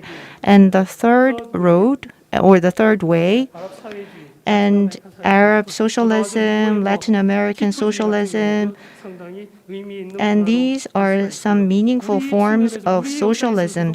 And we see traces of socialism in Korea as well. There was the Donghak philosophy, which equated the people with the heavens, and there was the Shilhak philosophy, which pursued practical things. And they pursued the well-being of the community as a whole. And I think these are philosophies worth looking back on. And as for Arnold Toynbee, he praised highly of the Korean value of familial piety and respecting your elders, and that is the prototype of social capital. So we have this environment that is very mature for experimenting with an alternative paradigm. And we have moved from the age of industrialization to the information age. So we are undergoing this transition. And you will see later in a table that in terms of the means of value creation, in terms of the required capital and scalability of operation and scarcity of capital on all these fronts, this information age is quite different from the previous industrialized age. And exclusive dominance of capital is actually waning, and the appeal of the scarce capital is weakening. And due to quantitative easing, there have been extensive periods of quantitative easing, and also in terms of the total size of the quantitative easing, there was great access. So scarcity of capital has gone down, really.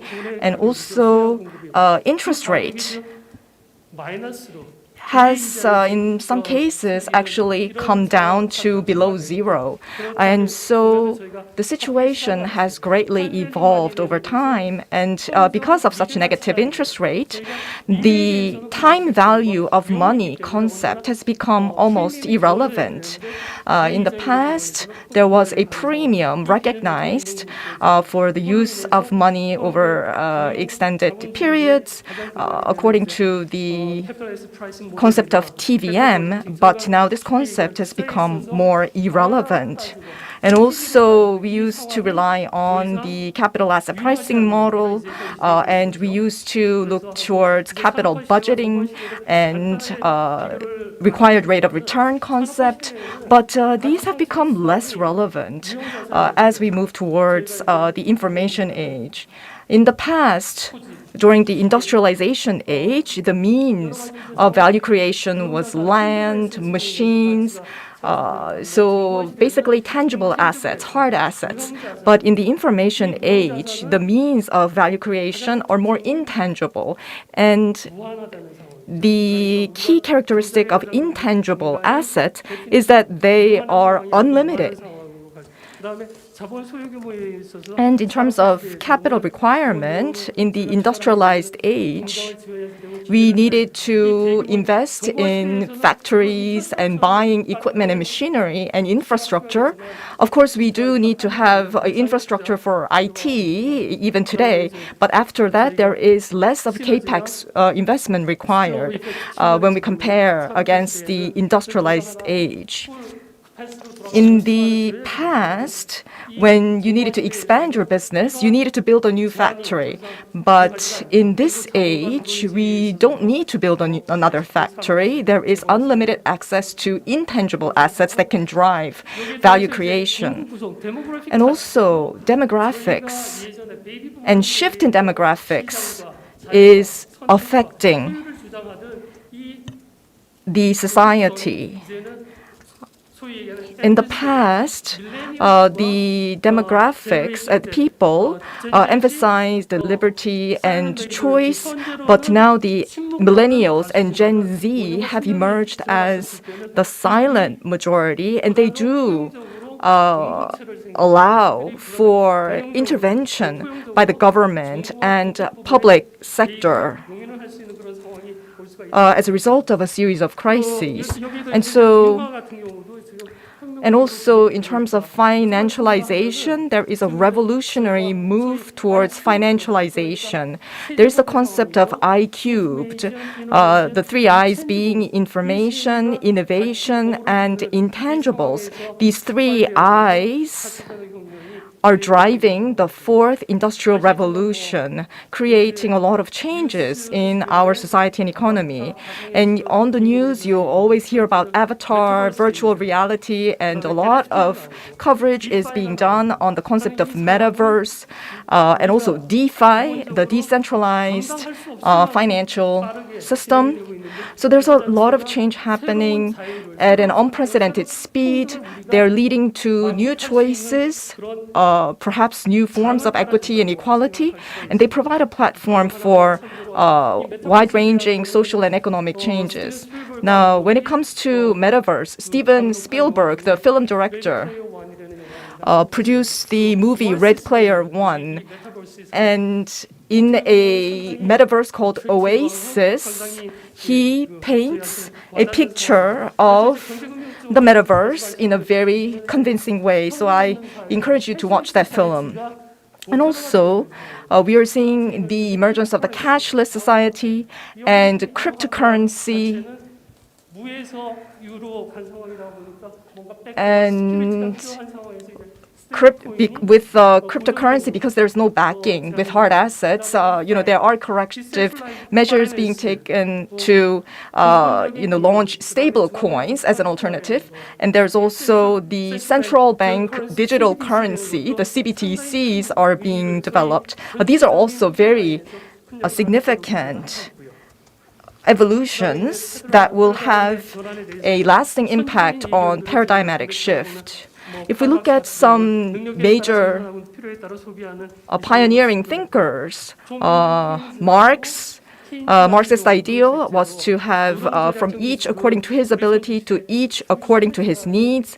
And then there's Keynes, who prophesied that advanced labor-saving technology will allow our grandchildren to work just 15 hours a week. But this hasn't happened really because as productivity increased excessively, resulting in huge surplus in economic value, these surplus was enjoyed primarily by private sector capital, while the surplus was not really distributed to the workers. So we still have workers working extensive hours, but anyway, that was the prophecy made by Keynes. And maybe I am an idealist, but the revolution in productivity increase has, if we can achieve a double-digit or even triple-digit productivity increase, we may actually be able to achieve this paradigmatic shift faster than we anticipate today. And the super fast rise in productivity, if it happens in triple digit, we will be able to see greater flexibility of the labor market, and we will see labor becoming less about purely survival and making livelihood, but labor will become more of a development, a personal development of the self and one's ideals. And due to the pandemic, the gig economy has emerged, and now there is greater flexibility in the labor market, and pandemic has really accelerated this transition. Now, capitalism has suffered market failure, and socialism has suffered planning failure. And the cyberscene project of Chilean, as the chair of this session, I've been notified by the organizers that you have not covered, you have covered less than half of your presentation, so I think you need to move speedily because you only have 5 more minutes left for your presentation, sir. So the planning failure suffered by socialism can be overcome now with more advanced technologies, and therefore we may be able to attempt more meaningful experimentation of the socialist ideals, and we may be able to more equally distribute opportunities while 나누고 공유하고 controlling accesses of capital, and we may be able to pursue greater co-prosperity and coexistence. And in order to achieve this paradigmatic shift, we need more solidarity and more voluntary participation by all members of the society. And so as some concrete aspects of the model for this alternative paradigm, I would like to touch upon some aspects that I have envisioned. So we need to create a framework where we can truly form a humane community that aims to achieve well-being and true equity. And we need to think about how to effectively use social capital to pursue this kind of an ideal. And we may need to have a more socialist form of fiscal control and better control of production, distribution, and consumption in an organized manner based on economic planning. And by doing so, we could also guarantee appropriate level of economic activities that does not harm the environment. Of course, this is not something that can just happen overnight. And in order to achieve this transition, we need to, for example, make efforts like nationalizing key industries to reap the fruit and better distribute the fruit of improved productivity. And also, we might need to modify the taxation system to narrow excessive wealth gap. And also, Islamic banking has the concept of zakat, which is basically about donation and sharing. So we might think of actually embracing such ideas into our financial systems. And also, we need to think about data ownership. Right now, we know that data is an asset that is valuable, but the ownership of data is often with someone else. I mean, our data is often owned, or the benefits of our data is often enjoyed by someone other than us. So we need to think about the concept of data ownership and remuneration for that data. And we need to achieve greater inclusive banking. M-Pesa is one technology that we can benchmark, which can help bank the unbanked. And there's the issue of dollarization, and we need to attempt to rebuild a currency economy and foreign exchange system to overcome dollarization. And also, we can pursue an innovative P2P banking system and token economy using blockchain technology. And I think being in Korean Peninsula leads us to think about what we can do between South and North Korea by having joint participation on both sides of the DMZ. We could create a peace community. Perhaps we could invite international organizations to contribute in the effort. And we could potentially create a peace community in which there are homes for persons with disabilities, and there are facilities to support the marginalized and disadvantaged people, and build schools. And this can help nurture new generations of Koreans from both South and North to promote the possibility of peaceful unification. So I have just thrown out a lot of ideas that have not fully been developed or matured. So I'm just throwing these ideas out there so that researchers can further develop them towards greater possibility of coexistence. So that was the spirit in which I delivered this presentation. Thank you very much. 수고하셨습니다. Thank you, Professor Song. You know, there was an extensive lecture. You talked about a lot of history historical development of capitalism and different economic systems, and also you presented a lot of ideas. So let's give a round of applause to Dr. Song for his informative presentation. We do not have a lot of time because there's another session in this same venue, so we need to move swiftly. We are going to now begin the panel discussion. We have with us Mr. Jim Rogers. I would like to hear your comments, please. Mr. Jim Rogers.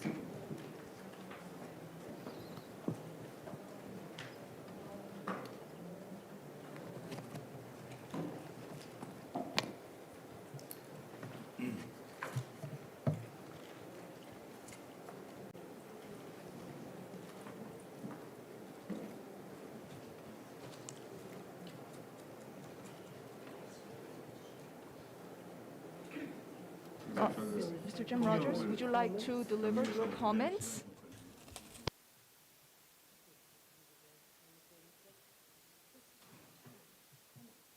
Mr. Jim Rogers, would you like to deliver your comments as a panelist?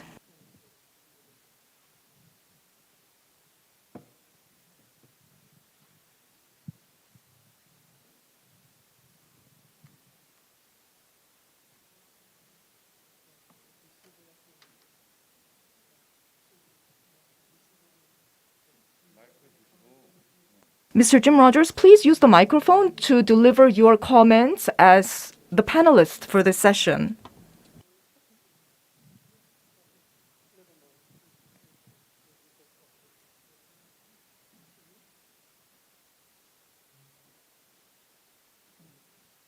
Mr. Jim Rogers, please deliver your comments as the panelist. It's your turn to speak.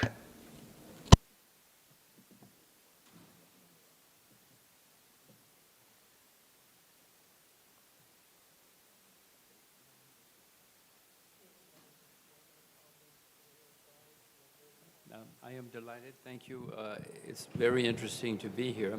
I do first want to say that one of the things I have learned in Korea is that the word unification seems to scare a lot of people for whatever reason. Some people just say no immediately. Some people are scared, and some just are not interested.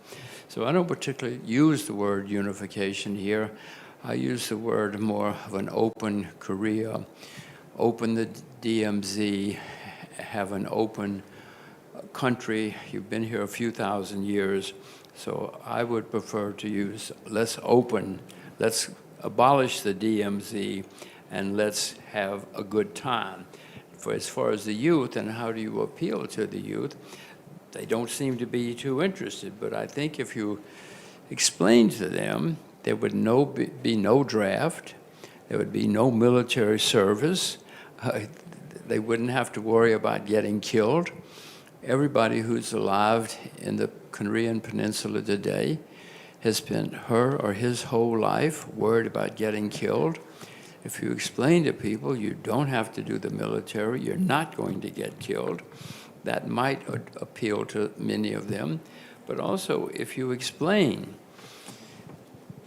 Korea spends a lot of money on defense, north and south, huge amounts of money. If you explain to the youth and other people, we're going to have a lot more money to spend on schools, highways, factories, discos, whatever you want to spend the money on, we can have a much better life. I think most people would get more interested. Most people are more interested in their own prosperity than things that are abstract to them. So if you appeal to the young people through music or K-pop or K-drama or sport, whatever, find things that people are interested in and explain to them they will have a lot more money for all of that. They don't have to serve in the military, and they're not going to get killed. When I was a kid, I was in America. I had to worry about getting killed. I didn't like it. I'm sure that the same is true of every Korean alive today. So figure out some way to interest them, appeal to them.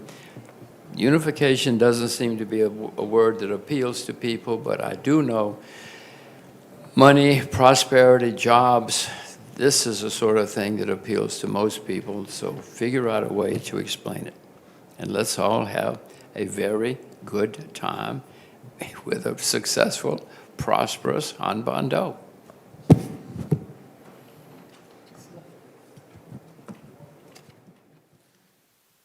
로조스 회장님 지론을 다시 듣게 되는 것 같습니다. Thank you very much for that recommendation, Mr. Jim Rogers. Now, our 이정철 교수님 참여하고 next 계신가요? panelist is online, I believe. Dr. Jungchul Lee, are you there? Yes. Dr. Lee, we would like to hear your comments. 네, 송 교수님하고 짐 로저스 선생님 발표와 Dr. Song and Mr. Rogers, thank you very much for the presentation and the comments. I apologize for not being able to join you on site. Now, I would like to comment a few things about the presentation. 사실은 송 교수님 발표 내용을 보면서 드는 생각 중에 As I listened to the presentation, I thought about technological advance and information society and how fast the changes they bring about. And the global community is really working hard to keep up with all the fast changes. But I think democracy is the one thing that has not been really able to keep up with all these rapid changes. Of the many models that you suggest, what might help democracy keep up with the speed of changes? Is the question that I have. I think there's a lot of conflict and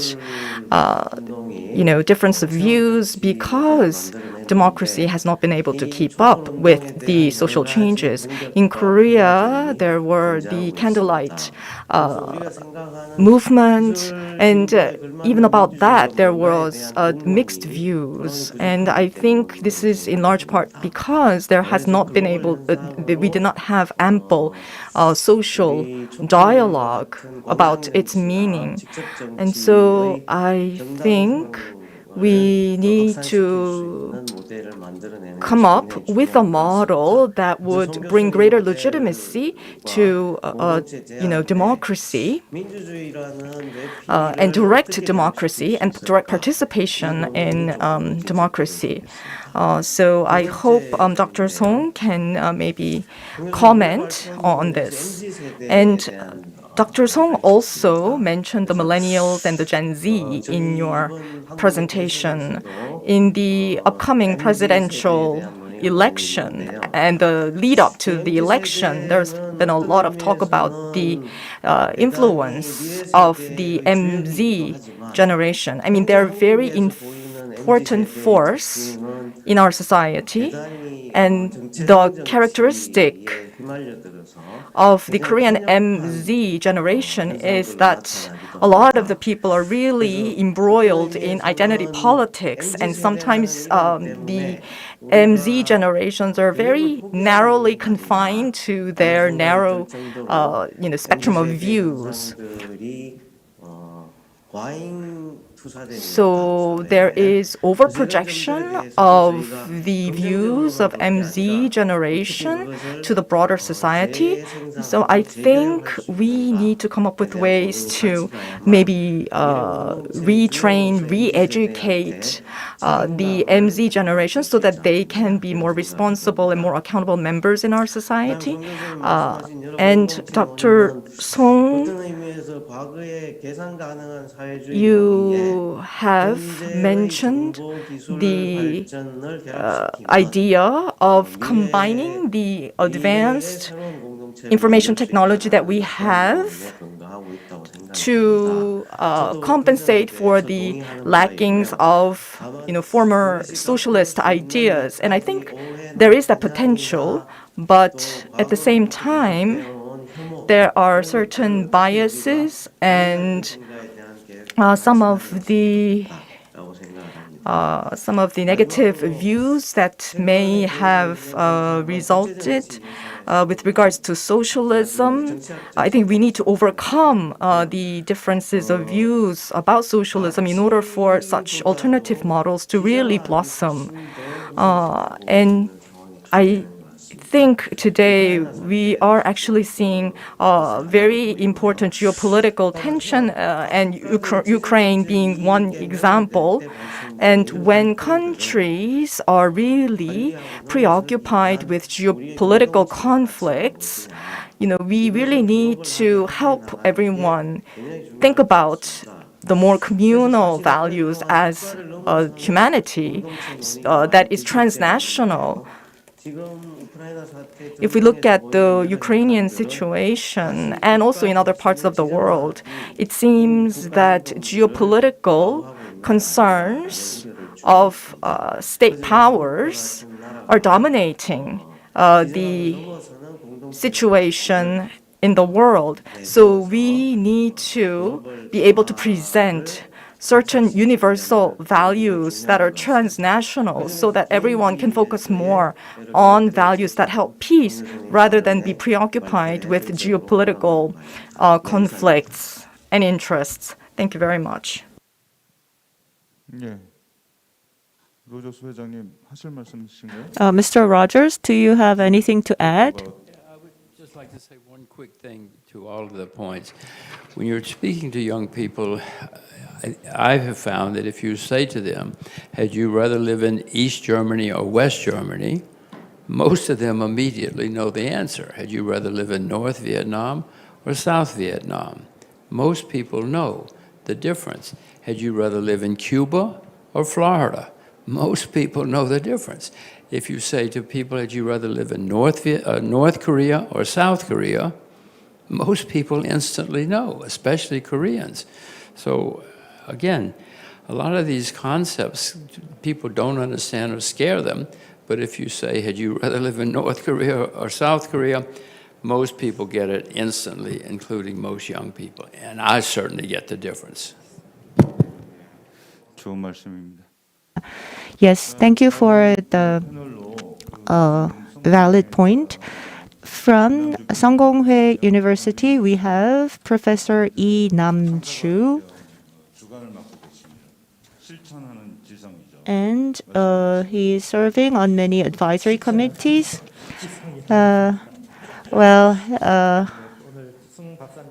Professor Song, thank you for the presentation. I don't have much time. I'd like to just point out or comment on three things. One is I'd like to talk about the significance of the topic dealt with today. As was mentioned by Professor Lee Jung-chul, the world politics is unstable, and I am a bit of a pessimist regarding this year. There may be many reasons playing into that. I think many people are unsure of their personal lives. Looking at the politics, looking at the nuclear issues, they're thinking of the big topics, but they're thinking about, is my way of living sustainable? I think we have to look at both micro and macro level to be able to come up with a solution. Some people may be, surprised because socialism is mentioned. But if you're not happy with your life now, what alternatives are there? What are some non-violent measures that we can try out? I think this is a good time for us to review the options, and we may experiment with them. So that's my first point. And the second and third comments are about the inter-Korean relations. If we take this approach, will there be new solutions to inter-Korean economic exchanges that came to a halt? So could we have cooperation that can grow the growth factors, because South Korea has the manufacturing capabilities and North Korea has the resources. And if we combine the two, can we have more competitive economic structure? I think this is a good direction to think about. But listening to Professor Song's presentation, I felt that maybe the people who are challenged, the areas that are challenged in the two Koreas, maybe they could work together to produce a different kind of synergy. In the very back, Mr. Song talked about the DMZ experiment and forming a new kind of community with the challenged people in North and South Korea. We have climate change and we're facing many global challenges. But maybe we could work on the weak sector. And maybe, you're wondering what I'm talking about. So let me give you a specific example. I think that could be agriculture or farming, the farming areas. Intuitively, looking at the countries, I have a barometer of evaluating the quality of life in different countries. Can farming be one of the options for the people for sustainable living? If it is considered an option, then I think that's a very sustainable society. But if that is not the case, then people will be migrating to cities and aggravating the problems. And Korea is another example of that. And in the farming society, it is vulnerable to climate change. In South Korea, farming sector is challenged, and the same for North Korea. If the two farming sectors can cooperate and move on globally to expand the cooperation, I think we could find a solution. There was an important decision made at the Communist Party Congress in North Korea. They came up with a 7-year agricultural plan. They do feel the sense of crisis, and they talk about how to develop the villages, not just the farming industry, but the community itself. So I think there could be a way for the farming sectors in both Koreas to cooperate together, and I think it could open up new possibilities. So that's an idea I had. Thank you. Thank you very much, Dr. Lee Nam-ju, for your valuable contribution. Next, from PyeongChang National University, Professor Kim Gong-hye will deliver his comments.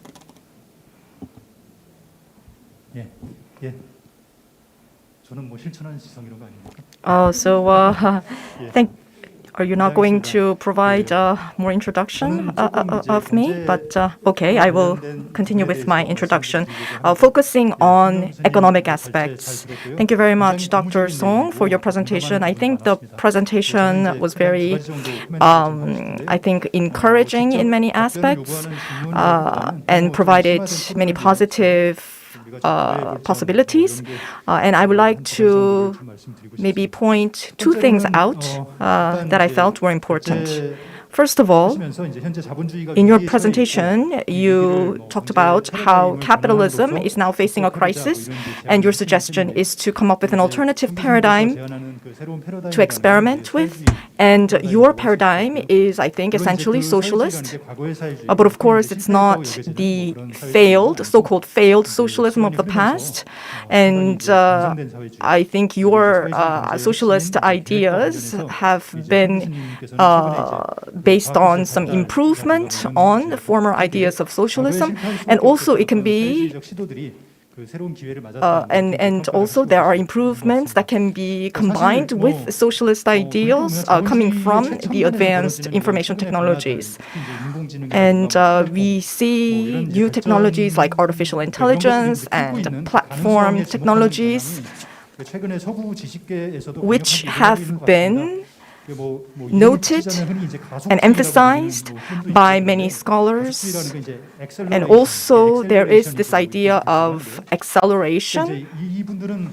And scholars who focus on acceleration, they often talk about post-capitalism rather than socialist capitalism. So their idea is to preserve the benefits of capitalism, but also transcend the limitations of capitalism. And it seems like Dr. Song's message is similar to theirs, but one difference is that you are actually emphasizing more on aspects of capitalism to be added on to socialist ideals to overcome the limitations of planned economy that we had seen over the years. But of course, there are issues such as protection of private information, and there are a slew of other issues that we need to think about in order to make the implementation of that alternative paradigm realizable.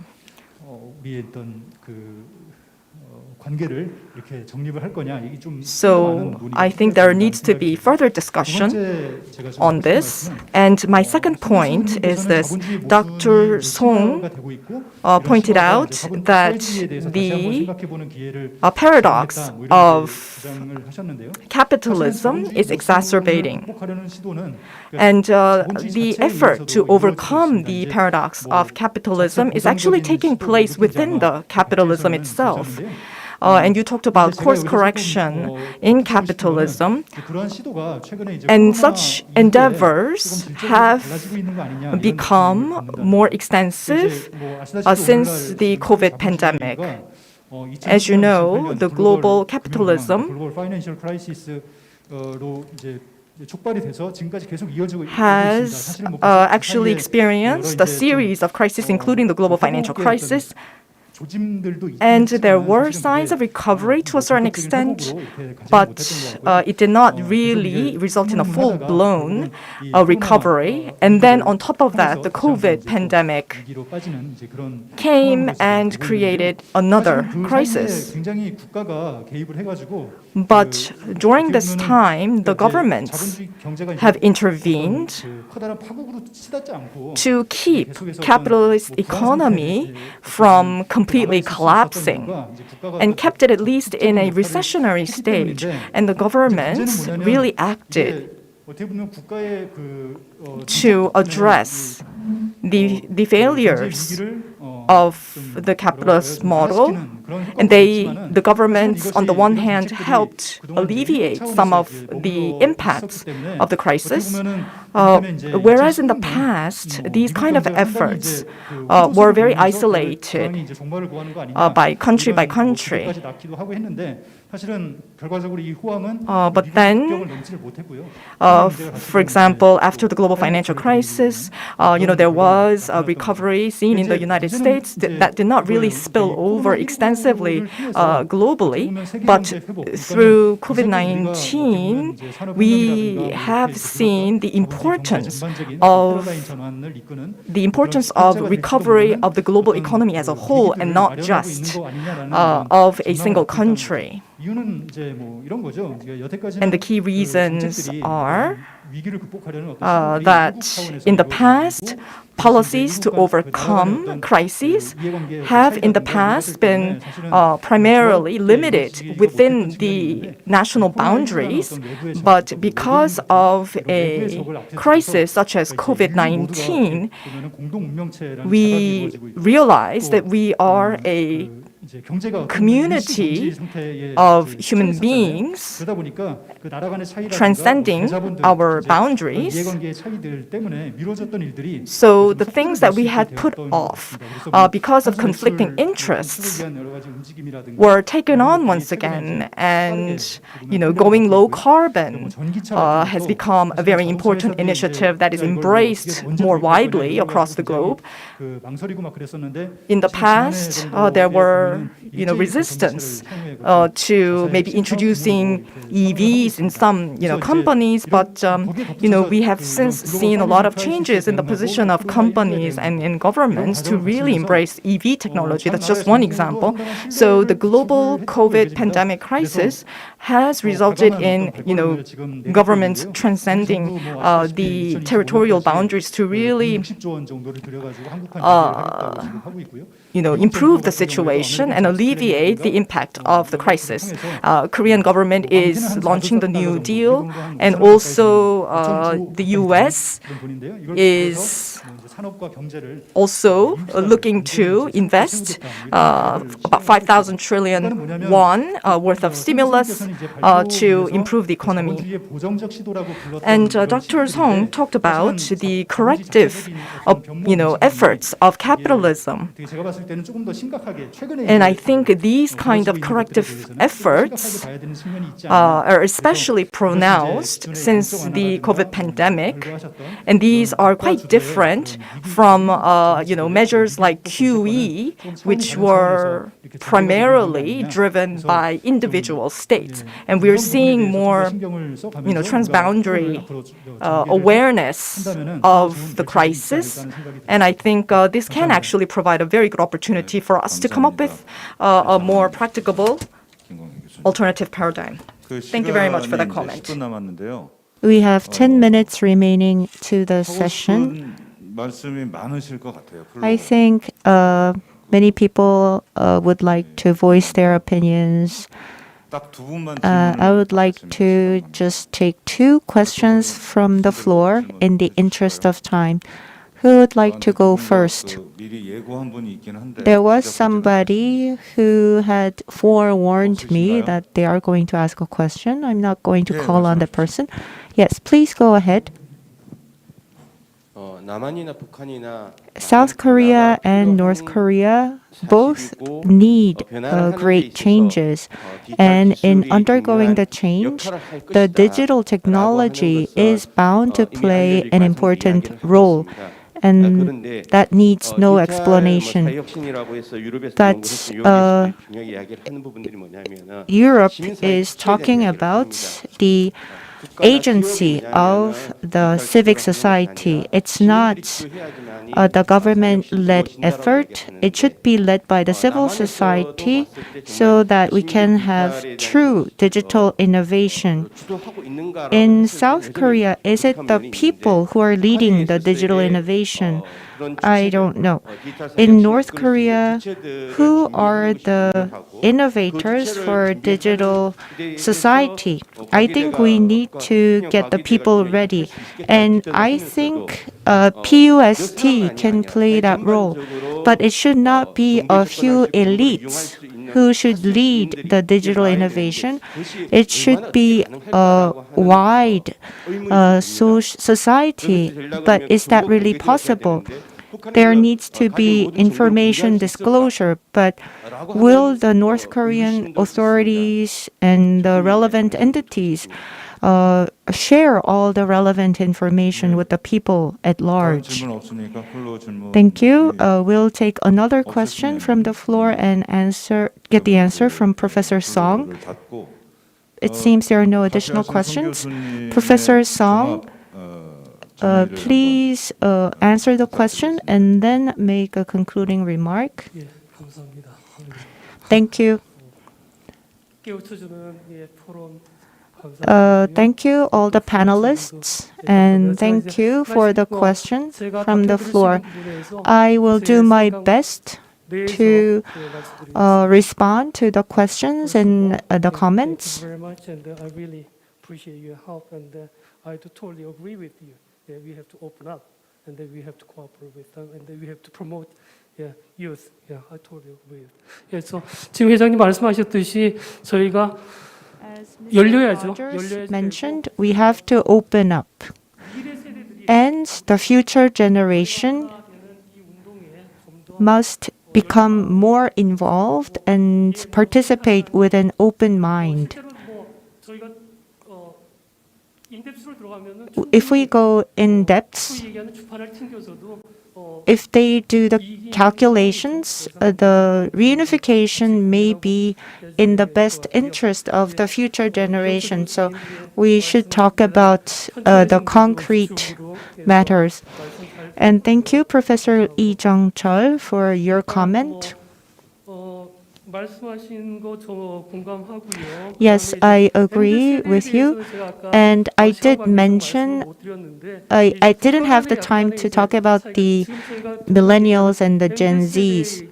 The MZ generation in the US was what I was referring to. Their thinking and their attitude is different from the MZ generation in Korea. The MZ generation in Korea had experienced the Asian financial crisis in 1997 when they were young, and in 2007, the global financial crisis acted as an opportunity, not a crisis. The IMF crisis was an opportunity for the corporates to clean up their balance sheets, and they were able to do the financial restructuring. So the Korean companies were able to fare better during the global financial crisis when it hit. But in the US, the MZ generations suffered the blow in 2007. So their mentality toward the government and the Korean MZ mentality toward the government is not the same. And geopolitical considerations must come first. Yes, I do understand where you're coming from. And looking at the Ukraine crisis, geopolitically complex situation. But what I was referring to was maybe we should go one step further. The Ukrainian crisis is based on the hegemonic power struggle. The US is maintaining its hegemony in Europe, and it has come into conflict with Russia. I'm not here to judge who is right, Russia or the US, but the crisis in Ukraine has come about as a side effect. We need to think about how to deal with these hegemonic struggles. And Professor Namju Lee, thank you for your comment. So people are uncertain about their personal lives, making ends meet and living every day. They should be able to lead a happy life. But if they're uncertain about their future, then they cannot go about achieving other visions. So to enrich our lives, to make our lives happier, so he talked about a possibility of potential cooperation in the farming sector between the two Koreas. Putting food on the table is a basic necessity. And yes, I do agree with your idea about maybe we could cooperate between the two Koreas in the agricultural sector. And what I wanted to point out is we need to be considerate of others. And in giving help to others, we need to be careful. We should not be too patronizing or too paternalistic.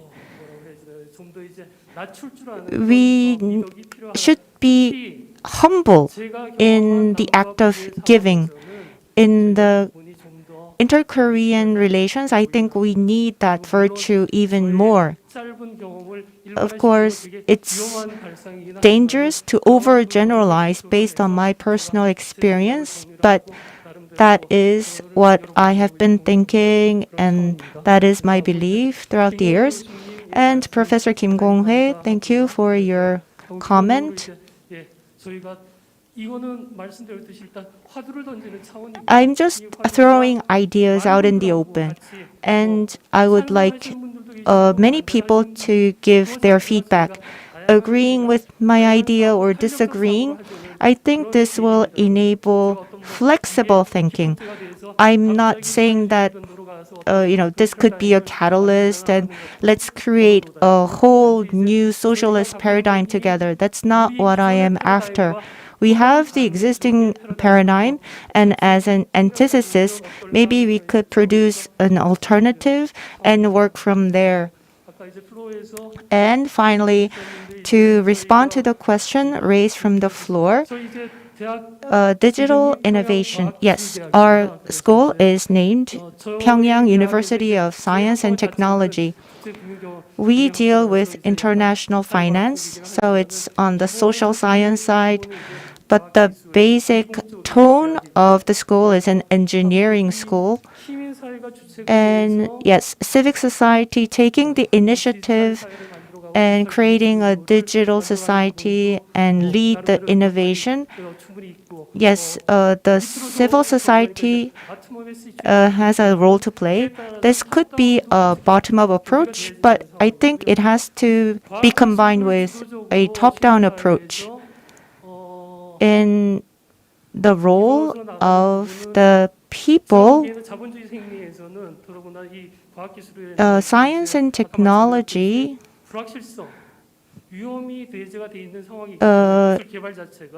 it has its inherent uncertainties because new technologies could be risky, so it cannot be just the people taking on the risk to develop new technologies. I think it should be combined with a top-down approach. There should be a roadmap laid out, and whether it be a digital economy or a digital roadmap, maybe the people could have their input. And as for information disclosure, yes, that's a very difficult topic. To the core information or to the core data, we do not have full access ourselves, but we believe that is a constant. A university cannot change that variable, so that's a given situation. With limited access to information, what are some of the other parts of the information pool that can be shared? In that sense, I think we are making progress, and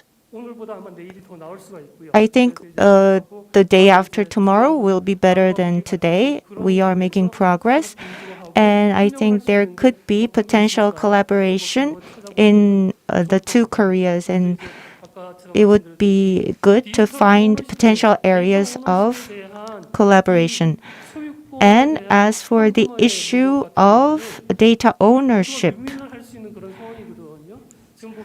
who should be the winner? Right now, it's the platform players that are taking the lion's share of the profits. But I think we can have data ownership. We can take the ownership back and make money from the data that we provide to the platforms, and not just the platforms taking all the gains. With that, I'd like to conclude. Thank you. Thank you very much, Dr. Song. I think we need to close this session, but before that, I would like to say a few things myself. Earlier this year, I read a book written by Mr. PyeongChang, and it gave me so much food for thought. I could not go to sleep. And I talked about my experience reading the book to a journalist, and I recommended the book, saying, it will give you excessive amounts of food for thought. Now, we talk about the issues on the Korean Peninsula, and we need to think about Are we really, truly the agents and the owners of the issues that occur on the Korean Peninsula? Are we not delegating everything to, someone outside of the peninsula? That is something that I started to think a lot about by reading that book. And of course, on stage, there are the politicians, people with power. But what about us? And who are the true agents in historical development? That is a question that I have. And when we think about the problems or issues on the Korean Peninsula, we should not think of North Korea as the other side and trying to benefit from whatever occurs. I think it is not right to see North Korea in that perspective, and we need to be more responsible owners of the issues on the Korean Peninsula. Now, finally, can I invite you to... excuse me, can I say one more thing? Mr. Jim Rogers, I've known, and for a long time, and he since 2015 has been giving me a lot of advice. He's a mentor and he's a true guru and advisor who helped me as I took on my position at PUSD. So I'd like to thank Mr. Rogers for that. So can I ask everyone to just rise once again and say goodbye before we end this session? Goodbye, everyone.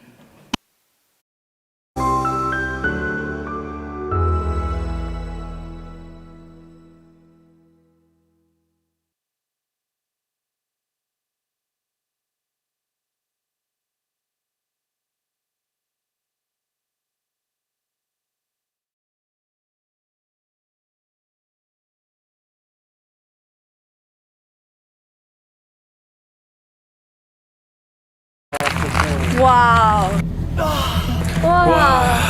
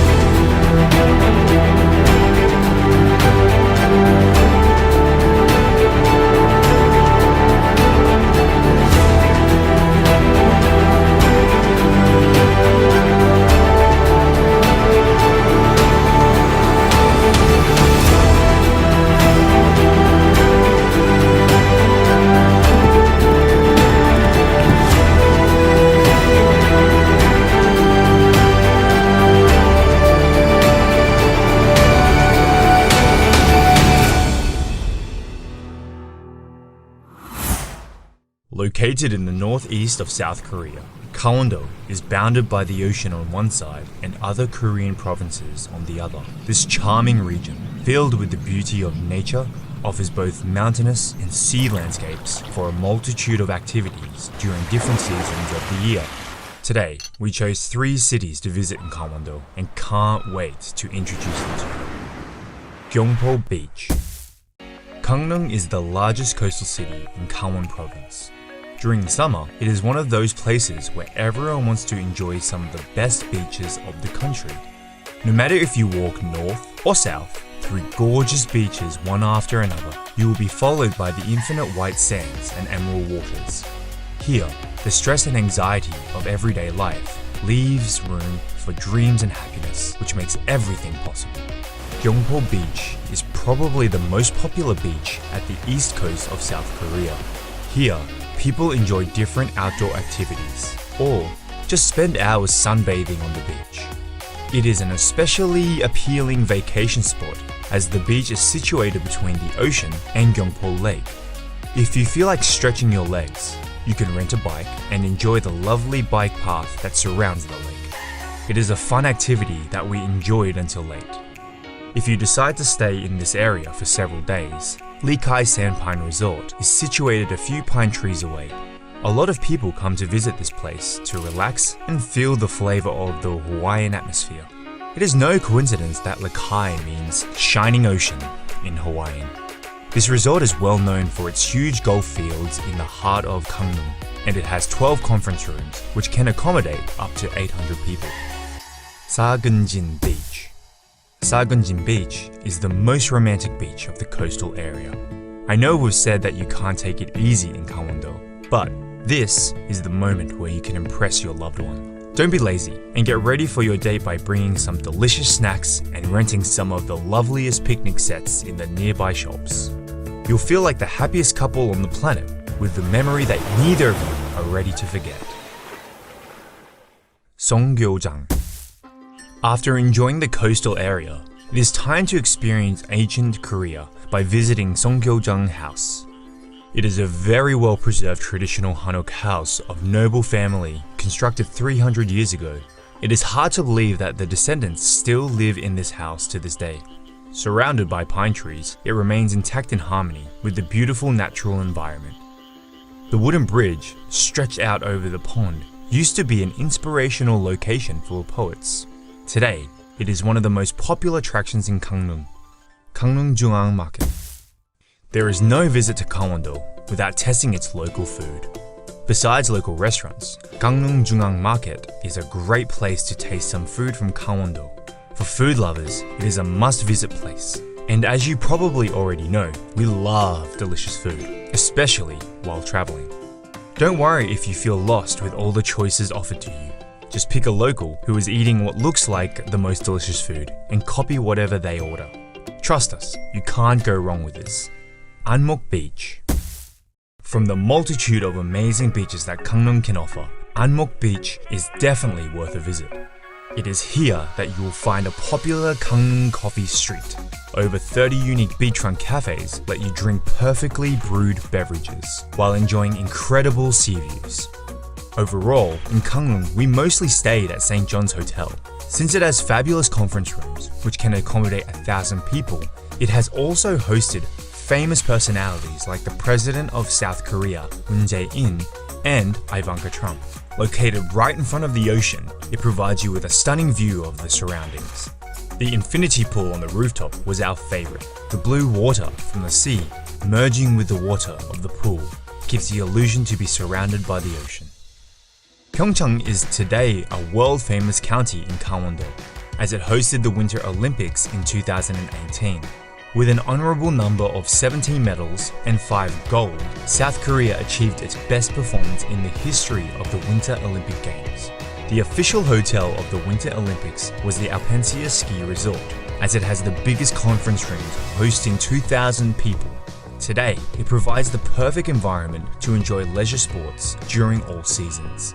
In winter, people come here mainly for skiing, but in summer, it creates a peaceful place to relax in nature and enjoy some outdoor activities. The resort also hosted some of the sports events in its stadiums, like ski jumping. You can go to the top of the Peninsula ski jumping center if you want to experience how the athletes felt before they jumped. Woljongsa Temple at Odensan Mountain. Situated on the beautiful Odensan Mountain, Woljongsa Temple is the place where you find peace and enlightenment in the solitude of nature. It is a spiritual healing experience where you will breathe the history and heritage of one of the main religions of South Korea. It is also a foreigner-friendly temple stay that breaks down the barriers of language and achieves mutual understanding among all humankind. Sky Ranch Hanulmokjang. Sky Ranch is a lovely sheep farm in South Korea.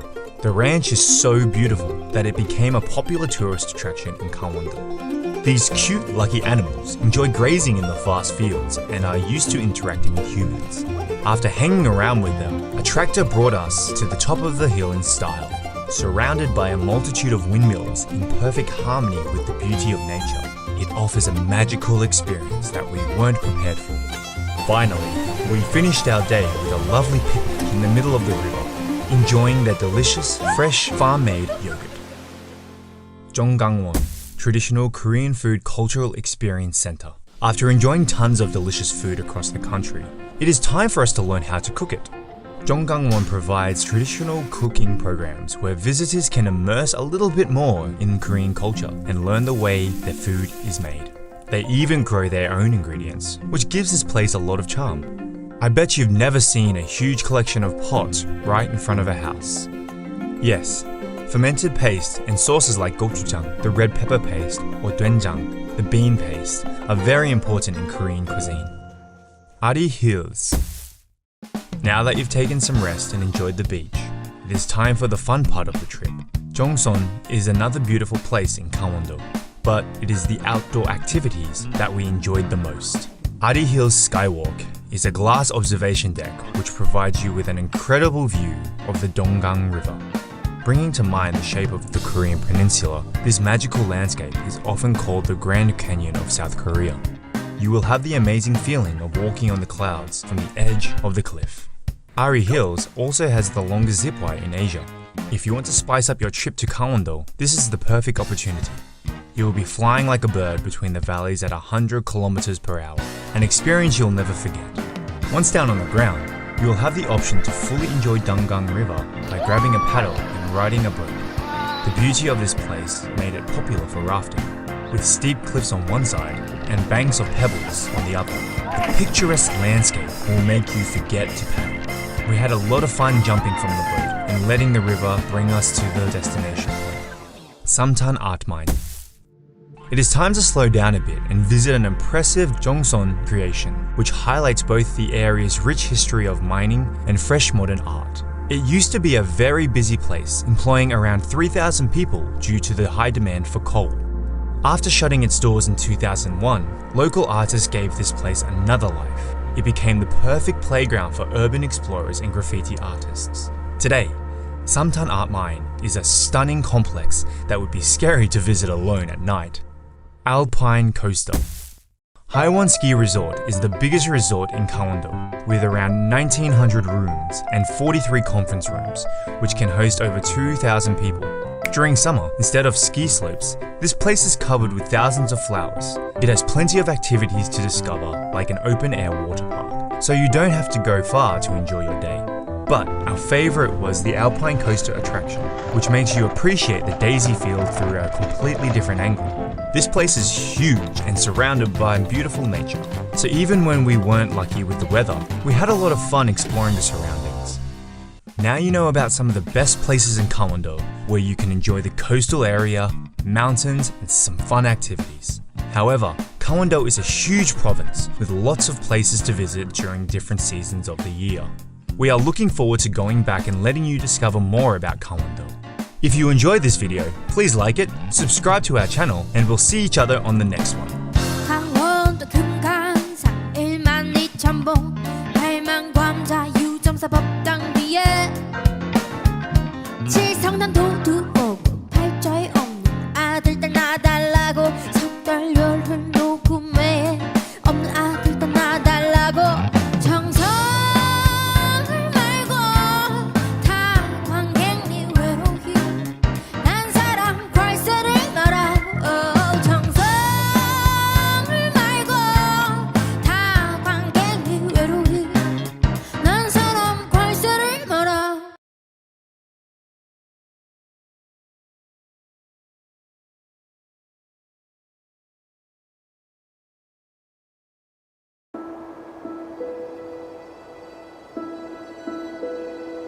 Clean highlands, 700 meters above sea level, the bearer of happiness.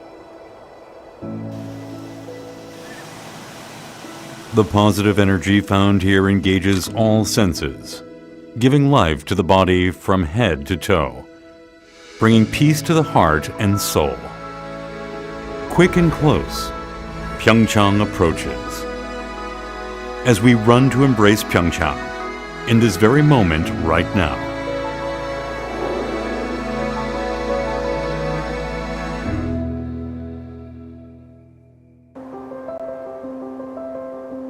A snow-covered village, a 1,000-year-old forest, leads us to a new world in awe, leaving the secular world behind.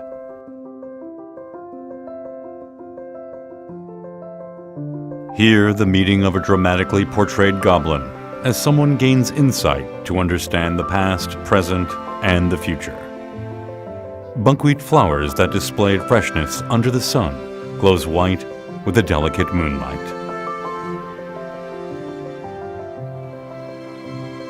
At PyeongChang, where all seasons come in different colors, presenting the vastness that exists within scenery, every photo taken becomes memorable.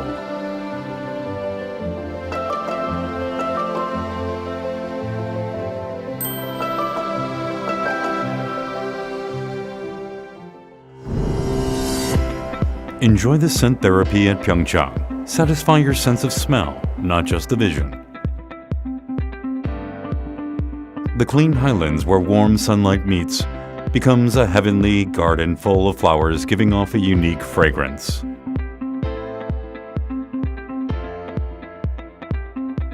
In every breath, the fragrance of flowers covers your body, washing off the fatigue of city life, becoming a memory engraved in the mind.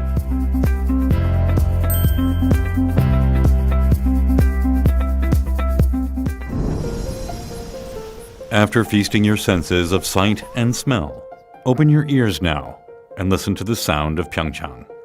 Beautiful snow scene of the sound of the wind that freely travels in and out of Baekdu-daegan.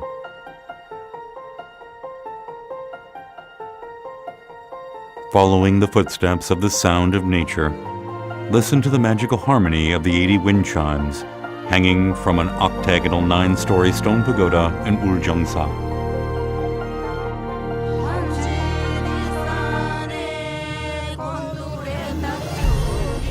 The sound of PyeongChang, a sound of clean nature and sincere life, a symphony of healing that rejuvenates the lost sensibilities.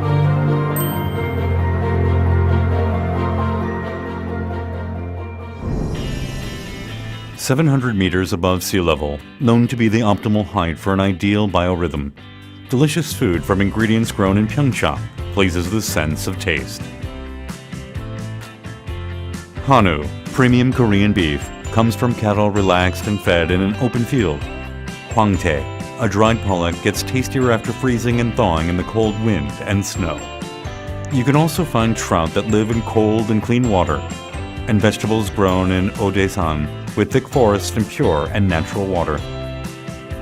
Hangadari yaksu that provides a taste of nature with a kick. The healthy, happy taste of PyeongChang comes from Baekdu-daegan and its clean and pure water, the source of the Han River. Giving rise to healing and happy foods that satisfies the appetites and contents the heart.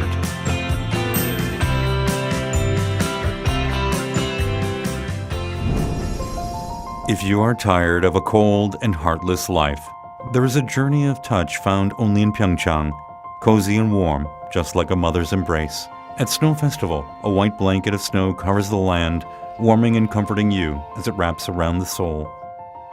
At the Summer Hunter Festival, you will be reminded of your childhood splashing water in the creek.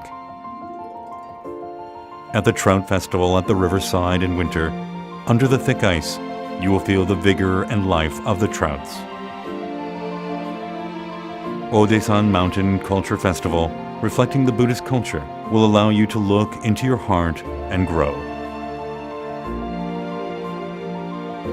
Coming into contact with PyeongChang will serve you with gentle happiness that cannot be found in city life.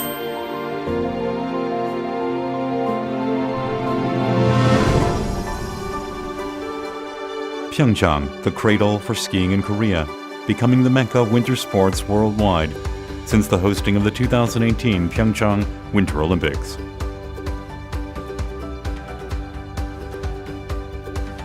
Even in seasons without snow, the healing of PyeongChang that shakes off the stress of everyday life continues on. Paragliding gives you the view of the world beneath.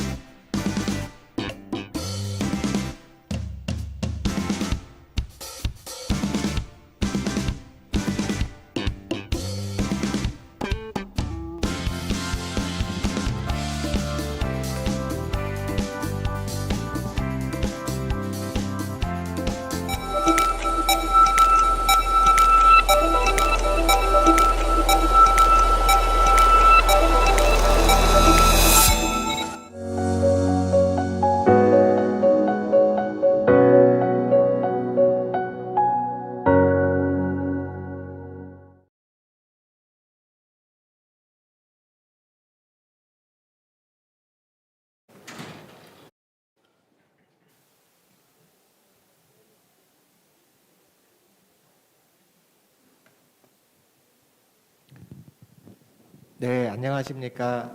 Hello everyone. 포럼의 임재민 사무처장입니다. I am Im Jae-min and I am from the Energy Transition Forum Korea. 그럼 지금부터 2022년 평창 And without further ado, we will begin the 12th partner session of the PyeongChang Peace Forum on the theme of the climate crisis and the task of energy conversion on the Korean Peninsula.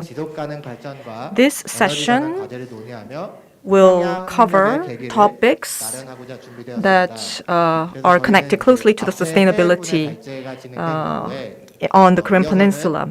We have 3 presenters, and then we will have 2 panelists who represent the young advocates for environmental preservation. The first presenter will talk about the response in Northeast Asia on climate change and the ways of achieving sustainable development on the Korean Peninsula. And the speaker is Mr. Nam Sang-min, Deputy Head of East and Northeast Asia Office of UNESCO.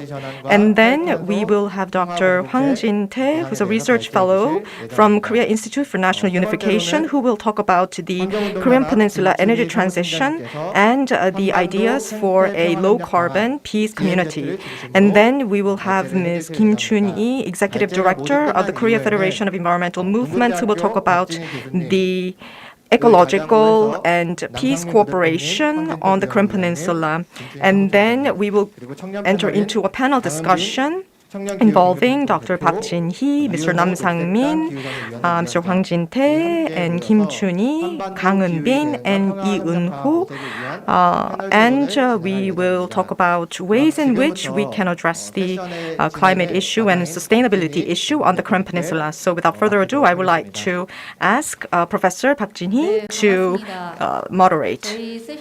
Hello, welcome to our session. We are going to talk about the climate crisis and the task of energy conversion on the Korean Peninsula. Again, we have 3 presenters, and then we will enter into a panel discussion. I am the moderator. I am Park Jin-hee. As you know, the Korean Peninsula is, of course, not an exception to the climate crisis. It's a very urgent situation that we have on this peninsula.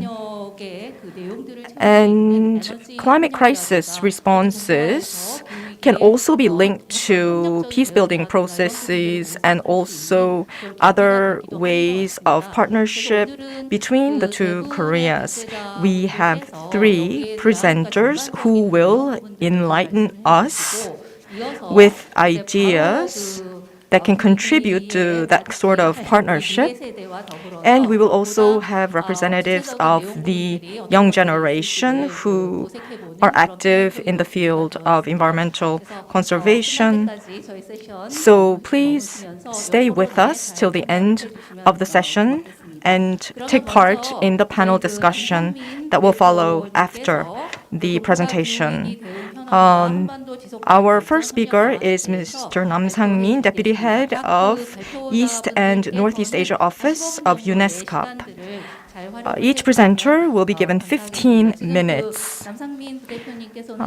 Mr. Nam is connected online. Please, Mr. Nam.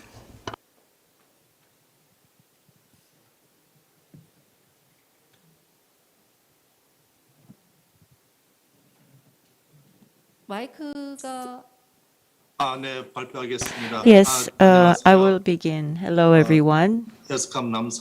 I am Nam Sang-min, working at UNESCO. Can you see my slide? Yes, very well. I am sorry that I could not be with you. The title is Measures for Sustainable Development on the Korean Peninsula, Responding to the Climate Crisis in Northeast Asia. But I'm going to focus on energy and measures of cooperation vis-à-vis the energy crisis. The East and Northeast Asia Office of UNESCAP covers the 6 countries, including China, Japan, Korea, Mongol, and it was formed several years ago. We have Korea and Russia, North Korea, but I am going to focus on Korea, China, and Japan. Looking at the greenhouse gas emissions in Northeast Asia, we see the graph in 2030, and to meet the carbon neutrality goal, the role of the Northeast Asian countries is very important. Right now, Northeast Asia emits 33% of the world emissions and 40% of the global CO2. But fortunately, Korea has been curbing the greenhouse gas emissions. But compared to 2018, in 2020, there was a 10% reduction. But is this a downward trend or is it just temporary? We have to wait and see.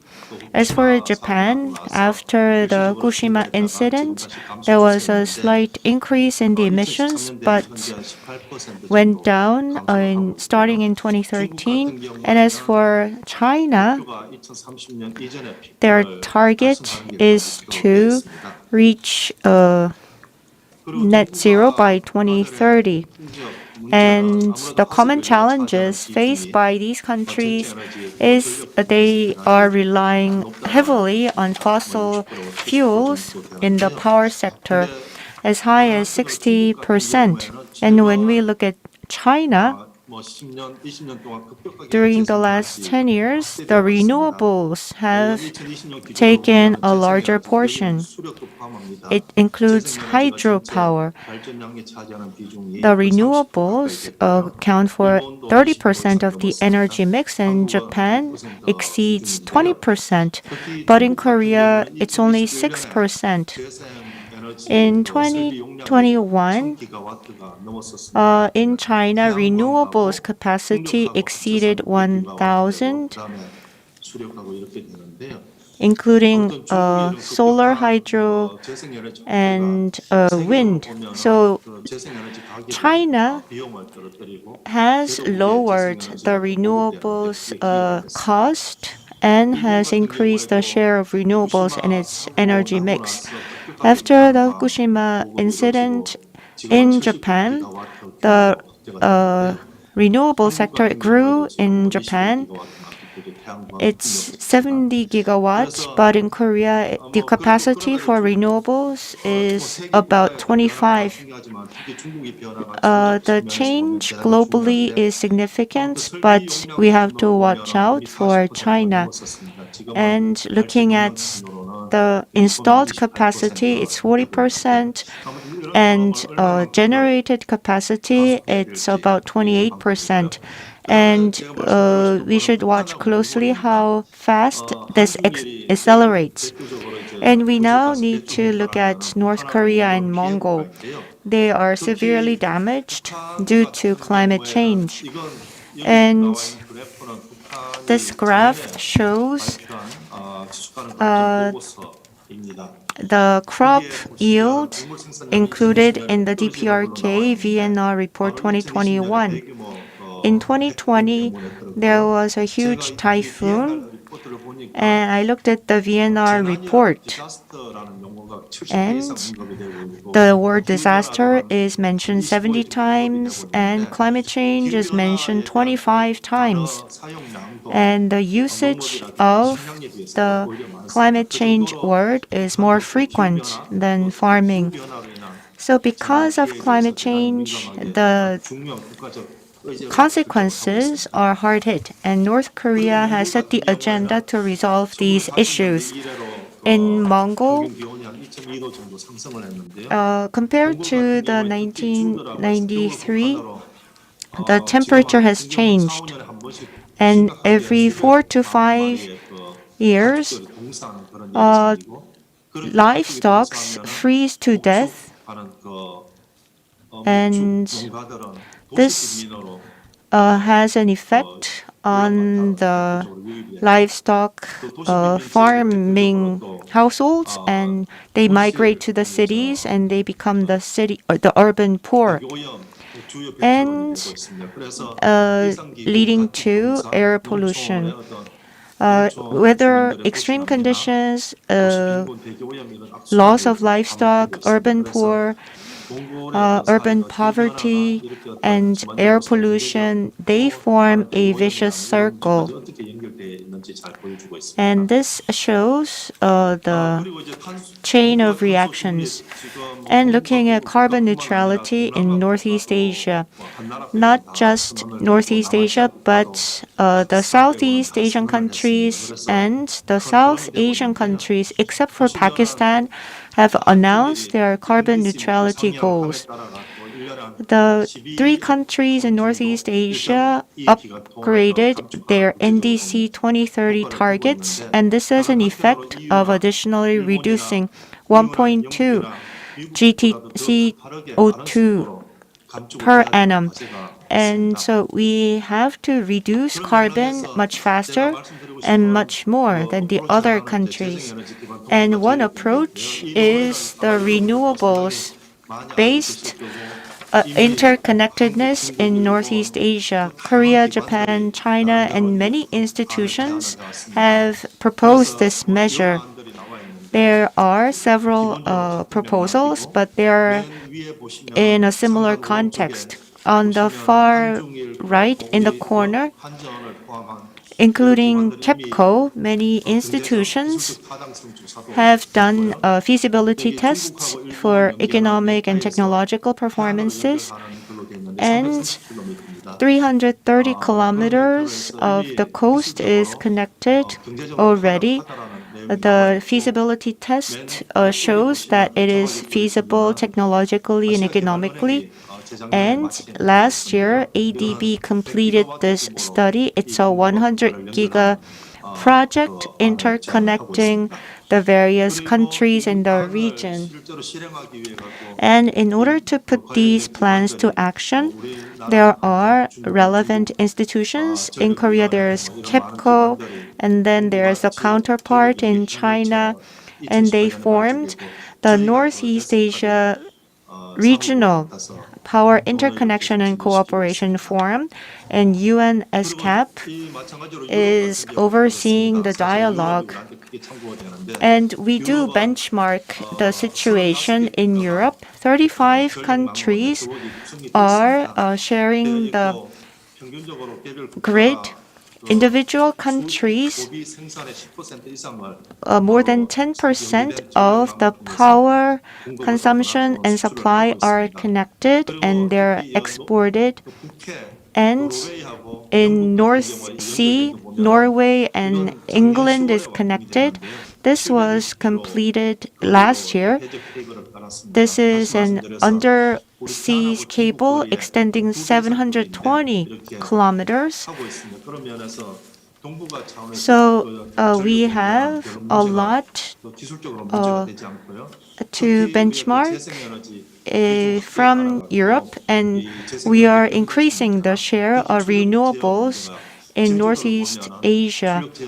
There's the issue of curtailment, but in order to minimize curtailment, it is important to interconnect the power grid.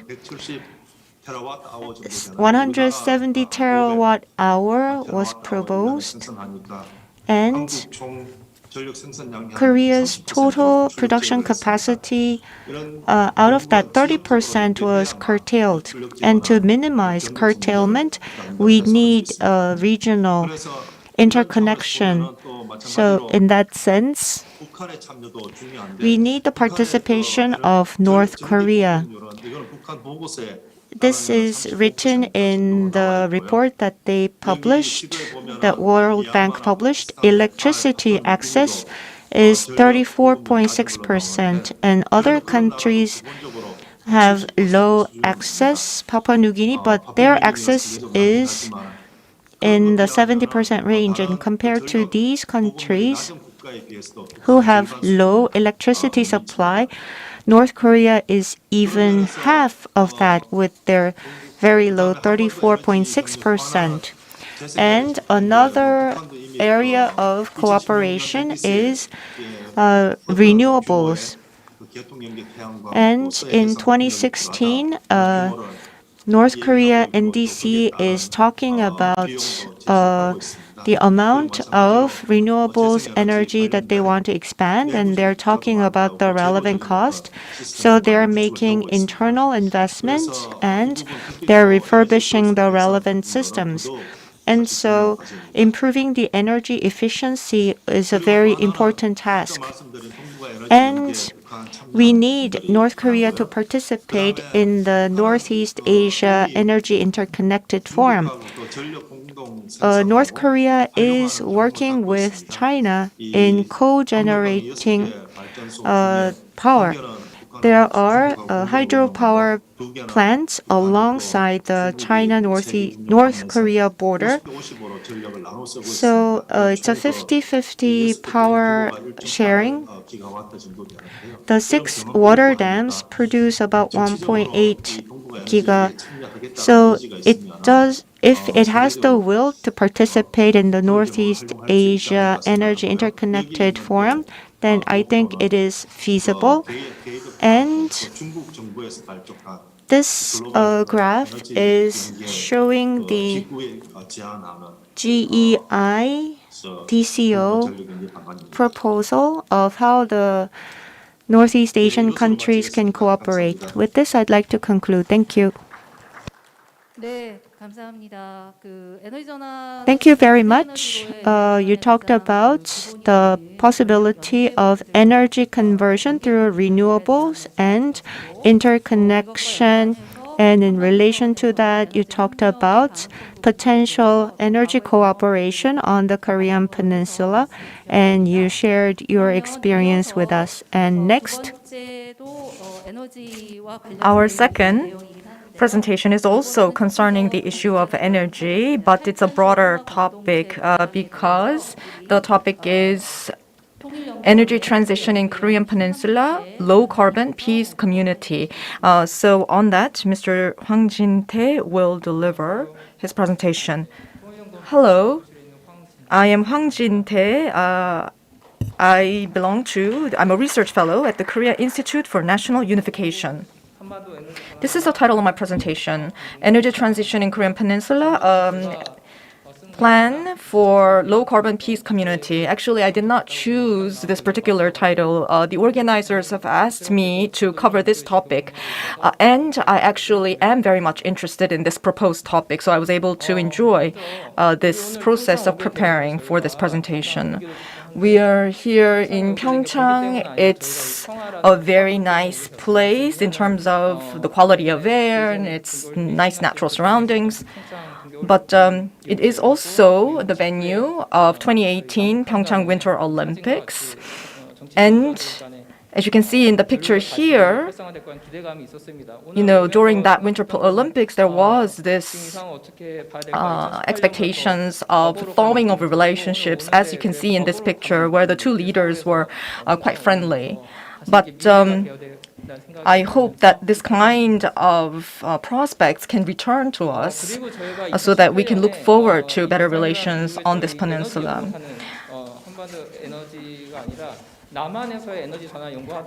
And the scholars and researchers who were studying the energy transition here in South Korea decided to look into the energy transition topic across the Korean Peninsula as they saw the thawing of relationship years back. So this particular book, which says Energy Transition on Korean Peninsula, this book was published.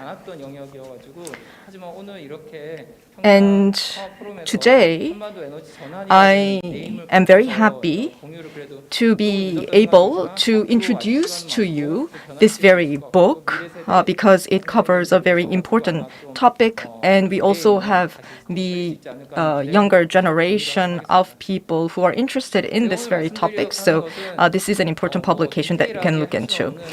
Now, I don't have enough time to actually go into the details of the potential creation of an energy transition based on peaceful community building. So I would like to first touch upon just the three obstacles that undermine creative approaches to energy transition on the peninsula. So now here are three concepts.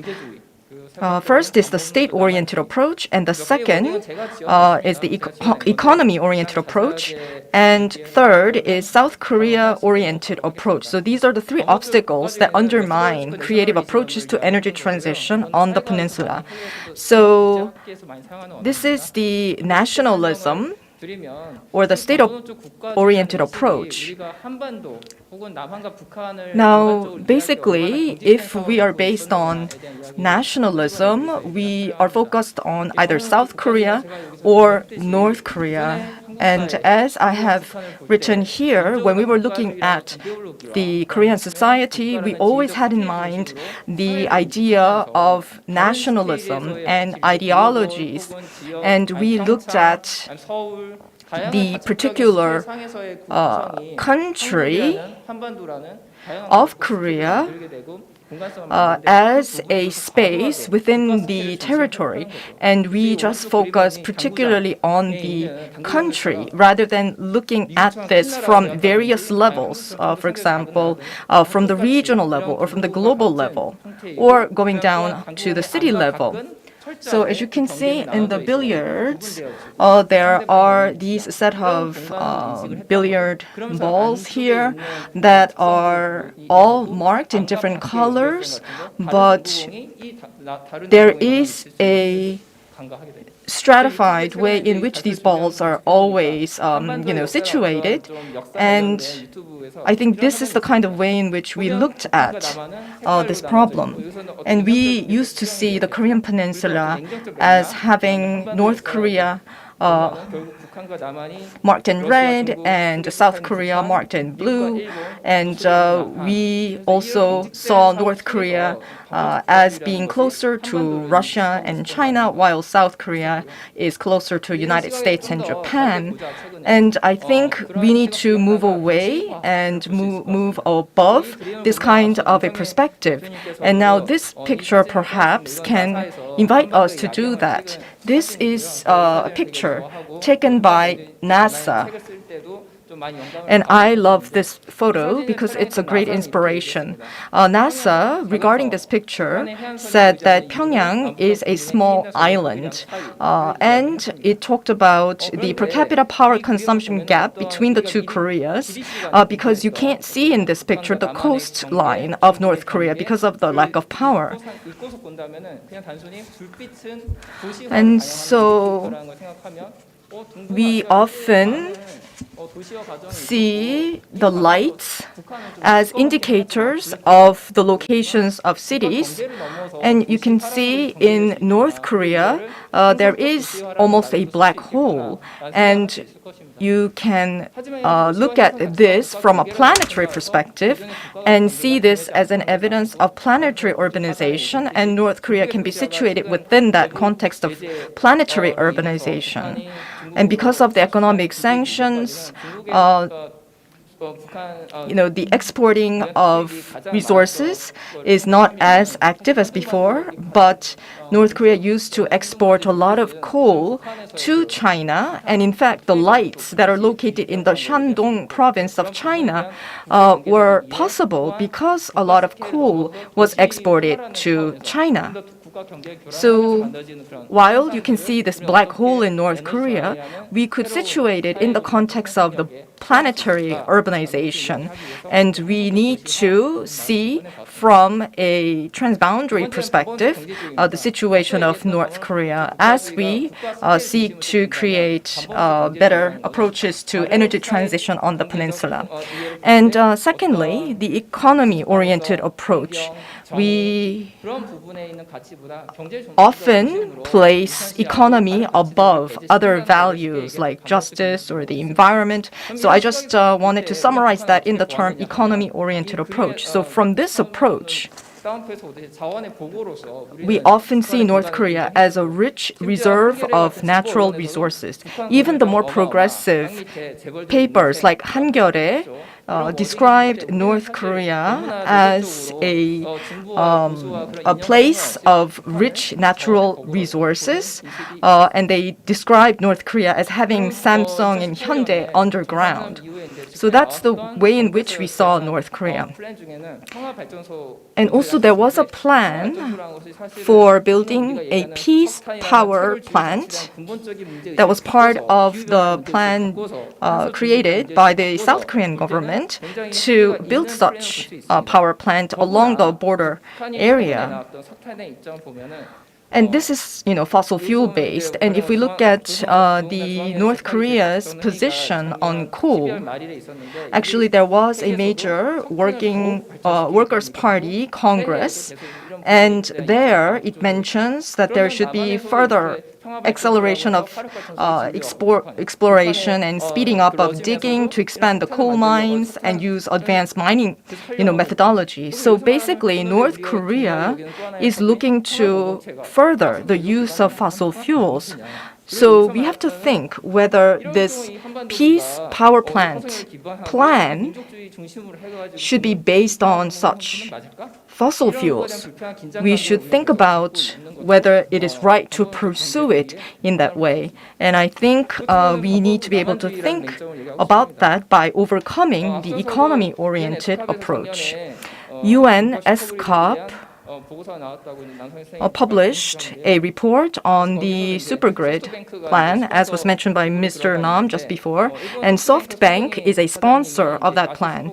Founder of SoftBank, Mr. Son, actually proposed this Asia Supergrid plan, and the Moon Jae-in administration also participated in a meeting with Mr. Son to talk about the idea of supergrid plan. The Asia Supergrid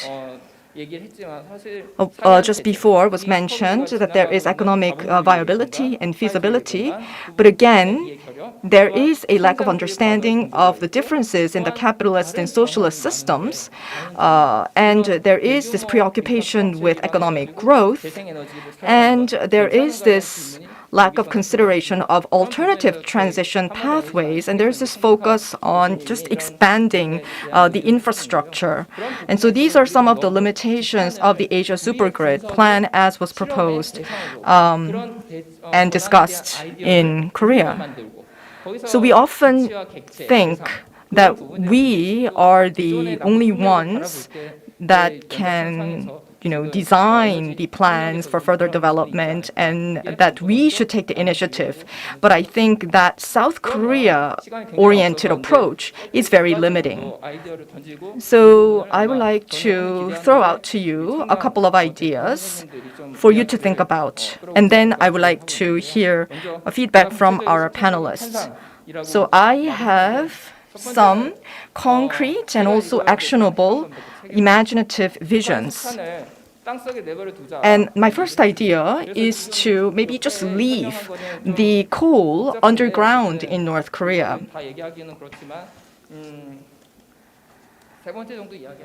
So maybe I will just touch upon the third bullet point here.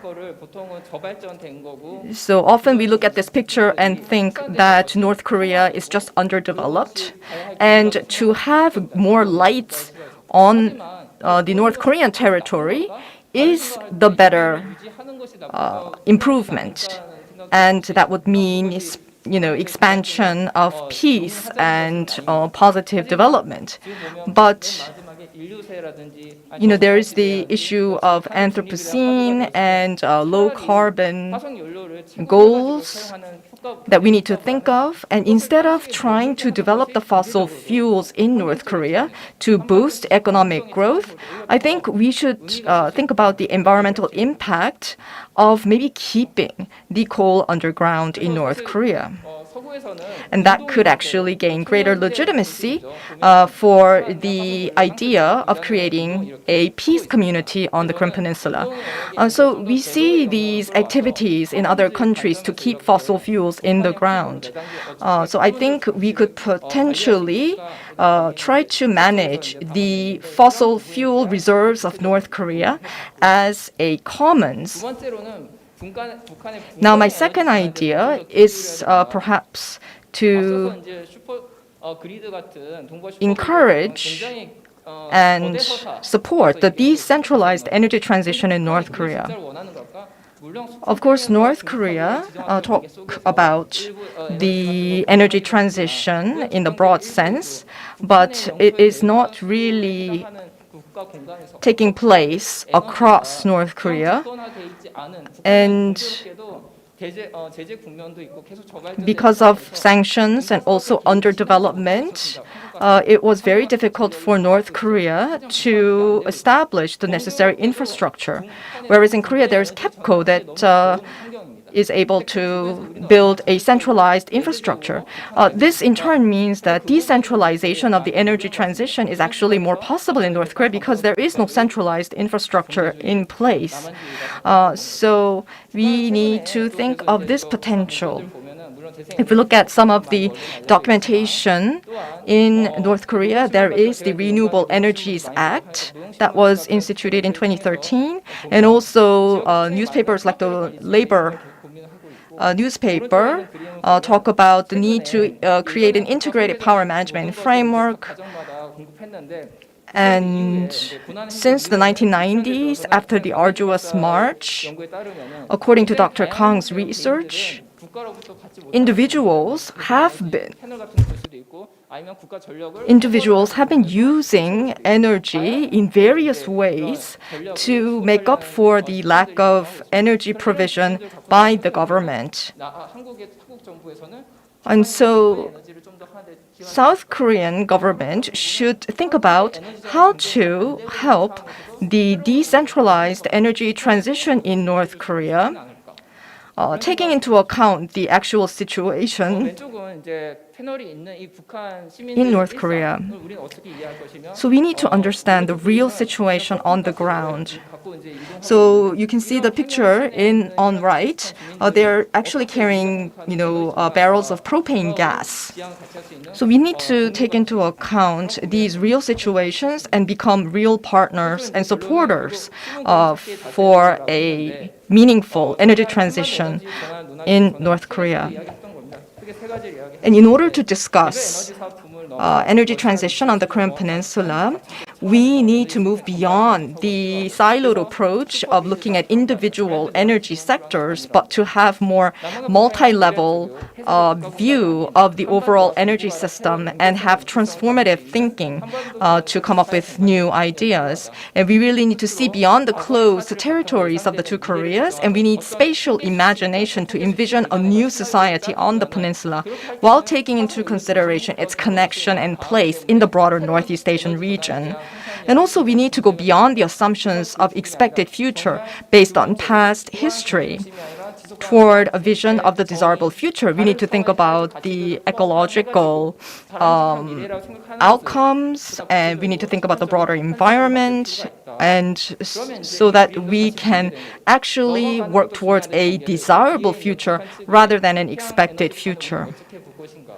So there is the solar panel in the back in the picture. We, need to be inspired by these ideas for a better energy transition on the peninsula. Thank you very much for delivering very important messages in the short period of time that was just 15 minutes, he talked about the imaginative visions for energy transition. He has provided some food for thought that helped us think out of the box. And the third speaker is Executive Director Kim Chun-lee of KFEM. She's going to talk about the preservation of the environment around the DMZ area. I am going to present a different topic from the earlier presenters, but I am going to talk about the preservation of the ecosystem. And I'm going to focus on the area near the civilian control line. You're familiar with the map of Korea. We are a divided nation, and there is the border line. We have this 4-kilometer area of DMZ, and from Gyeonggi province to Gangwon province, we have this control line against citizen or the CCL or the CCZ, civilian control zone. Why is the region important? I'd like to focus on the western part of the CCL. As of now, the blue-colored area is the breeding range, and the red area is the wintering range. And we have the red-crowned crane, which is referred to usually as the crane. And we have the white-naped crane, which is the black-colored crane.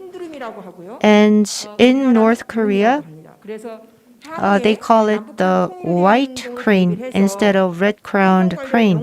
I think we need to come up with common terminologies for these animals. In Mongol, red-crowned and white-naped cranes breed, and from October to March, they fly down to CCL. Why do they migrate southward? Does anybody know the reason? Why don't they live up there and travel downward? I heard from a resident, not a scholar. There's a lot of snow, and the cranes cannot have food. And so they come south in search of food. And they come down to CCL, and they also fly to Japan. And looking at Paju and Yeoncheon, these are the pictures that I have taken. These are the paddy fields, and they're spread out very wide. Traditionally, we have these paddies intact, but these provide a lot of benefits to the people. The farmers in Paju have created a rice co-op, and they are engaged in organic farming. I met an old farmer, and I asked him, why do you engage in organic farming? Why don't you just use chemicals? And what he said was, if you engage in organic farming, then the products sell better, and they're also good for the soil, and it's much more sustainable. And the organic rice is much more expensive than the conventional rice. But is this beneficial only to the people? No, we have the crake, the tree frog, and white-naped crane and spoonbills. They are animals near extinction, and they live in the paddies of Paju. And the area is Chopyeong Island. No man has entered the island in 70 years. And if two Koreas unify, there could be a special demand for development. In Paju, Yeoncheon, these paddies have been, they are the owners of these paddies are sole citizens. What you're looking at is Yeoncheon. We used to drink Adley, and Adley grows in Yeoncheon. And what you see in the next picture is the cranes. They eat Adley for food. Globally, the crane scholars, when they come to Korea, they're surprised by the cranes eating Adley. It's a rare sight that the cranes eat Adley. So we need to protect, but we don't think about protecting these territories. We just think about how to develop them. These fields of Adley actually help support the livelihood of the farmers extensively. There are 256 farming families that are farming these Adley, and a lot of Adley is being produced, but the quantity is actually declining over the years. In Yeoncheon, these cranes are feeding off of the Adley. And this area actually is populated by a lot of species that are at the risk of extinction. This is Cheolwon. Somebody said that after the two Koreas were divided, Kim Il-sung, Kim Il-sung actually said that it would be great to have rice grown in Cheolwon and have them shipped to North Korea. And that's the extent to which farming is very actively done in Cheolwon. This is possible because of this streams of water. And actually, these streams of water are not frozen even during winter times. So this is a great place for wintering species to spend their winter. This is why a lot of wintering species, including the red-crowned cranes, fly to Cheolwon. Now, the farmers of Cheolwon are working to improve the situation there by engaging in organic farming, involving the leveraging of red-crowned cranes that winter there. So there is this rice wine that has been branded by the farmers of the Cheolwon area using their produce. Oh, excuse me.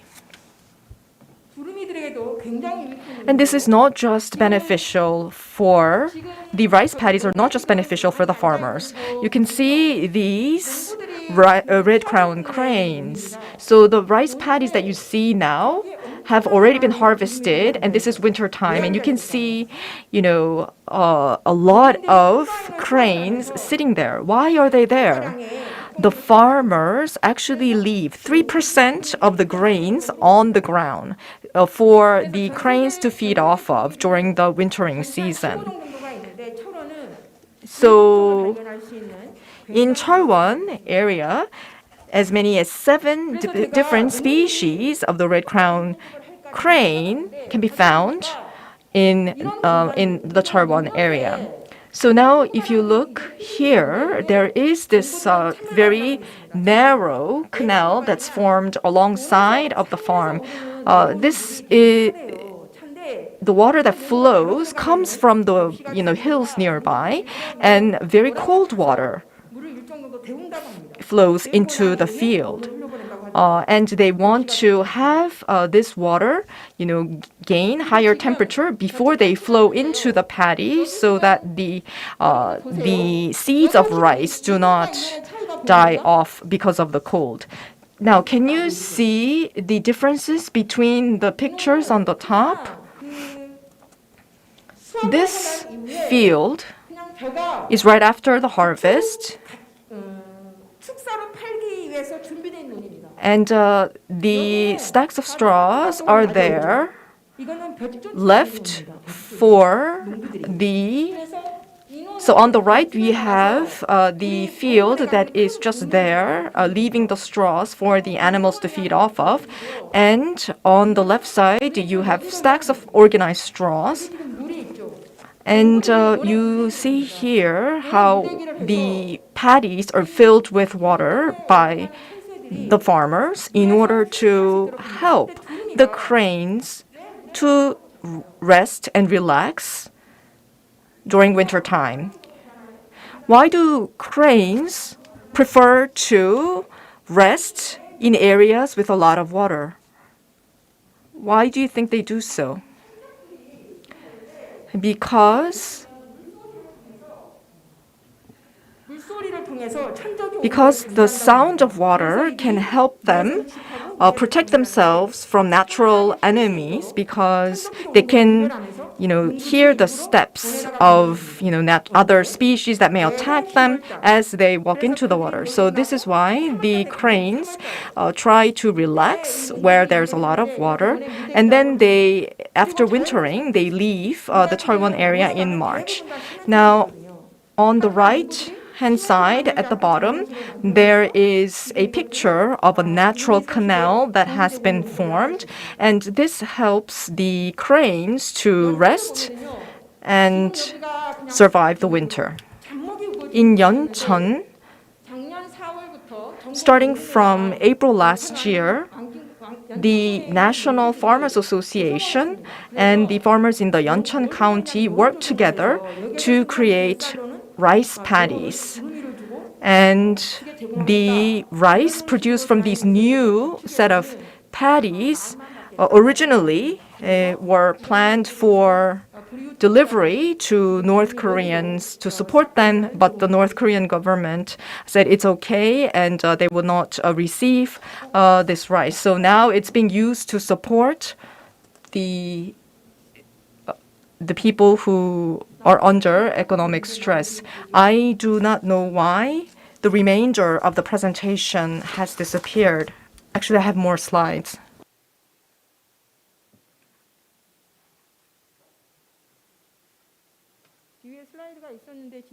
I actually had more slides.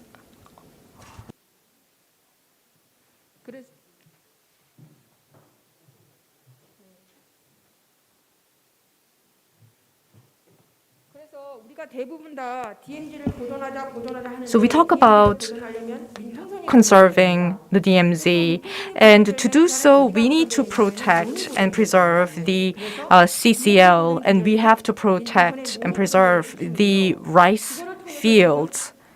That is very essential to any sort of preservation effort in the DMZ. We believe that this can provide a very good opportunity for exchange between North and South Koreas. The cranes, they have cranes in Japan.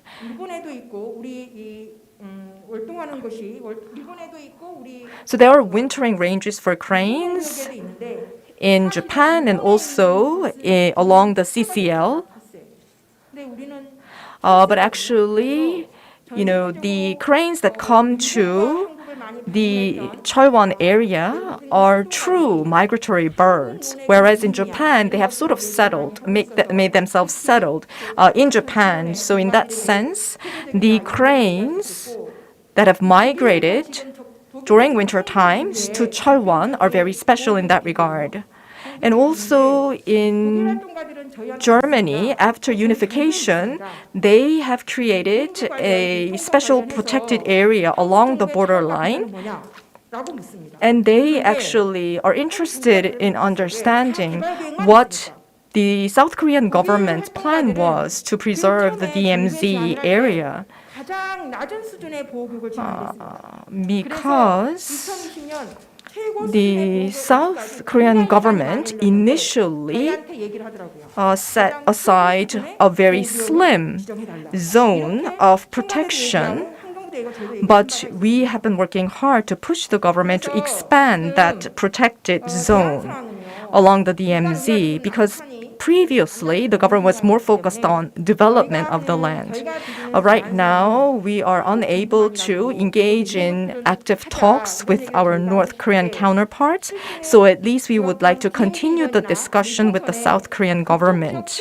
So we want to have a clearer vision set forth by the Korean government to preserve the area alongside the CCL and the broader DMZ. And we need to have a special act to make this possible. The National Ecological Institute conducted a research on the ownership of the land in this area, and it appears there are some very tricky issues that need to be dealt with. But anyway, the government should really take the initiative to preserve this area. I mean, there are a lot of state-owned land, so at least we could set those state-owned land as protection zones. And of course, there are privately owned land. As for those privately owned lands, I think the government should get involved and try to designate these areas as, areas for preservation of these different species and the environment. And we want to co-work with the government in this endeavor. Thank you very much. Thank you very much. Ms. Kim talked about why the rice paddies alongside the CCL need to be protected. And she talked about what recommendations Korean Federation of Environmental Movements have for the Korean government. So I think during the panel discussion, we could maybe come up with more ideas. Now, this concludes the presentations that we have for this session. We're going to start the panel discussion. We have two panelists. So from Youth Climate Energy Action, we have Ms. Kang Eun-bin, who is the co-executive director. So please, Ms. Kang, you can make comments or ask questions to the three presenters. Hello, everyone. I am with Youth Climate Emergency Action. I am Kang Eun-bin. Nice to meet you all. Thank you for the presentations. I did read in advance, and I was able to listen to the presentations on the floor. Before I was a climate activist, I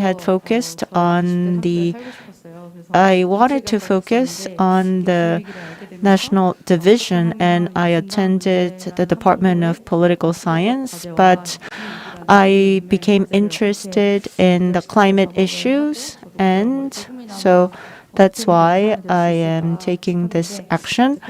And so these were the personal challenges that I had, and it's an honor for me to be able to share my thoughts with you during the forum. I do agree with what Mr. Hwang said. Oftentimes, we do look at North Korea as purely a rich reserve of natural resources, or as a place that needs to be developed with ideas and initiatives from South Korea. And I really agreed with your criticism. Within our organization, we have certain projects where we actually have filed suit.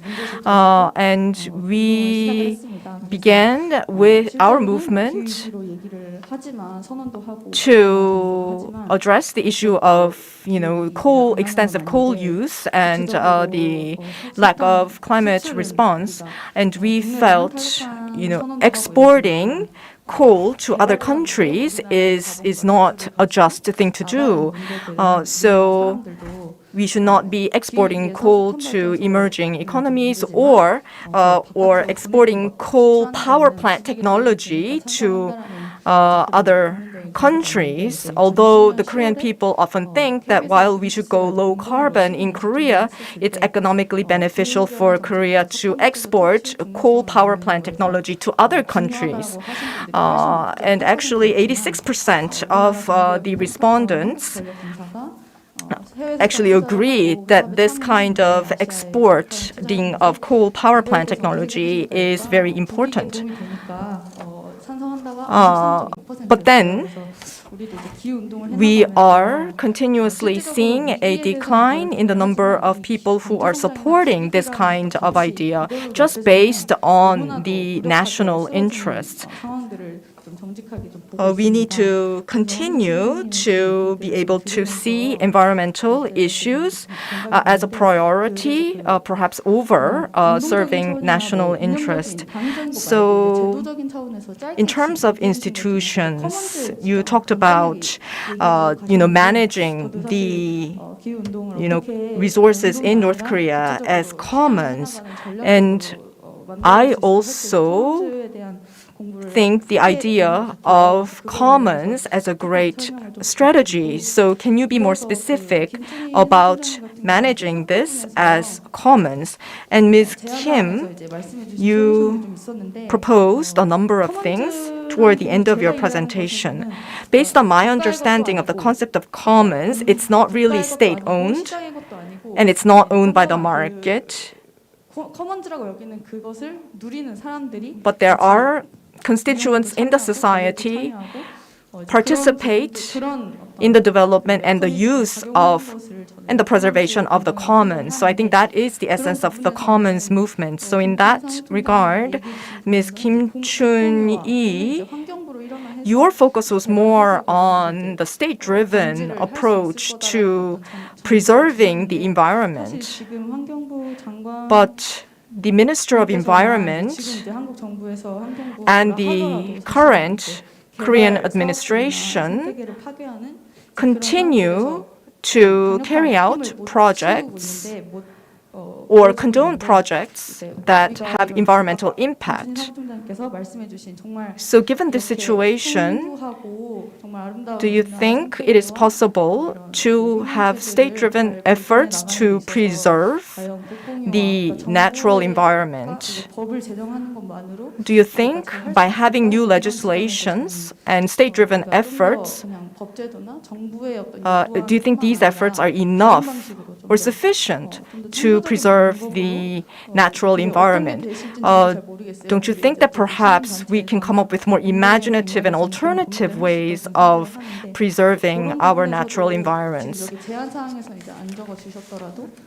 So do you have any ideas that can be alternative to your suggestion of a more state-driven protection of the environment? And you also talked about how people who have ownership of the land in Paju, who are waiting for the development of that land for great economic gain. So can you also touch upon that a little bit more? And I have a question for Mr. Nam Sang-min, the first speaker. The inter-Korean cooperation may be sensitive to political changes, and some people may be frustrated, why isn't this working? 4 years now, it seems like it was a past dream and no progress has been made. But the UN is an international organization which is neutral and could be independent from these changes in the atmosphere. So both Koreas are members to the Paris Convention. And do you think establishing the channels could promote cooperation, maybe not relying on the leadership, but having closer ties at the grassroots level? Maybe the UN could provide a channel between the youths, between the two Koreas, and is that a possible solution? Thank you. Thank you very much. Executive Director Kang has given questions to each speaker. We will listen to the responses first and then invite more questions from Chairperson Lee Eun-ho of the Green Party. Mr. Nam, would you like to answer the question? Please go ahead. Executive Director Kang, thank you for the question. And I also have a comment to make on Mr. Hwang's presentation. Going back to the question, in 2018, 우리가 많이 설렌 그런 기억을 갖고 있습니다. we have some memories, but that vanished. In relation to North Korea, there are two things to consider from the UN perspective. There are the UN sanctions, because the UN places sanctions on and enforces the sanctions on North Korea, and at the same time, it provides humanitarian aid. I did have a special experience, and many of you, I'm sure you read the VNR report. I was part of the process of writing that report. I invited the working level people from North Korea 3 times, and there was experience sharing sessions and training sessions. And North Korea provided us with the first draft, and I was there for reviewing the statistics. And inside the report are 4 very complicated looking graphs, and we helped North Korea with that. So, as a Korean and as a member of the UN, I was able to directly participate in the process of North Korea writing up the VNR report. And it was the Ministry of Interior, the Statistics Office, the North Korean Academy of Science, and I was able to feel how serious they were about sustainable development. And climate change appears 24 times and disaster appears 74 times in the report. So I could feel that the problem was dire. And as for the Academy of Science in North Korea, I was feeling their concern coming from the scientists. And they are talking about follow-up projects, but because of COVID-19, there is no exchange of people, so it has been put on hold. But environmental destruction, disaster statistics, there have been trainings provided, that were planned for North Korea, but that has been put on hold. And greenhouse gas inventory, renewables, there was demand for training in these areas from North Korea. So when the inter-Korean relations improve, I think that could be a very productive agenda, and it does not have to be bilateral. It could be in a multilateral setting, and have the stakeholders meet and share their experiences. And Mr. Hwang has mentioned some elements, and I would like to add to that. Looking at the European experience, there are 35 countries, and by 2030, they are targeting 40% of renewables in their energy mix, and they are strengthening their systems. And looking at the European experience, they have the distributed energy, and it's not in conflict with centralized energy system. And I cannot go into details. And the second part is I am a part of the green movement, and the youth activists, I couldn't agree with you more. And we need to reduce the energy demand and increase energy efficiency. That is a must. But electricity usage is bound to increase because energy for transportation, for home use and industrial, most of the energy is in the form of electricity. We have 129 gigawatt, and it can only increase. So how can we convert that to renewables? So we should benchmark the European cases. And looking at the North Korean energy system, there's a lot of talk about the SDGs, but what I am frustrated about is North Korea is already seeking their way out. But it seems that South Korea is, intervening in what North Korea is trying to do. They are already on their way. Many options could be shown to North Korea because they may not be aware of all of them. And 36.4% of electricity access, that is such a low number. And I was so surprised. World Bank said 45%. And is this correct? Maybe they have some issues with their statistics methodology. And they're importing a lot of solar panels from China and have been installed in individual households, and that may not have been reflected in the statistics. So how to overcome these technical aspects?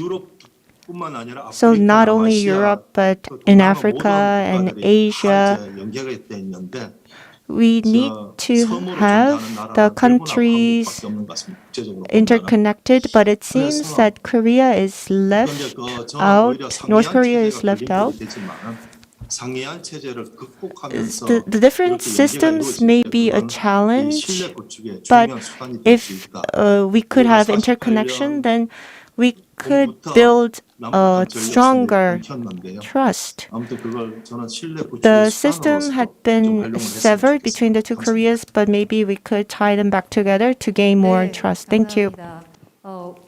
Thank you very much, Mr. Nam. So perhaps Dr. Hwang, can you respond to the questions? First, I would like to respond to the questions posed by Ms. Kang and also respond to Mr. Nam's comments. First of all, I agree with what was pointed out. And the preoccupation with national interest has driven our effort to export nuclear power plant technology and also the coal-fired power plant technology.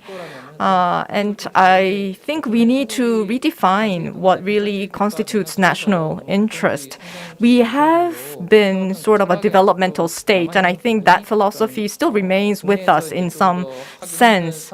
So sometimes we try to, migrate and export industries that we cannot really ethically pursue on the Korean Peninsula and have that prosper in other countries. But I think we really need to rethink what constitutes national interest. And with regards to the DMZ, the presentation about Ms. Kim Chun-hee and Ms. Kang asked about the commons concept. Well, we need to think about whether North Korea can really take the initiative in leading their energy transition. And I think there is an effort to look at the globe as an entirety. We often focus on the humanity. And I think there is a question that we need to ask about whether human beings are the only true agents on this globe. We should think about cranes and other species. Cranes should not be seen just as an opportunity for marketing the area or branding the area. Perhaps these cranes can really contribute to the promotion of peace on the peninsula. And I think that sort of an approach is possible when we look at the commons concept. So beyond going beyond the concept or the focus on humans, we should really approach these issues from a commons perspective. And Mr.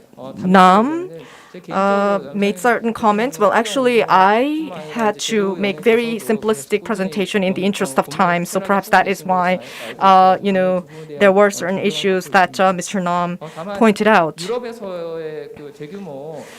Well, in Europe, supergrid initiatives promoted by Europe, Morocco, for example, were excluded in the initiative, and the residents of Morocco were kicked out of the area. Of course, this cannot be overgeneralized, but we do need to look into the certain limitations or side effects of, supergrid. Instead of just saying supergrid is the only solution for this energy issue, we should look at certain limitations or consequences.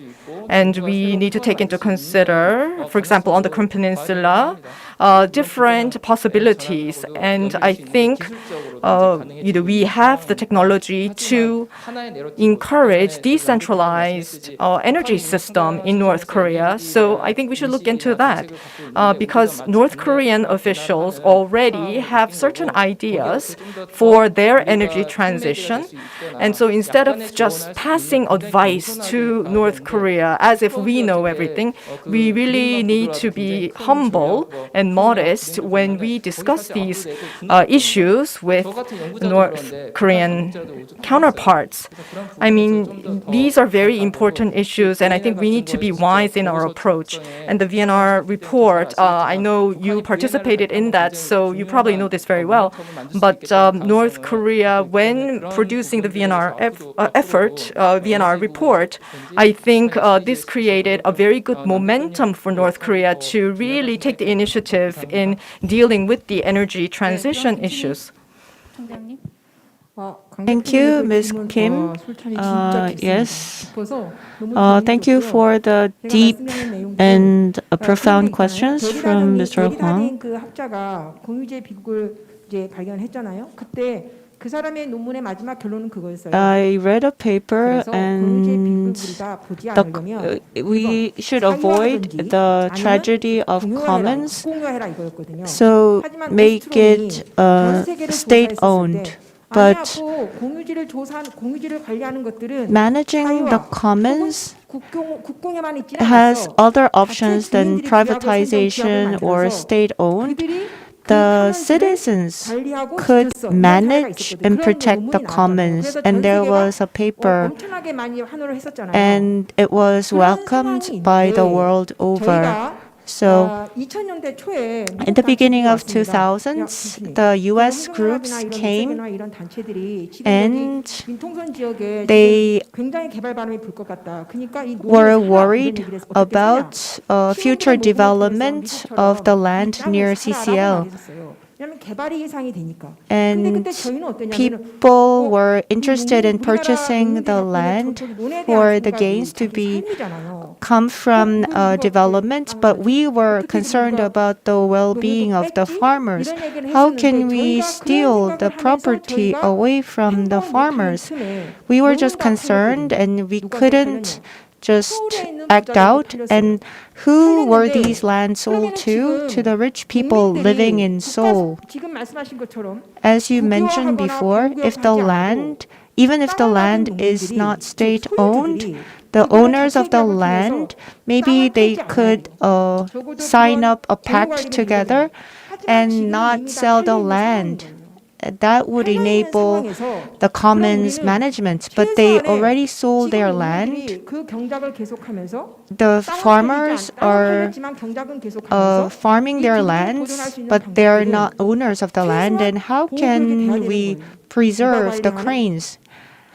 It needs to become a reserve, and this needs to be managed by the Ministry of Environment, maybe the Ministry of Interior, Ministry of Defense, Ministry of other areas. They are not interested because they are not interested in the protection and preservation of the ecosystem. In order to protect these creatures, then we need the help of the Ministry of Unification. Then we could support the farmers engaged in crane farming. So we need to designate these areas as reserves. That is a priority. That's what we are talking about. And plus, in Paju and Yeonchan, buying property in these regions, some groups are purchasing the land, but they're financially strapped, so they're buying really small plots of land. And when there are rumors of the land being purchased, then the owner of the land raises the price again. So we are moving in very small parcels and plots of land. Maybe large corporates could purchase the land altogether and then sell it back to the government. This could be an idea. Thank you. As I listen to the responses, it raises more questions that we need to cover. But since we have a second panelist, I would like to give the opportunity to Mr. Eun-ho Lee of the Green Party Korea's Climate Justice Committee to deliver his comments and questions. And then we will continue with the discussion. And depending on the time, we could perhaps cover some of the other points that rose up. Now I would like to begin my comments. As was introduced, I am the co-chairperson of the Climate Justice Committee of the Green Party Korea. My name is Lee Eun-ho. I think this was a great session and a very good discussion is taking place. I learned a lot. And I actually have some of my questions answered already. And I think the Peace Forum has taken a great step in talking about the climate change and energy transition on the Korean Peninsula. So based on what I heard from the presenters, I would like to raise some questions and maybe share some comments so that we can continue with the discussion. First of all, inter-Korean cooperation and inter-Korean issues often revolve around security issues. But we are now thinking about even ecological security, although this concept is not as familiar to everyone. Especially in the age of the climate crisis, we really need to overcome our past traumatic experience of a civil war and try to work together between the two Koreas to preserve the ecosystem on the peninsula and respond effectively to the climate change crisis. So I think that is the approach that we're taking at the Green Party. So from this ecological security perspective, we need to pursue energy transition, both in South and in the North. So it's not a simplistic energy transition that I'm talking about. As was mentioned by the presenters before, carbon, coal, and gas, fossil fuels, we've been extracting these resources and we've been depleting these resources. And by doing so, we've been supporting the carbon civilization. But in order to respond effectively to the climate crisis, we need to really change everything about our lifestyle, including our daily preferences. So my first question is this.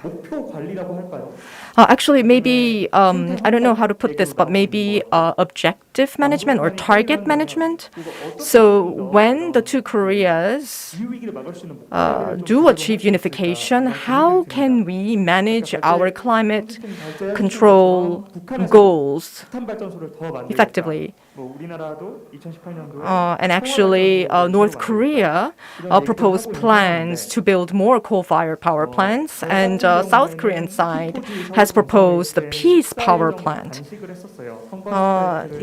In my case, I actually, participated in a hunger strike for 14 days in lieu of P4G.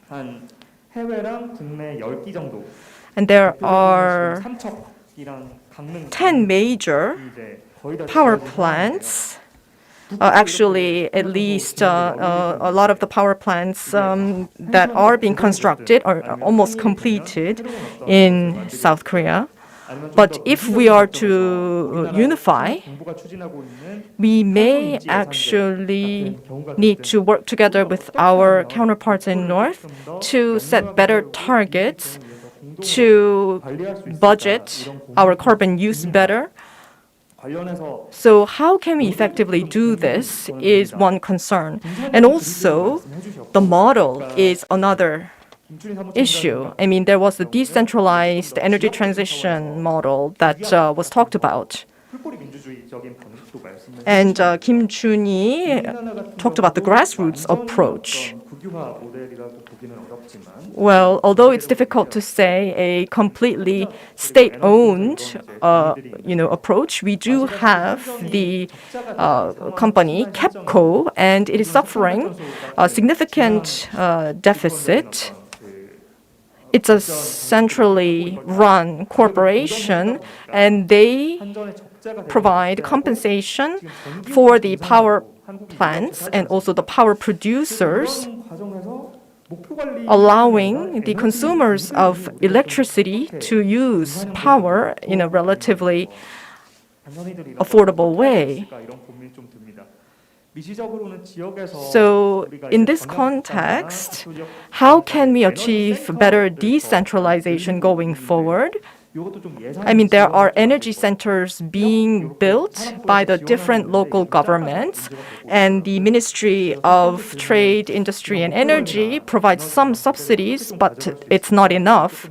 So we really need to think about better ways of decentralizing the energy system. And perhaps some people in this session could share some ideas. And my second question is about the issue of language and also the way we see North Korea. In South Korea, as a democratic state, there are a lot of conflicting views and different opinions about the renewable energy. So what sort of language can we use to address these issues?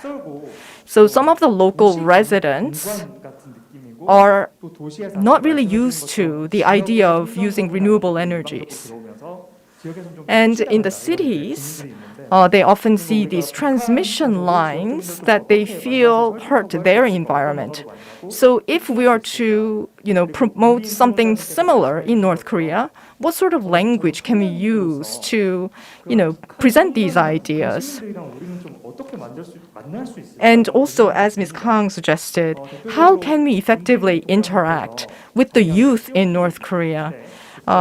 President Moon at COP21 suggested that a global youth summit should be launched. And if such a summit is organized, will we be able to interact with young environmentalists from North Korea? Could we communicate effectively? Using what sort of language to discuss these issues? These are some things that I think about a lot. Now, my final question is about just transition and balanced regional development. When I say balanced regional development, oftentimes people, when they talk about regional balanced development, they think about building new airports or building a new power plant. But I don't want that sort of balanced regional development to take place in North Korea. So if we want to transition our energy mix towards renewables, what sort of profit sharing or benefit sharing can we have? So we need to work towards more just transition, and the benefits of the transition needs to be distributed in a more equitable way. So these are the three questions that I have for our presenters. Thank you very much. There were three large questions, and each presenter doesn't need to cover all 3 questions, but I think you can just address the questions that you feel are most relevant to your interests and concerns. So, Ms. Kim Chuni, perhaps you can take the first question. Well, you talked about goal management concerning climate response.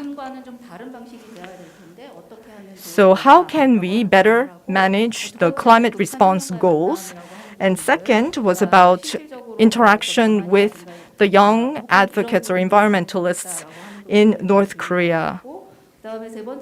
And thirdly, the question was about profit or benefit sharing and achieving a just transition.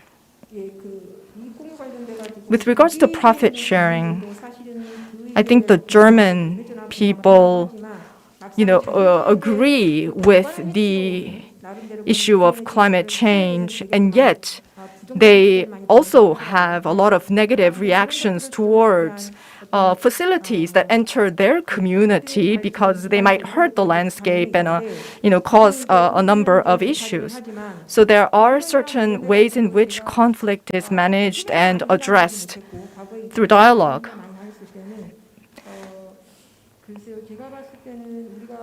Now in Korea, I think we need to increase the opportunities for hearing the voices of the local residents, because the local residents have previously unheard voices, and we need to open up the space for the local residents to share their concerns and share their requirements and demands.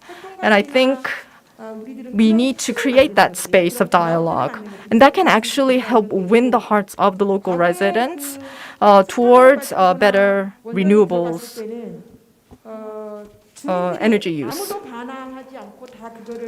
When coal-fired power plants and nuclear power plants were first being developed in certain regions in Korea, there was little resistance from the local residents because at the time, there was general support of the government by the local residents, thinking that citizens should not really oppose the government initiatives. But now the thinking has really changed, and local residents are more vocal. Especially when it comes to labor issues. I heard that in Germany, when there were large contracts with a German company, certain products can be paid for up to a certain year, but after that, if it's against the carbon neutrality goals, they will not be able to, do transactions about that product with the company. So there are these things that are happening at in the labor sector. And, North Koreans are not very different when it comes to the real issues that they face in their everyday lives. So I think interaction with the young people in North Korea is not infeasible. Maybe at the UN level, if a UN youth summit is organized, this could be a great opportunity for engaging with the North Korean youth. There have been opportunities for engagement between religious leaders, with farmers, but we have never really had an engagement with the North Korean youth leaders. So perhaps we need to work towards that. I would like to comment about the question of interaction with the youth. I mean, formerly, the university activists in South Korea had gone over to North Korea to engage with the students there. I mean, these things did happen in the past. But there are issues like the K-drama and their influence on the North Korean viewers, and the Labor Party in North Korea have less trust, and there is instability internally in North Korea, trying to gain support and secure support for the government amongst the young generation in North Korea. So, given the situation, well, it is important for us to really interact with the young people in North Korea, but realistically speaking, it's very difficult to, meet face to face with the young people in North Korea. I hope that that day comes soon when we are able to talk with the young North Korean leaders. Mr. Nam, yes. I did write down the 3 questions, but I think they're difficult questions. I have not given much thought to those issues. As to the global climate change, ammonia, hydrogen fuels, CCS, carbon capture and storage are topics of interest. But the meeting with the officials in charge has not been possible. And there's no telling when I'll be able to meet the officials in charge. But what I'd like to propose to Ms. Kang Eun-bin is we now started recently the Carbon Neutrality Pact in Northeast Asia. There has been no initiative taken multilaterally because of sensitive issues. So there was no initiative, but now all the 3 countries have come up with the carbon neutrality targets. So it was the first time that the government representatives got together last year. And in that sense, the youth could have a similar initiative. We have very active youth environmentalists in China. And maybe we could have the network amongst the youth in Northeast Asia, and that could be a potential idea. And SDG Forum is held every year in Northeast Asia, and North Korea participates. Because of COVID-19, it was an online forum, but in Vladivostok 2 years ago, 40 people came from South Korea, 5 people came from North Korea, and there were discussions that took place. Maybe the youth groups could use that Northeast Asia SDG Forum. They were not youth from North Korea, they were officials from North Korea. Maybe you could exchange ideas with them. Thank you. We dealt with a wide range of issues, but we were only given 90 minutes to this session. There could have been questions from the floor, but in the interest of time, we cannot entertain them. With this, I'd like to close the forum.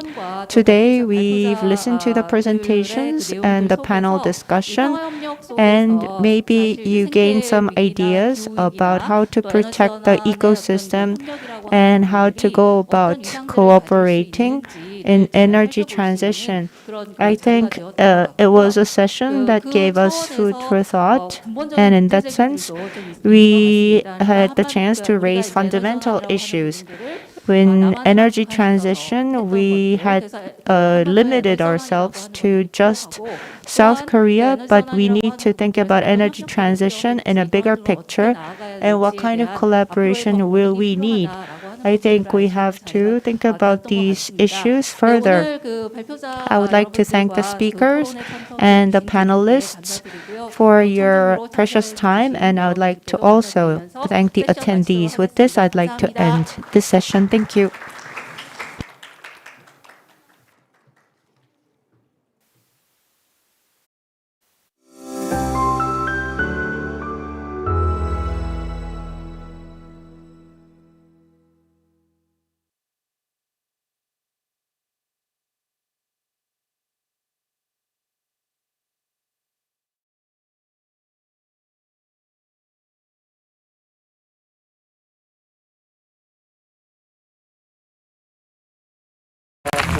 Wow. Wow.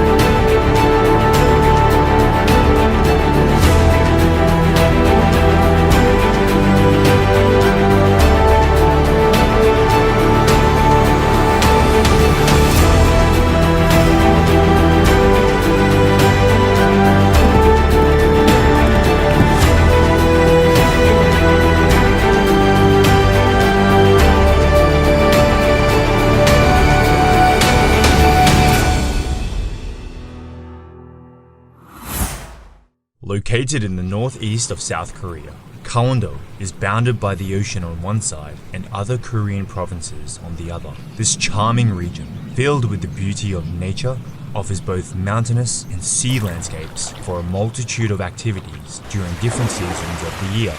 Today, we chose 3 cities to visit in Gangwon-do and can't wait to introduce them to you. Gyeongpo Beach. Gangneung is the largest coastal city in Gangwon province. During the summer, it is one of those places where everyone wants to enjoy some of the best beaches of the country. No matter if you walk north or south through gorgeous beaches one after another, you will be followed by the infinite white sands and emerald waters. Here, the stress and anxiety of everyday life leaves room for dreams and happiness, which makes everything possible. Gyeongpo Beach is probably the most popular beach at the east coast of South Korea. Here, people enjoy different outdoor activities, or just spend hours sunbathing on the beach. It is an especially appealing vacation spot as the beach is situated between the ocean and Gyeongpo Lake. If you feel like stretching your legs, you can rent a bike and enjoy the lovely bike path that surrounds the lake. It is a fun activity that we enjoyed until late. If you decide to stay in this area for several days, Lee Kai Sandpine Resort is situated a few pine trees away. A lot of people come to visit this place to relax and feel the flavor of the Hawaiian atmosphere. It is no coincidence that Lee Kai means shining ocean in Hawaiian. This resort is well known for its huge golf fields in the heart of Gangneung, and it has 12 conference rooms which can accommodate up to 800 people. Sagunjin Beach. Sagunjin Beach is the most romantic beach of the coastal area. I know we've said that you can't take it easy in Gangwon-do, but this is the moment where you can impress your loved one. Don't be lazy and get ready for your date by bringing some delicious snacks and renting some of the loveliest picnic sets in the nearby shops. You'll feel like the happiest couple on the planet with the memory that neither of you are ready to forget. Songgyeojang. After enjoying the coastal area, it is time to experience ancient Korea by visiting Songgyeojang House. It is a very well-preserved traditional Hanok house of noble family constructed 300 years ago. It is hard to believe that the descendants still live in this house to this day. Surrounded by pine trees, it remains intact in harmony with the beautiful natural environment. The wooden bridge, stretched out over the pond, used to be an inspirational location for poets. Today, it is one of the most popular attractions in Gangneung, Gangneung Market.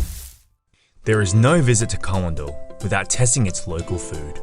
Besides local restaurants, Gangneung Market is a great place to taste some food from Gangwon-do. For food lovers, it is a must-visit place. And as you probably already know, we love delicious food, especially while traveling. Don't worry if you feel lost with all the choices offered to you. Just pick a local who is eating what looks like the most delicious food and copy whatever they order. Trust us, you can't go wrong with this. Anmok Beach. From the multitude of amazing beaches that Gangneung can offer, Anmok Beach is definitely worth a visit. It is here that you will find a popular Gangneung coffee street. Over 30 unique beachfront cafes let you drink perfectly brewed beverages while enjoying incredible sea views. Overall, in Gangneung, we mostly stayed at St. John's Hotel. Since it has fabulous conference rooms, which can accommodate 1,000 people, it has also hosted famous personalities like the President of South Korea, Moon Jae-in, and Ivanka Trump. Located right in front of the ocean, it provides you with a stunning view of the surroundings. The infinity pool on the rooftop was our favorite. The blue water from the sea merging with the water of the pool gives the illusion to be surrounded by the ocean. PyeongChang is today a world-famous county in Gangwon-do, as it hosted the Winter Olympics in 2018. With an honorable number of 17 medals and 5 gold, South Korea achieved its best performance in the history of the Winter Olympic Games. The official hotel of the Winter Olympics was the Alpensia Ski Resort, as it has the biggest conference rooms hosting 2,000 people. Today, it provides the perfect environment to enjoy leisure sports during all seasons. In winter, people come here mainly for skiing, but in summer, it creates a peaceful place to relax in nature and enjoy some outdoor activities.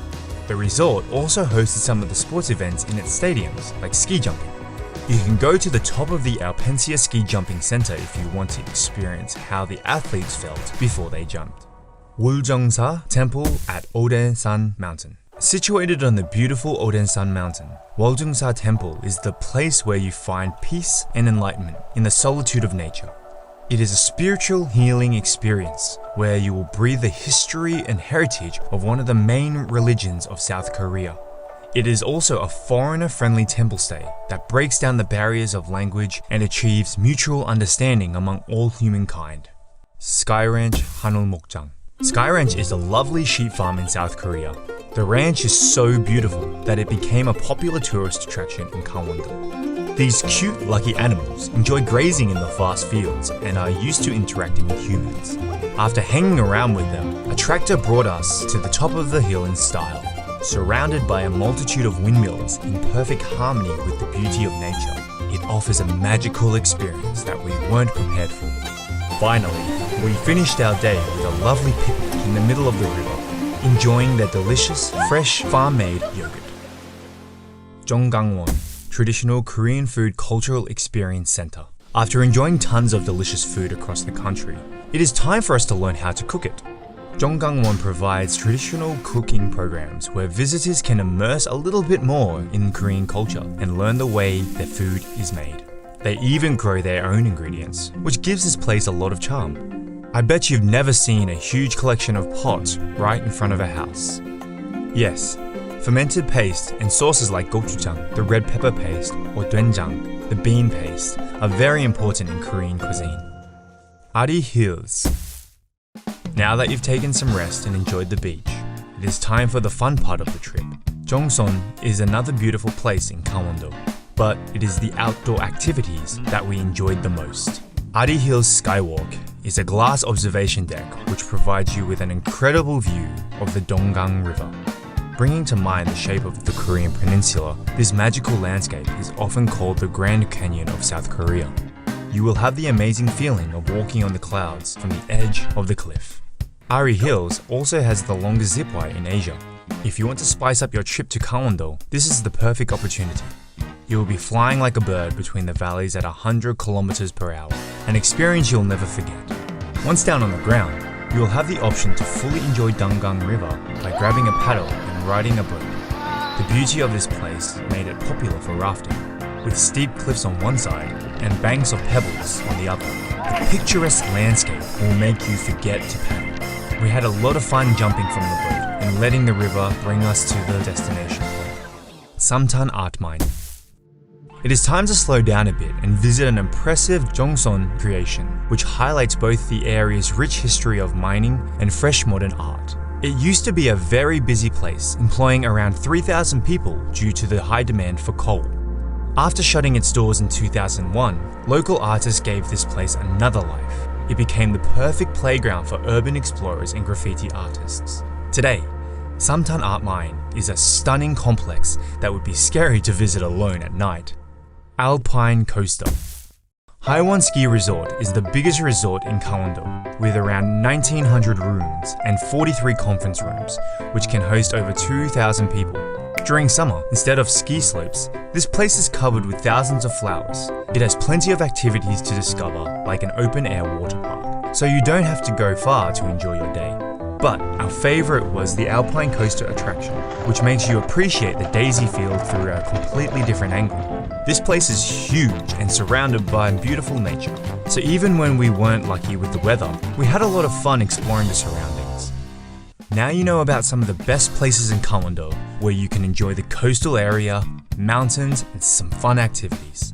However, Gangwon-do is a huge province with lots of places to visit during different seasons of the year. We are looking forward to going back and letting you discover more about Gangwon-do. If you enjoyed this video, please like it, subscribe to our channel, and we'll see each other on the next one. 강원도 금강산 1만 2천 봉 팔만광자 유정사 법당 뒤에 칠성난 도두 오고 팔자에 없는 아들 딸 나달라고 석달열흘 녹음에 없는 아들 딸 나달라고 정성을 말고 다 관객니 외로이 난 사랑 괄세를 말아 정성을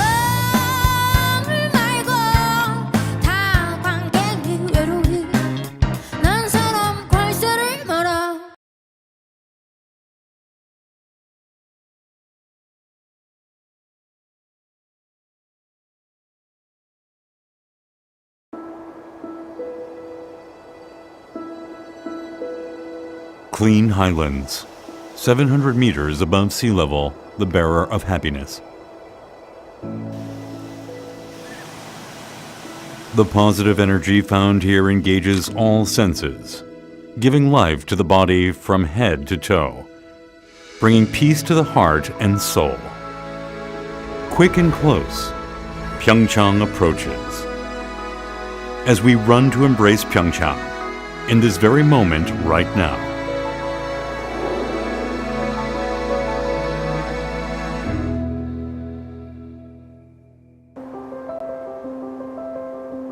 A snow-covered village, a 1,000-year-old forest, leads us to a new world in awe, leaving the secular world behind.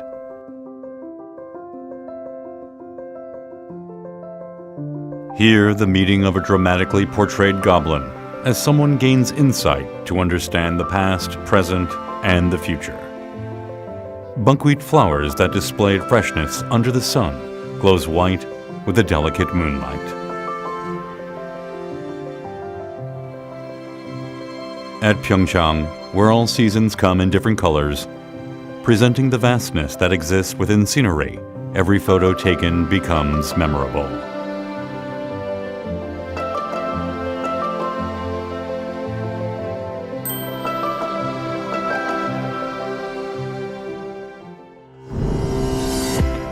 Enjoy the scent therapy at PyeongChang. Satisfy your sense of smell, not just the vision. The clean highlands where warm sunlight meets becomes a heavenly garden full of flowers giving off a unique fragrance.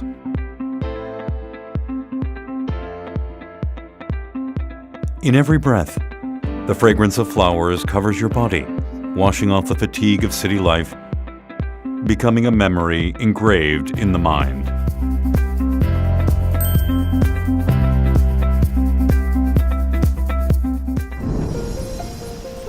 After feasting your senses of sight and smell, open your ears now and listen to the sound of PyeongChang. Beautiful snow scene of the sound of the wind that freely travels in and out of Baekdu-daegan.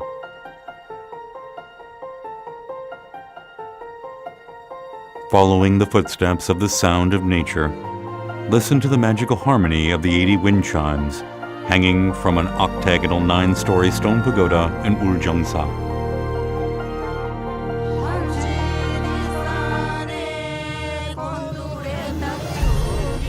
The sound of PyeongChang, a sound of clean nature and sincere life, a symphony of healing that rejuvenates the lost sensibilities.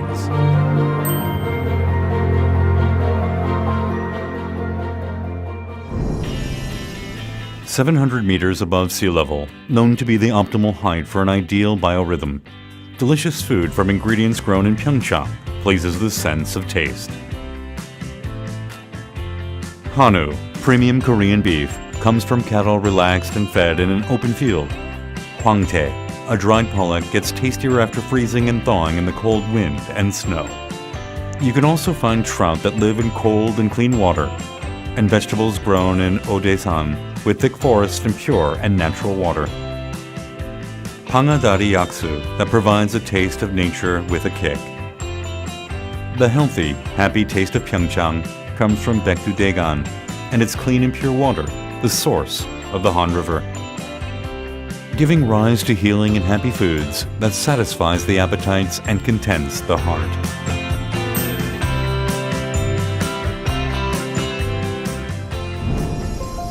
If you are tired of a cold and heartless life, there is a journey of touch found only in PyeongChang, cozy and warm, just like a mother's embrace. At Snow Festival, a white blanket of snow covers the land, warming and comforting you as it wraps around the soul.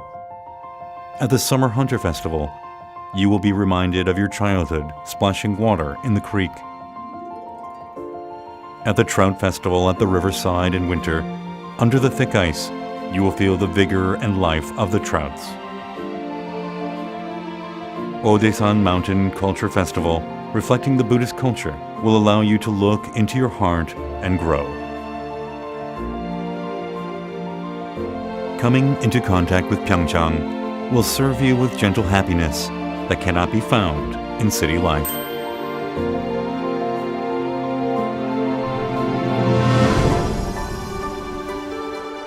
PyeongChang, the cradle for skiing in Korea, becoming the mecca of winter sports worldwide since the hosting of the 2018 PyeongChang Winter Olympics.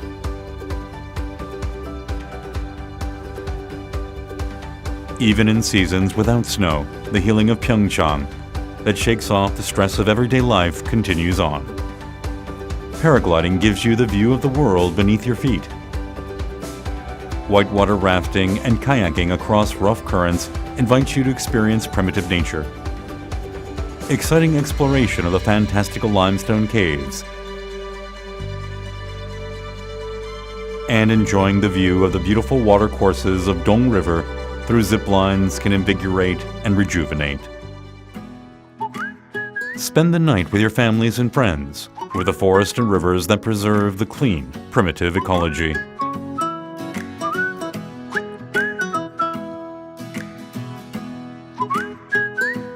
The moon and the stars shine throughout the night as guardians, sending a message of comfort.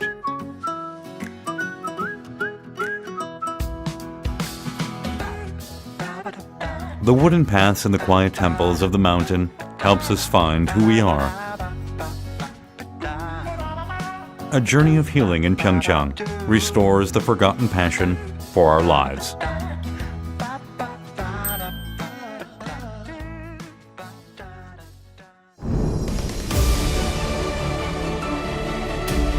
PyeongChang is where peace began. Going through the frozen past and the heated present, we are taking a new step towards the future that will make hearts glow.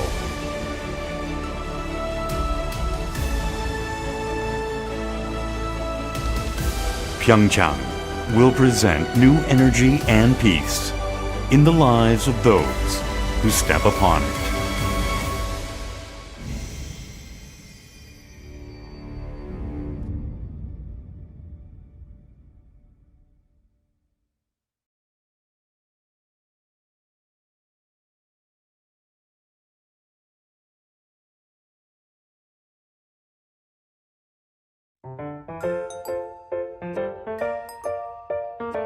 Bonjour, moi relais Sébastien. Moi gagné 10 ans ma vivre en Haïti.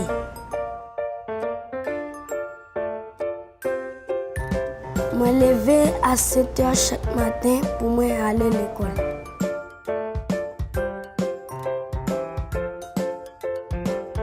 Pour moi aller à l'école chaque matin, moi marcher environ 1 heure de temps.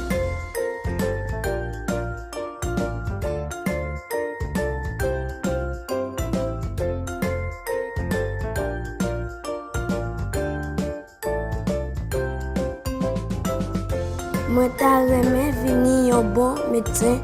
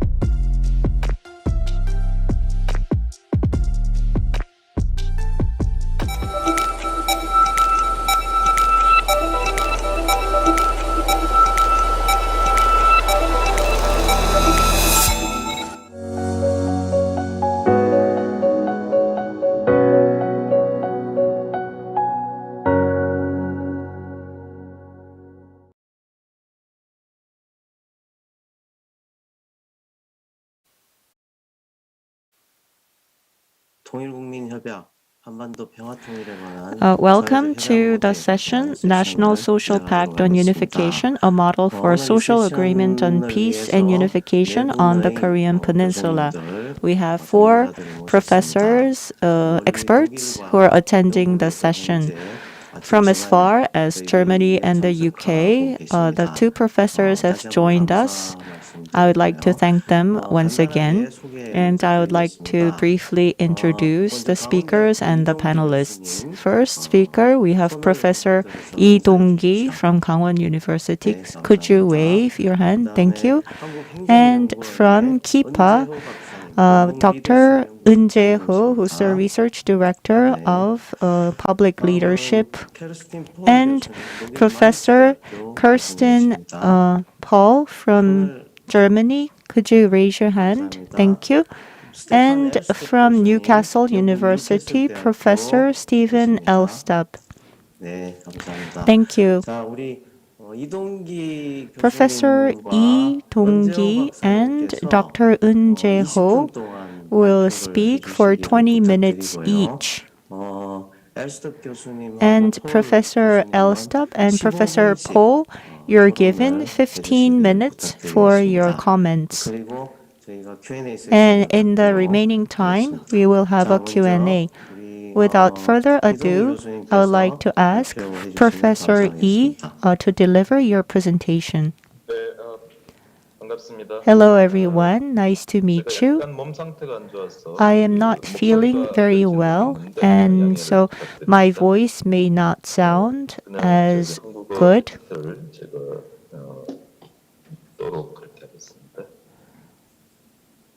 I would like to present my paper.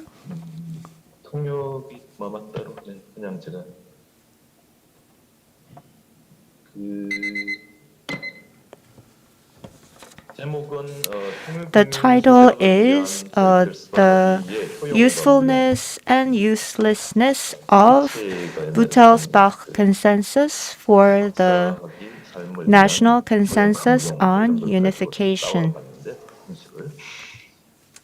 In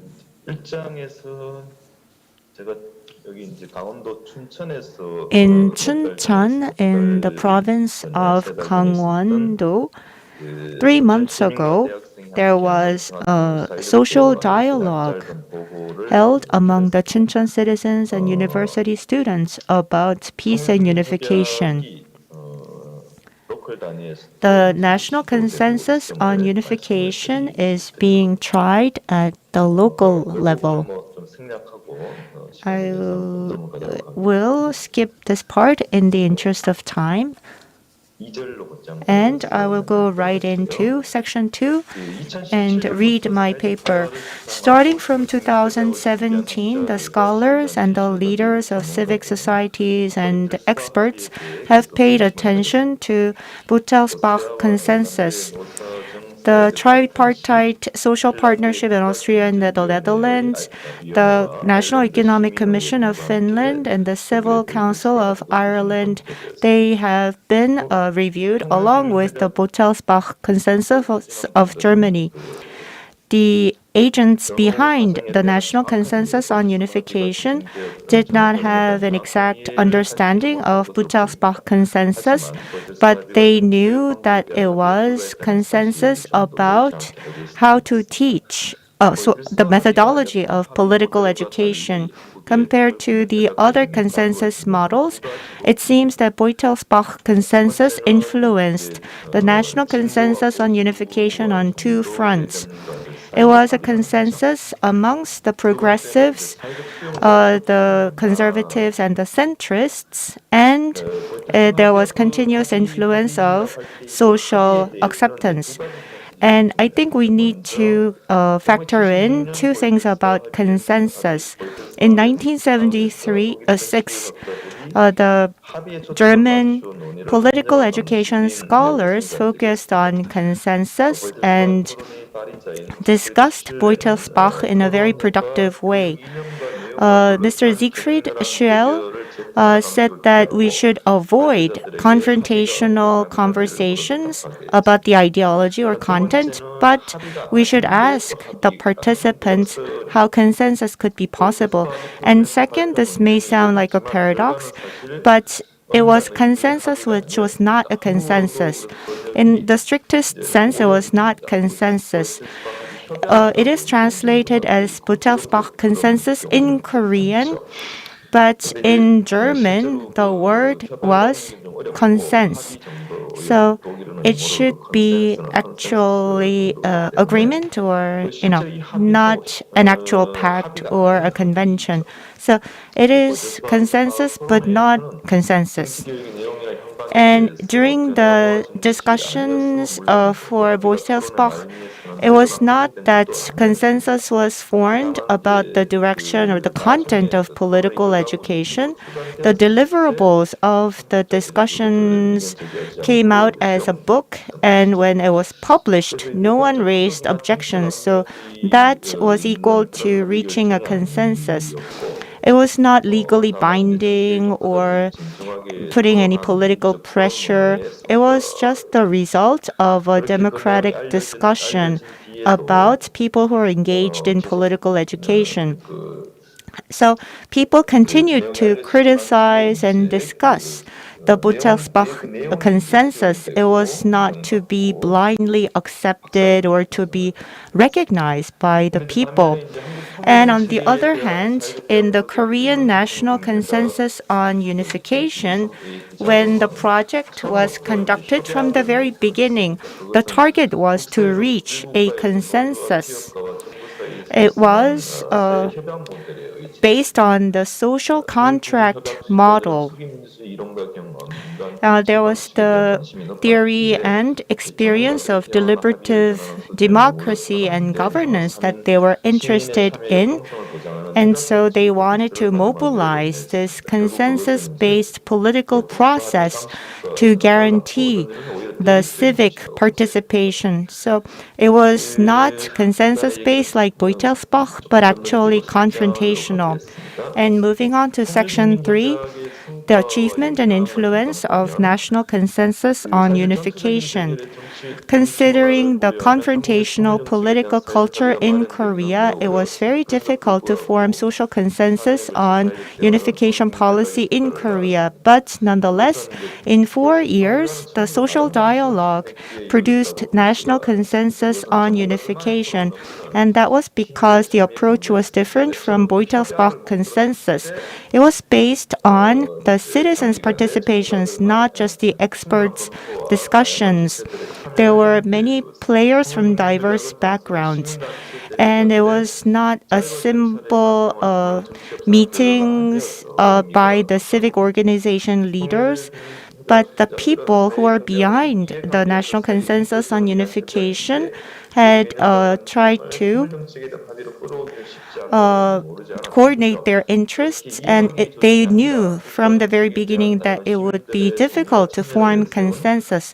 So it was not a coordination of different interests, but it was sort of a national contract type to invite participation from different citizens.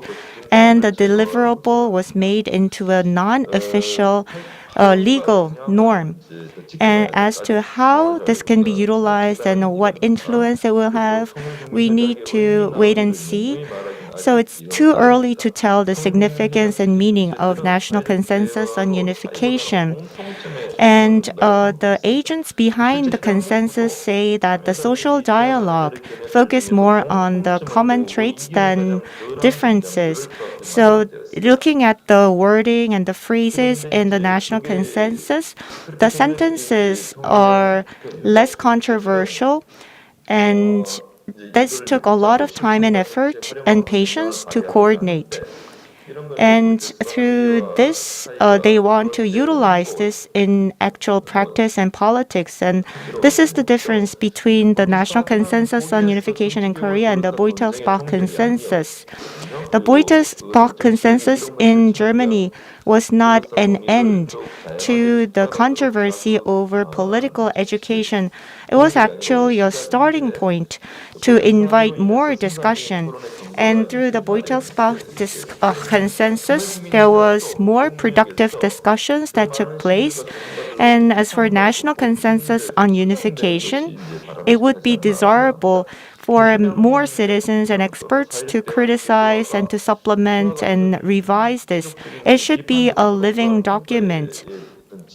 Just by confirming the actual phrases in the national consensus in unification and systemizing it should not prevent critical discussions and evaluations. Beutelsbach consensus has a life to its own and has this power to spread, and it did not just end with that. It invites more discussions and controversies. So it's not the wording that goes in the consensus that is important. It's actually the democratic discussion process, the culture that is important. So the national consensus on unification arrived at the destination that's different from the path taken by Beutelsbach consensus. And to raise its influence, it should be open to criticism and controversy. And we should propose to the people that it should be used as what should be discussed during social dialogues. And that could be a way to enhance the significance and meaning of national consensus on unification. So this was formed differently from Beutelsbach consensus. In order for the national consensus on unification to have life and lasting impact, we should leave the national consensus on unification open to criticism and further discussions. And moving on to section 4 of my study, Beutelsbach consensus was minimum consensus. It's not talking about the content of education. It was setting the principles of how to teach.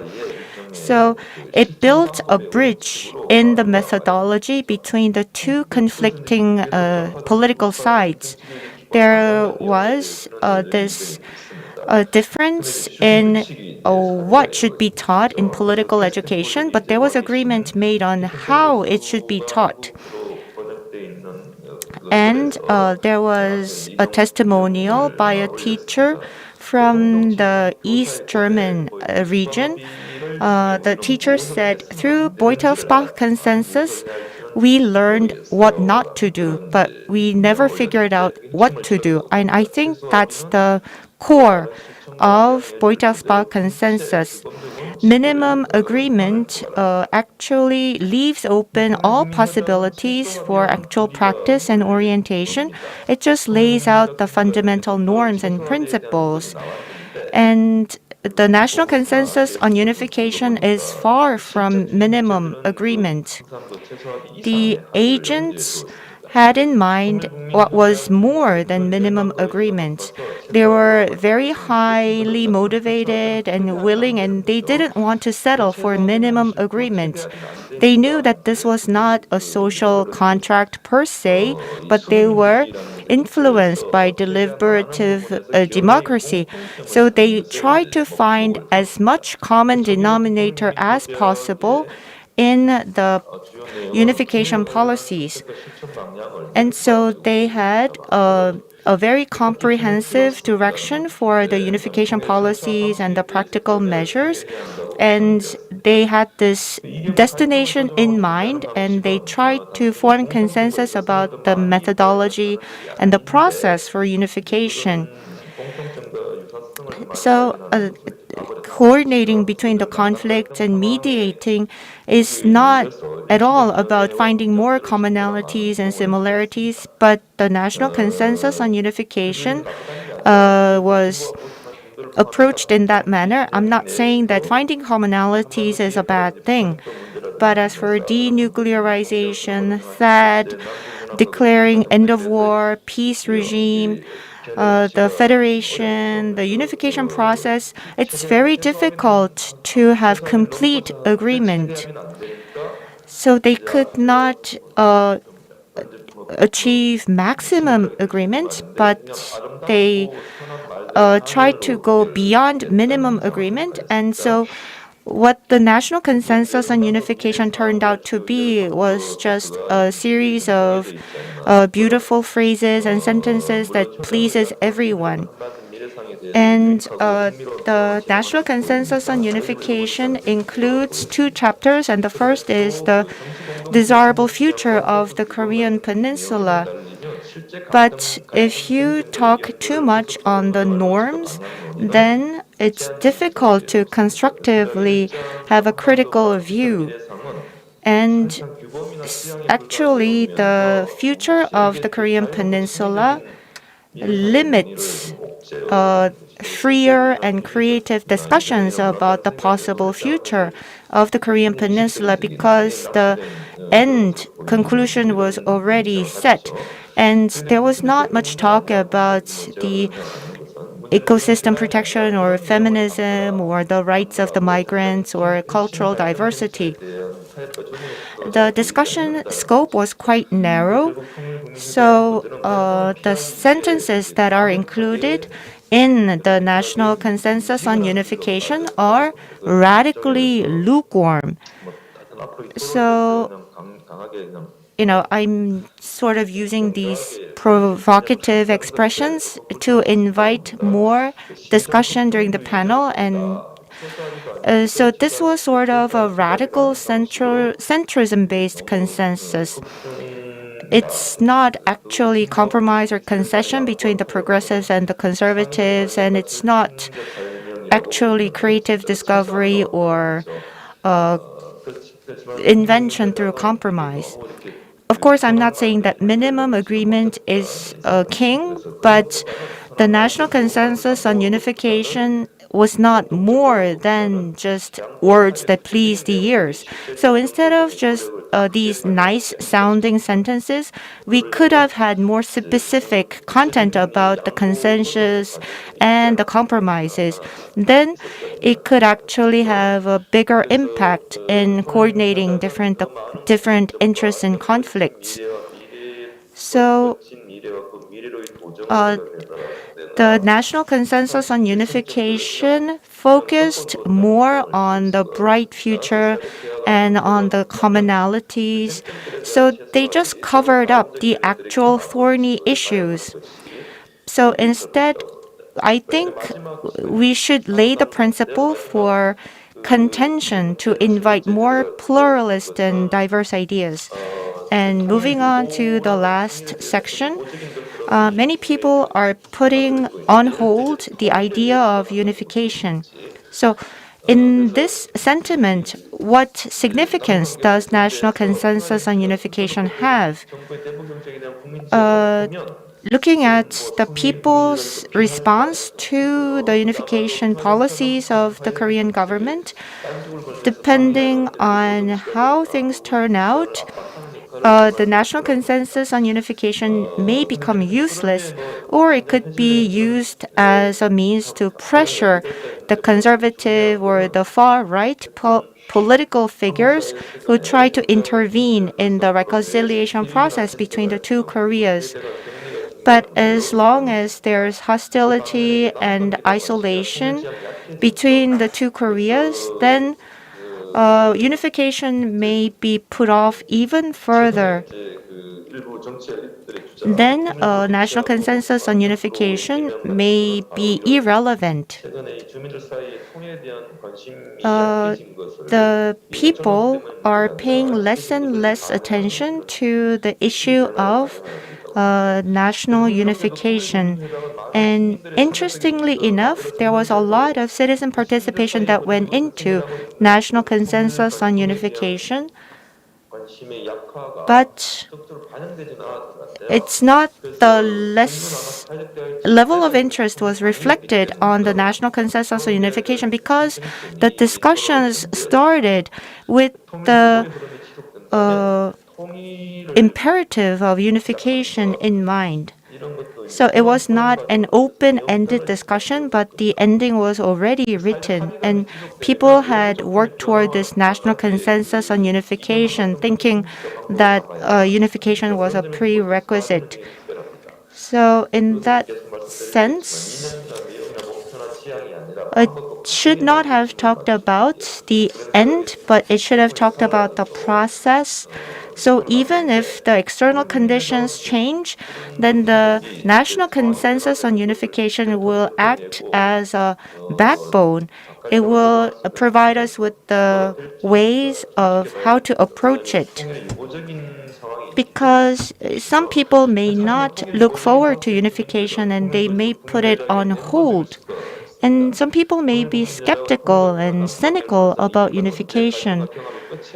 And the national consensus on unification should not be an end to put an end to all the contentions and confrontations, but it should serve as a new beginning. The national consensus on unification should not be used as a measure to suppress criticism or to force uniform ideas onto the people. It should be open-ended. It should be used as a potential tool to put a check on the government and apply pressure if needed. At the end of November, when there was the social dialogue that took place in Chuncheon, the participants answered in the survey that yes, unification will be beneficial, but not many people said that they look forward to unification or that it will happen in the near future. So we need to revisit Beutelsbach consensus and how this is still valid because it had focused on minimum agreement. So I think it would have been better if the national consensus on unification did not focus too much on the long-term plans or policies. I think it should have laid down the simple and basic principles about peaceful politics.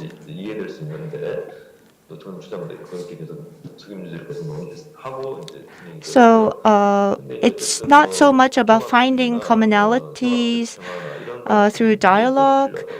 I think agonism or agonistic peace is much more important if we're talking about unification policies or politics in peace.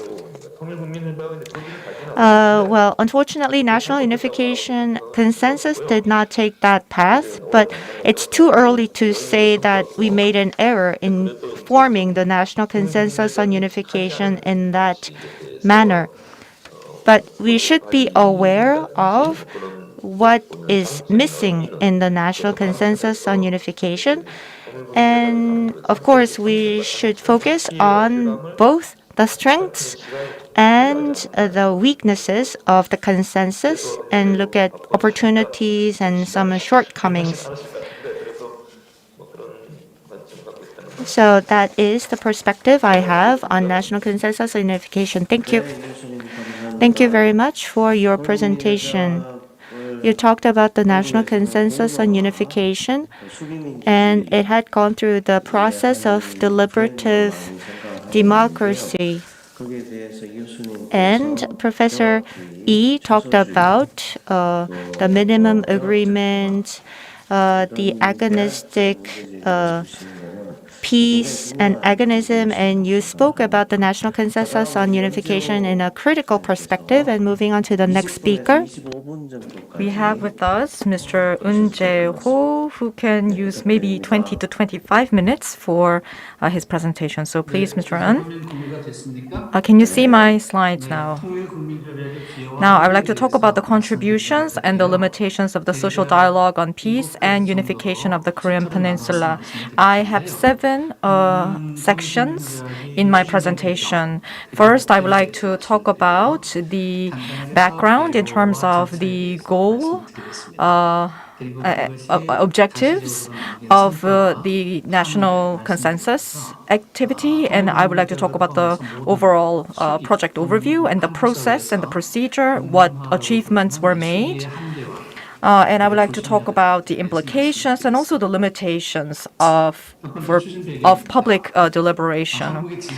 First of all, let me emphasize the geopolitical situation in Korea.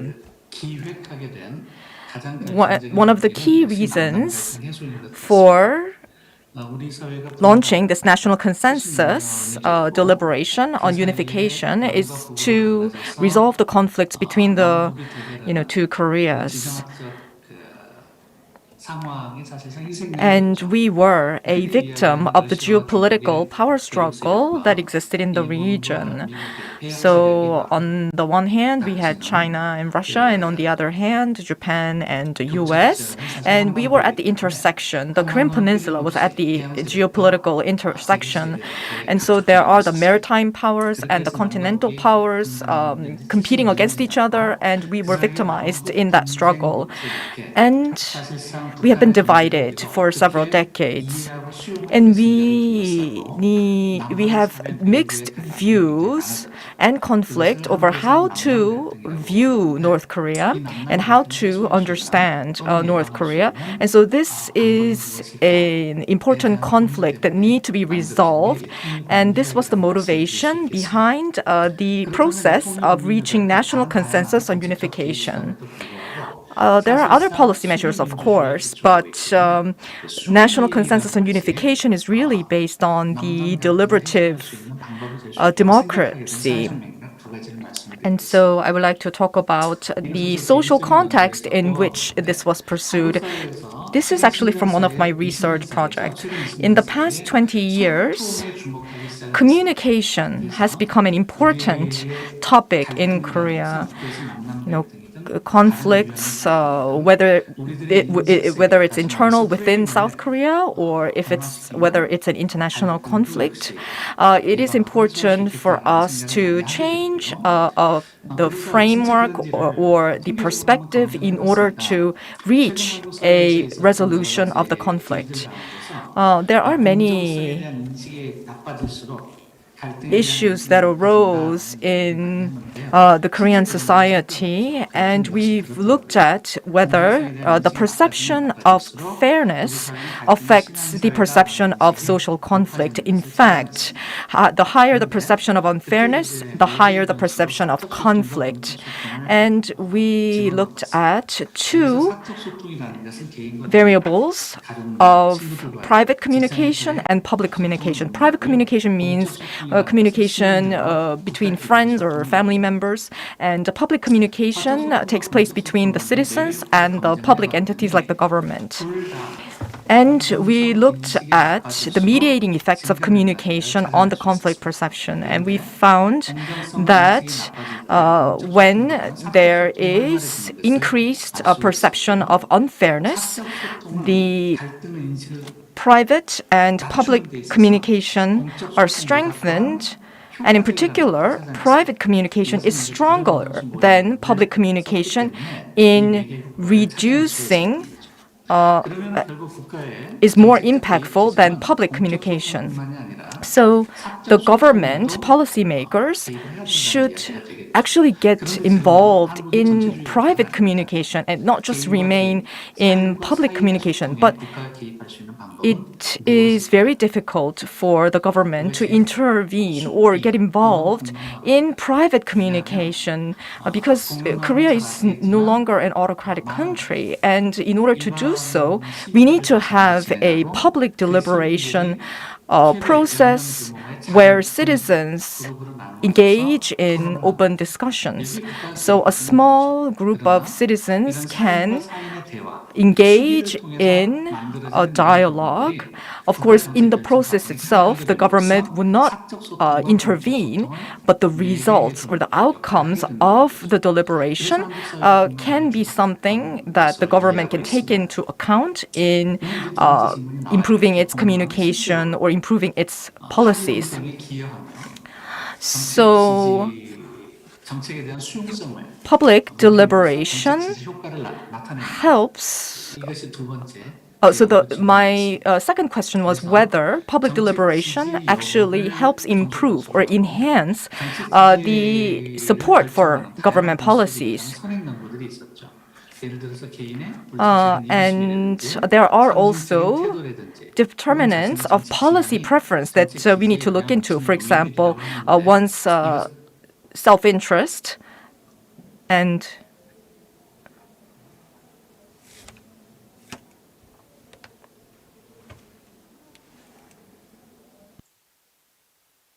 은재호 교수님.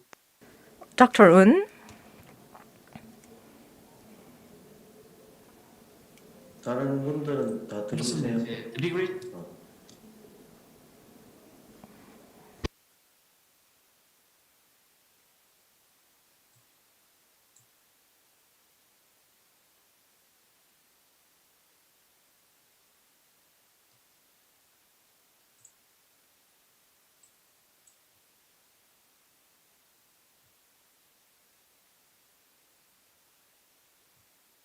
지금 은재호 교수님이 안 되시는 건가요? I think it's the problem on Dr. Eun's side.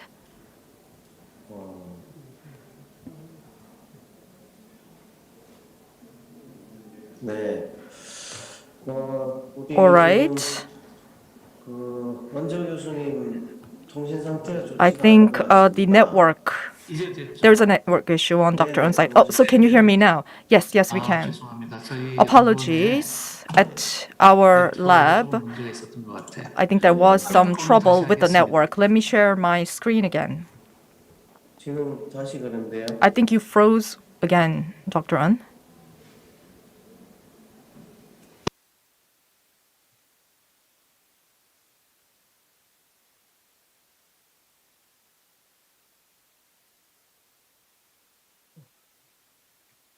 다시 전화를 한번 드려보세요. Can you hear me now? You can hear me now, right? Oh, my sincere apologies. So you've heard what I said on this slide. Yes, I do get this message saying that the network is unstable.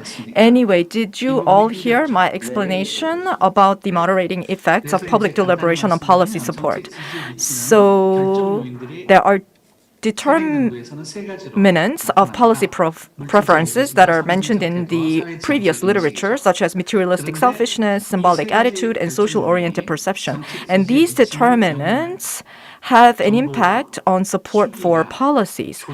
And my question is whether public deliberation, including information provision and deliberative discussion, can such public deliberation moderate the effects of these determinants of policy preference on the people's support for government policies? So public deliberation involving the citizens in breakout sessions and group sessions could have a moderating effect, especially this materialistic selfishness. We could find that many participants in public deliberation would oftentimes sort of let go of their materialistic selfishness. So this implies that most people could regain their identity as a member of the public sphere when they engage in public deliberation. So we saw some potential for public deliberation having positive impact on reaching a consensus on unification. And so the objective, of course, is to prevent conflict and build consensus. And we did not focus on the democratic profile, but we actually focused on the political orientation of the participants. So there are the conservatives, there are the liberals, there are the center, and also there are leaders in the different religious sects. So for groups of people representing conservatives, progressives, centrists, and religious sector were invited to participate in the public deliberation.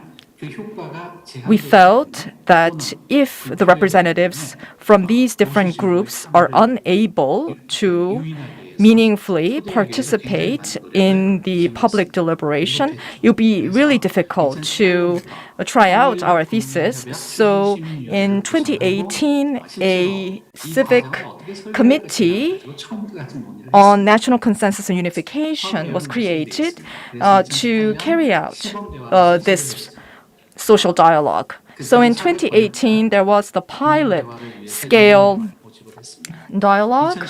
There were 200 people who got involved.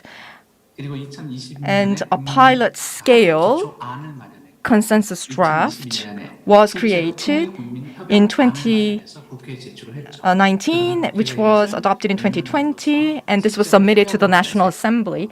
But the National Assembly did not approve of this, so we were not able to actually establish this as a full-fledged national consensus or contract because there was no support from the National Assembly. But anyway, let me talk about some of the achievements. I think the most visible achievement is that we found the actual impact of public deliberation on perspective taking. And perspective taking is the important first step towards achieving a consensus. So instead of sticking with one's existing perspective, some people may be willing to take the perspective of the other person and work towards a consensus. So we wanted to look at the impact of public deliberation on perspective taking. And we found that the more favorable the participants' evaluation of information provided, the higher the degree of perspective taking. And also, the more favorable the evaluation of the group discussion, the more likely that perspective taking will take place. And also, there are some demographic attributes that may have an impact. So, of course, this could include political orientation, gender, age, and so forth. But I would like to skip to the next slide. So we found that the public deliberation process helped significantly enhance mutual understanding between the different groups of people who have had different perspective and resolve hostility among them. And so we sort of forced the conservatives and the progressives to sit down together and deliberate. And we found that this helped reduce the impact of echo chamber phenomenon. And by being able to learn and to share ideas, it was possible to alleviate confirmation bias. And there was an enhanced sense of empathy and understanding for the other side. And this is a significant interview. He said, in the early days of the social dialogue, our focus on competing with each other to win the debate. But as time progressed, what became important for us was that different perspectives can coexist, and we could find ways to coexist peacefully. And so this was probably the biggest achievement of our effort to conduct public deliberation. So how about the citizens who participated? More than 90% of the participants, who were just lay people, just citizens,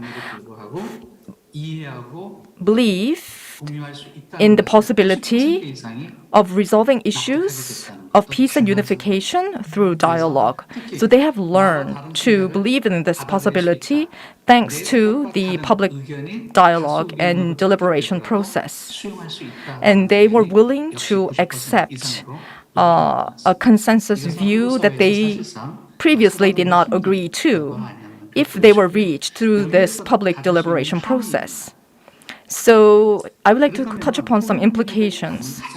So what is the greatest significance of the national consensus on unification? So in the past, many people remained in their echo chambers, and they often resorted to very extreme political views. But the social dialogue allowed for people to come out of their echo chambers and to face each other and talk with each other. Actually, echo chamber and the rational ignorance and confirmation bias do happen in real life, and oftentimes people like to withdraw support for any issues that they feel are against their views. But by providing information and by giving the opportunity for communication, such rational ignorance or cognitive errors, such like the confirmation bias, can be overcome.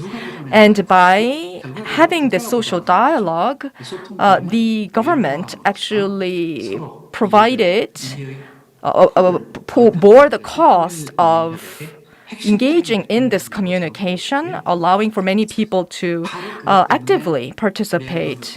And this helped reduce confirmation bias and the echo chamber effect.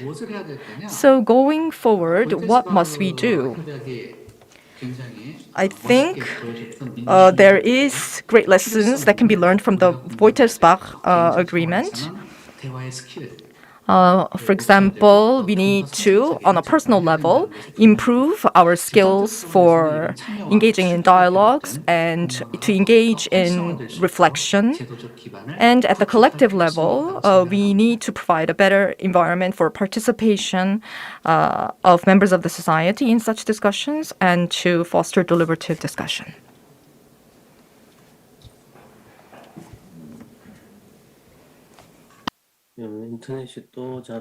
I think there is a network issue again.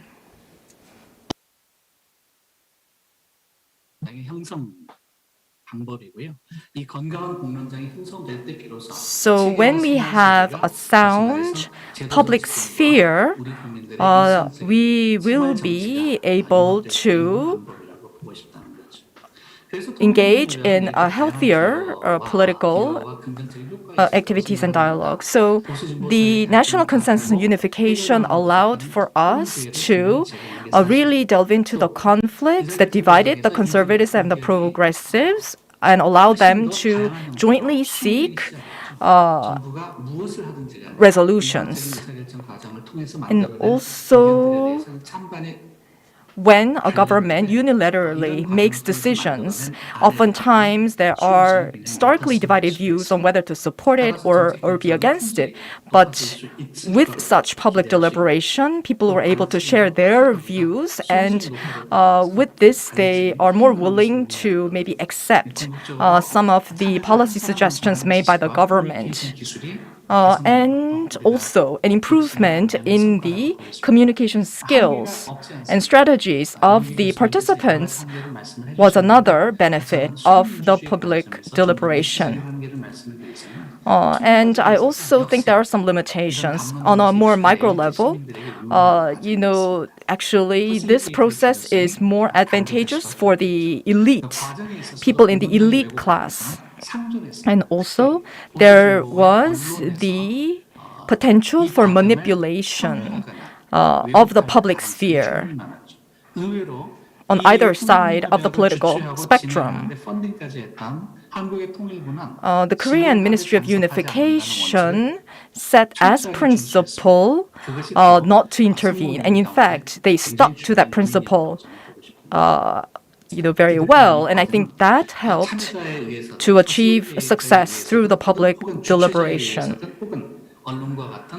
So whether it's the observers or the facilitators or the organizers of the public deliberation, there was a risk of some sort of manipulation. But I think everyone involved were able to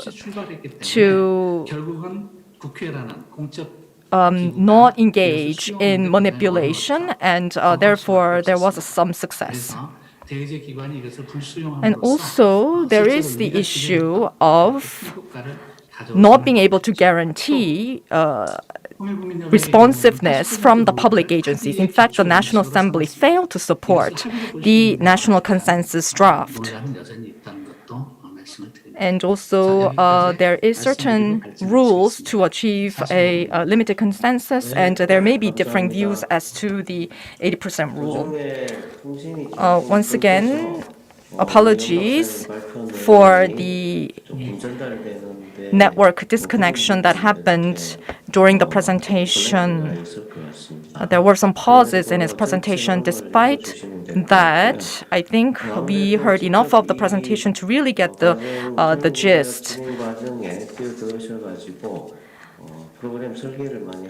And Dr. Eun got involved in the design of the public deliberation process for the national consensus unification, so we were able to learn from his insights. So maybe Professor Paul, can you deliver your comments?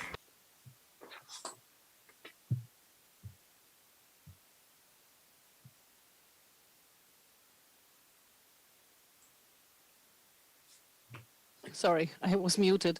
Can you see my presentation? 네. Okay. Yes, we can see. Thank you. Okay, thank you very much.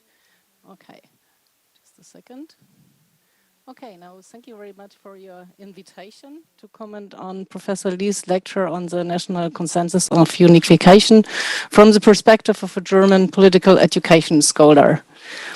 The goal of the Beutelsbach meeting, as Professor Lee has already stated, was to identify principles for civic education that would be accepted by all political education scholars, regardless of their ideas about specific goals and content of civic education. As Professor Lee has argued, it only focused on educational methods and processes, not on educational ideology, content, goals, or vision. The consensus, as Professor Lee has also explained, was not a contract and it did not claim to be binding. The now famous wording of the three principles merely come from a conference report written afterwards by Hans-Georg Wehling, and he had been previously commissioned by Sigrid Schiede to look for the points of consensus in the controversial discussion and to report them afterwards. The ideological dispute over the content and concrete aims of political education between left-wing and conservative political education scholars was not ended by the conference either. And it took a full 10 years before the term Beutelsbach consensus, as we know it today, first appeared. The Beutelsbach consensus includes three principles that are widely accepted in Germany today. The prohibition of indoctrination, the requirement for controversy, the empowerment of the students to perceive and represent their own interests. The prohibition of indoctrination is specific to political education as a principle of teachers' behavior towards their students. They must not overwhelm them with their own positions and utilize the students' dependency on their teachers by imposing their own positions on them. Here, I do not see any connection to the discussion process about Korean national consensus on unification, because in the socio-political debate about this agreement, not students and teachers, but equal discussion partners are facing each other. The most widely received principle in Korea is the second one, the principle of controversy. It says that what is controversial in science and politics must also appear controversial in the classroom. The principle has been discussed in Korea, as far as I know, mainly in the context of the rising criticism of the mandatory political neutrality of teachers and the exclusion of political controversies in schools. What role can this principle play in a socio-political discussion about a consensus in a policy field such as unification or peace policy? Controversy is, first of all, the opposite of consensus. However, the principle of controversy assumes that a basic consensus is needed in order to be able to practice controversy in a pluralistic society. How broad this basic or minimum consensus must be has been discussed extensively in Germany in recent years with regard to political education. In most cases, three democratic norms are regarded as inevitable: human dignity, the principle of democracy, and the principle of the rule of law. For political education, this means that positions that do not accept these basic values must be rejected with normative arguments in political education processes. Extremist positions, conspiracy theories, fake news, and other undemocratic positions are to be discussed in class, but are not to be accepted as equally legitimate. Positions of different democratic parties, on the other hand, are considered equally legitimate, and the principle of controversy demands that different democratic positions must be presented by the teachers on each topic so that the students can form their own judgments. Since the principle of controversy of the Beutelsbach Consensus is only about political education and not about socio-political discussions, it seems to me that maybe Ernst Frankel's theory of neopluralism might be more relevant than the Beutelsbach Consensus when it comes to the question of how far a social consensus can and must go in a pluralistic society. Frankel distinguishes between an overlapping consensus and a field of dissent, which are both necessary for pluralistic societies. So dissent is not negative. It's not only the outcome of materialistic selfishness Professor Yoon talked about, but of different values, political orientations, position in society, and so on. The overlapping consensus only includes widely accepted fundamental and human rights and fundamental rules for political processes, as well as basic rules of dispute in a state and a society. Besides this overlapping consensus, there is a field of dissent, which is equally necessary for a democratic society, where dissent can prevail and where one can and even should argue about political issues.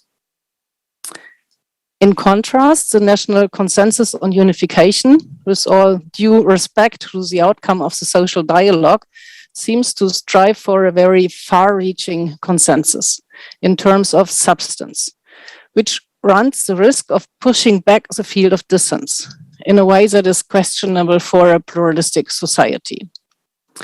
Since the basic rules of dispute constitute the core of Frankel's concept of an overlapping consensus, his theory also connects well with what Professor Lee said at the end of his lecture. It might be wiser to create a minimum conflict rules to encourage productive debate and inevitable competition, rather than identifying commonalities and agreements through dialogue. Finally, a brief comment on the third principle of the Beutelsbach Consensus. Empowering people to recognize and represent their interests is an important goal of civic education. Behind this is the concept of human beings as politically responsible citizens. It is also based on an understanding of democracy that depends on legitimation by participation and on deliberative processes, or as Professor Woon stated, communication beyond echo chambers. The intensive participation of numerous civic players in the social dialogue on peace and unification and the numerous deliberative processes show that the idea of the social dialogue is based on similar conception of human beings and understanding of democracy as the third principle of the Beutelsbach Consensus. I'm done, and I thank you very much for your attention.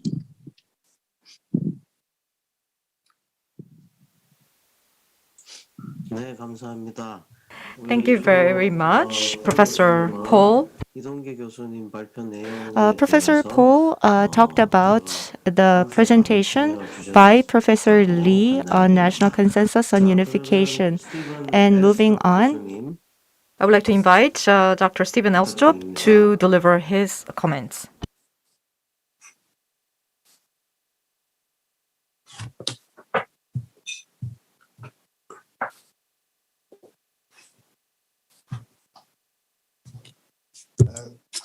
Thanks very much. Can you see my screen okay? Yes, we can. Fantastic. So firstly, thank you so much for inviting me to contribute today. We're very pleased to be here. Now, have expertise on deliberative democracy, not on Korean politics, but I'm learning a lot from this session, but my comments will be focusing on the deliberative democracy element primarily. However, what I see happening in Korea with the social dialogue, it looks like a very ambitious, important and impressive processes for public engagement. I would like to comment about two broad points. Firstly, what actually happens within the social dialogue, but also the role of the social dialogue in Korean politics more generally. And the first point I want to raise is about the use of the term social dialogue, because for me, dialogue is something different to deliberation. It's exploratory. It's about trying to understand people's differences, but it's not about trying to resolve those differences, to find common ground, consensus, as we've been talking about a lot, and to decide what is to be done. So deliberative democracy is different. So I'd urge for explicit focus on deliberative democracy rather than social dialogue. At the moment, it seems the terms are being used interchangeably. And like I said, I think we need to withhold a distinction between deliberation and dialogue. So what for me then is deliberative democracy? Well, the key principles of it are that it's a decision-making process where people provide reasons for what they want to happen. They remain open-minded as to what should happen. Therefore, they're willing to listen to the reasons and arguments put forward by others without entering the conversation, having already made up their mind. That's part of being respectful then, is that they're willing to listen, but they're also willing to sort of seriously engage with the reasons and the suggestions from others. That it's inclusive, that everybody gets a say, and that it's consequential, that the deliberation actually leads and contributes to the decision that's going to be made. And it's thought that this is a good approach to democracy because it's either fair, or people say it leads to better decisions through pooling all our information, our reasons. We lead to more informed preferences, we lead to more informed decisions. Also a focus on the common good. It's hard to justify selfish interests to everybody else. So you have to look for common ground, reasons that everyone might be willing to accept. Next, then, citizens' assemblies or mini publics, which relates then to the Korean social dialogue. But the first thing is that I would say is that this isn't deliberative democracy per se. This is just one way of approaching deliberative democracy in practice, and it should not be equated with being the same as deliberative democracy. But I think what's happened within the Korean social dialogue is you have many key features that we see in citizens' assemblies. There's balanced information being provided to the participants. The discussions are being facilitated to promote deliberative norms, the ones that I've just been highlighting, and that they are resulting in some recommendations of what should be done. But I think that there's a couple of elements that could be going further, and this is ensuring that the participants are representative of the population at whole. I know some sampling has been occurring, but it's about as well lowering the barriers to participation. There's a picture of lottery balls there, because it's really important to the legitimacy of these processes that everybody had an equal chance to be selected.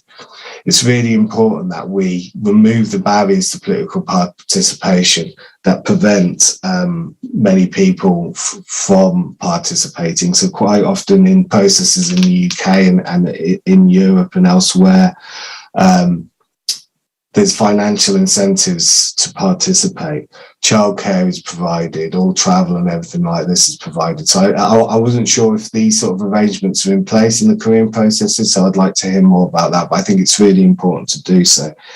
In fact, I'll go further and actually suggest that we should look for the overrepresentation of the most marginalised in these processes, as they are the ones who so seldom get heard, but also decisions tend to affect the most. And so perhaps their overrepresentation could be justified.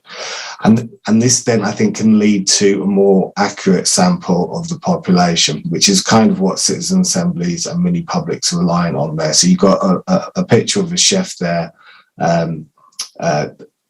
tasting his soup or his sauce, because public opinion research has shown us that we don't need to ask the whole population what they think to understand, that we could just use a sample if that sample is robust and generally representative of the population. So when a chef is making a soup or a sauce and deciding whether it needs more seasoning, they don't need to eat the whole lot and then decide, oh, actually, we just needed a bit more salt. They just need to take a sample to know whether it's seasoned correctly. And this is what we're trying to get to with the citizens assembly approach. And this is because then the reason why, like I said, I don't want to equate citizen assemblies, mini publics with deliberative democracy per se, but they do provide important democratic values that perhaps we don't get elsewhere if done correctly, because normally political participation is democratically skewed. We get the usual suspects, the same type of people, the most interested, most mobilised, who participate in politics. If we don't, then sometimes if we look to the least active, through an opinion poll or something like that, then we get uninformed public opinion. You ask somebody what they think about an issue, they'll tell you just simply because you've asked them. It may be an issue on which they know very little, on which they've given very little consideration. Also, the most politically active tend to be closed-minded. They come with their interests, they come with their mind made up.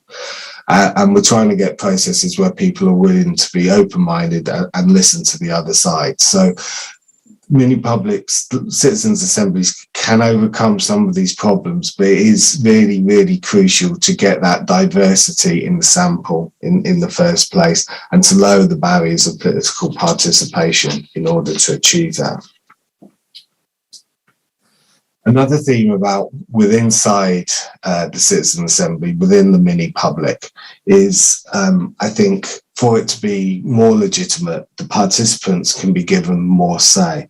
Deliberative democracy is meant to be an emancipatory ideal that through deliberative democracy, people can gain autonomy over their lives. But if in a mini public or a citizens assembly and everything's been decided for them, and they're just sort of like taken through this process of which they have very little control, it's hard to see how emancipatory that's going to be. And so my research has suggested that the participants, if supported properly, can have a say about what the remit of the citizens' assembly should be. There's a danger here that they can take it too far away from what policymakers are looking for. So it could be like a two-way general process in which, policymakers say, look, we're interested in knowing what the public think about this topic. You have your social dialogue or your citizens' assembly, your mini public, and they then are able to narrow and refine that remit to something more specific. In then deciding how to address that remit, they should be empowered to decide what types of evidence they need to answer it, the types of people they need to hear from to provide that evidence, and how they should actually come to reaching a decision. There's been a lot of talk about consensus making processes, but how do we make that final decision? There's different ways of doing it. And again, the participants should have some input into that. So that's what happens within inside the process. Now, the role of social dialogue within the Korean political system more generally. And I think we need to think about it, deliberative democracy, on a systems level. So rather than just a forum of just some people coming together to deliberate, we want to try and get these norms of deliberative democracy that I outlined at the beginning of my talk across the political system as a whole. What we're looking for is a deliberative democracy, not instances of democratic deliberation. And it's not enough just to then have mini publics. It's not enough to have citizens' assemblies, even a series of them like we've had in Korea, because ultimately it's still a small number of people. So we have to look at how that mini public relates to other institutions, which I'll come to. But ideas around the deliberative system then is we want to scale up deliberation beyond the forum, beyond a few people, to a system as a whole. In doing so, then we need a division of labour. Not any one institution is going to be able to achieve all the norms of deliberative democracy that I outlined all the time. Some will be able to promote reason giving, others will be able, more likely, to arenas for open-mindedness. Other places can be more inclusive than others. And we need to then combine these different institutions to get all those norms across the system as a whole. And as a result, then we have a continuum of deliberative standards where we're not expecting each institution to achieve the same deliberative standards. So in taking this more systems idea, we can think about then how the mini public relates to government, its relationship to government. So what's the best way to ensure that the mini public is actually going to have influence on government and parliament? What's its relationship to parliament going to be? How can it feed in and influence debate within parliament? How can civil society feed into the mini public, but how can they respond to the recommendations that come to the mini public? And how can the media report about the mini public so that it's not just the participants in the mini public that are joining in on this conversation, but the public as a whole? So we need to start thinking more about the relationships mini publics have with these different other parts of the system within Korea. And I think I was impressed by Xiaowen's talk, because I think he's moving in that direction already. I would encourage him to continue further in that direction.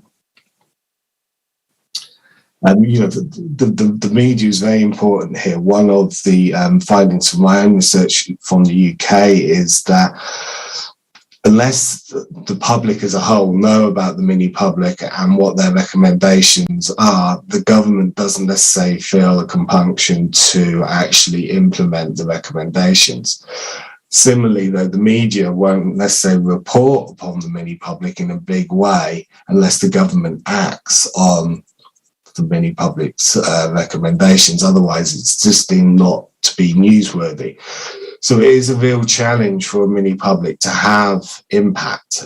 There's like a double lock. It needs to influence the public in order to influence government, but it can only influence the public if it influences the government. So it's a significant challenge, but it's only through thinking in these sort of system terms that we can start seeing these relationships and thinking about these relationships and analysing these relationships. So just to conclude then, I would say that firstly, be explicit about deliberative democracy rather than social dialogue, but try and make sure that the most marginalised are included in these processes, give those participants more control over the processes, think about how that they relate to other parts of the political system. And Xiaowen was talking about the end of his talk about institutionalizing mini publics, and I think that's the next step, and that's the direction that we need to head in. He mentioned the Belgian model from Belgium, which I think is an excellent example. It's also very early, it's also a very new process, so we can still learn lessons from that. But the key thing is to think about then scaling up deliberative democracy for the Korean political system as a whole, and not just the social dialogue elements of it. Thank you very much.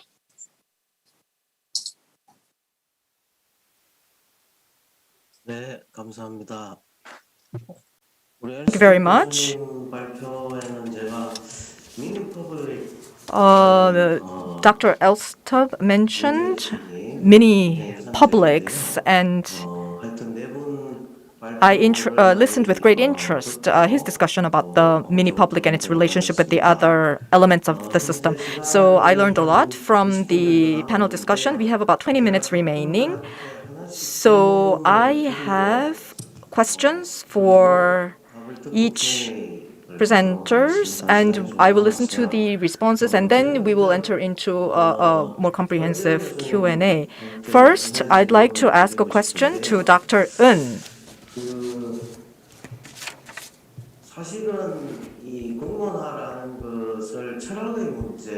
Well, creating the public sphere, I think, has some philosophical aspects, and deliberation is seen often. Many people expect deliberation to result in consensus, but that's very optimistic view.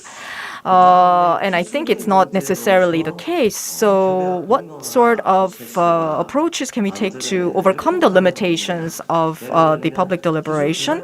And also, are there certain side effects that might result in negative outcomes, and I think, can you touch upon some of the potential side effects of this process of public deliberation? I have a question for Professor Paul. We have this fundamental issue. When we are dealing with unification, we are not involving the North Korean residents. It's a one-sided dialogue and one-sided consensus building.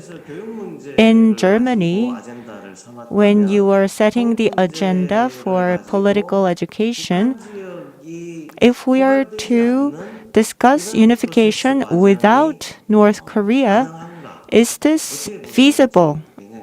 I am interested in what you think about this. And I have another question for Professor Lee.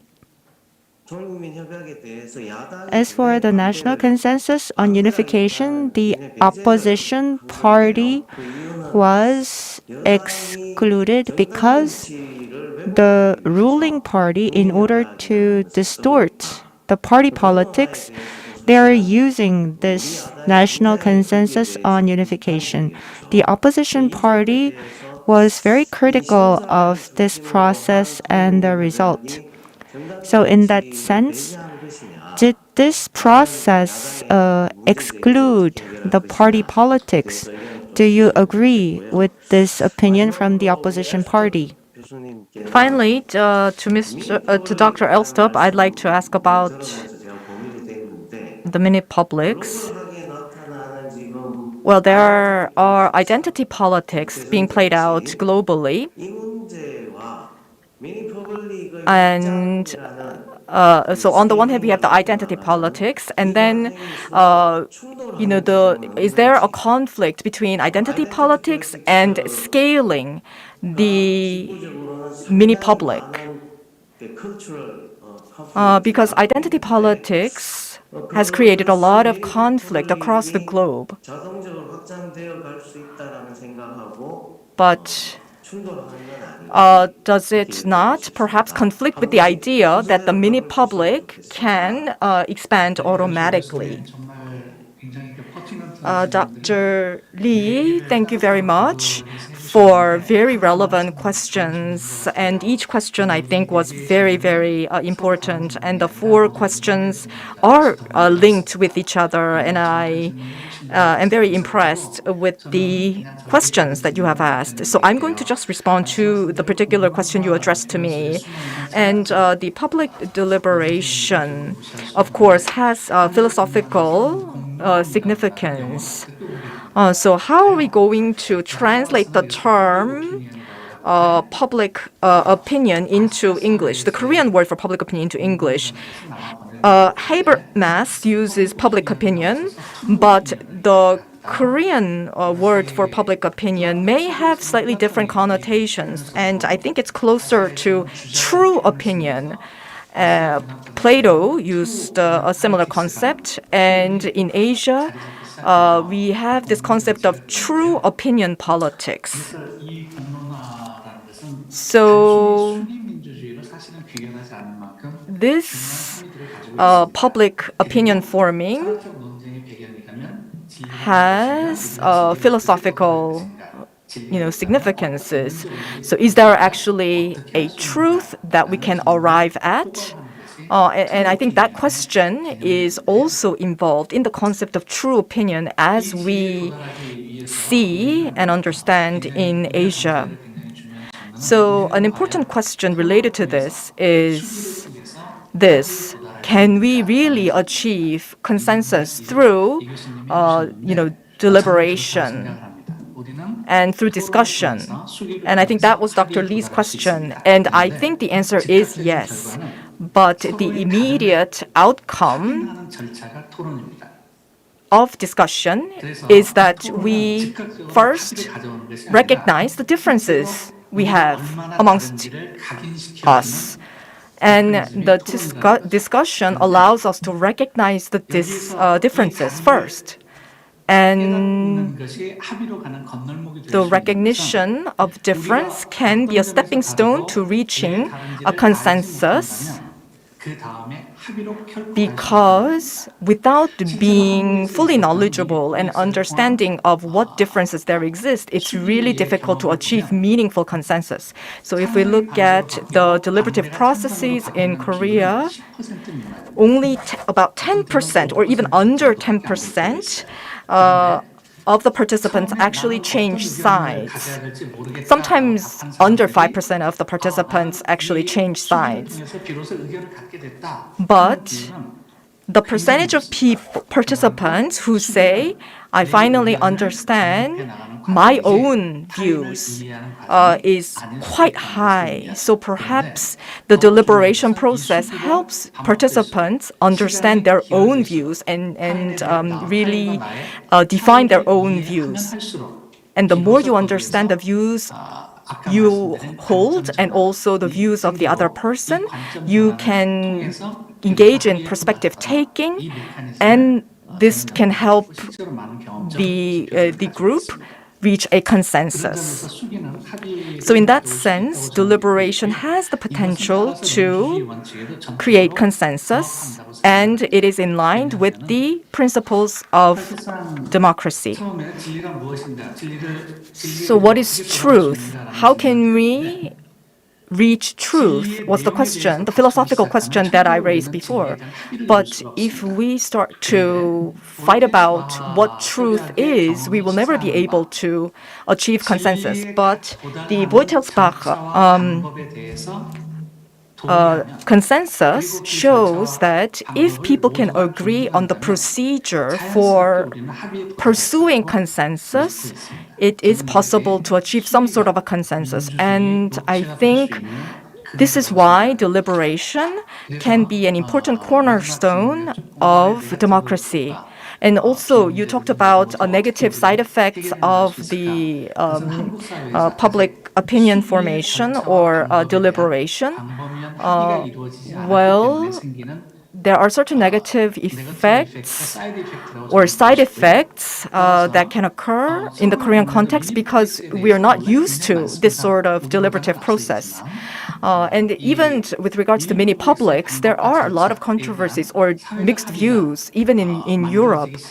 And as social consensus is formed about mini publics and their role, I think we will be able to achieve better outcomes. Professor Paul, please. Yeah, thank you very much for your question.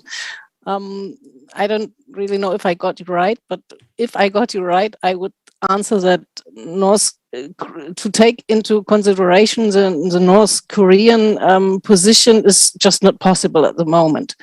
Therefore, the legitimacy of the consensus is limited in any case.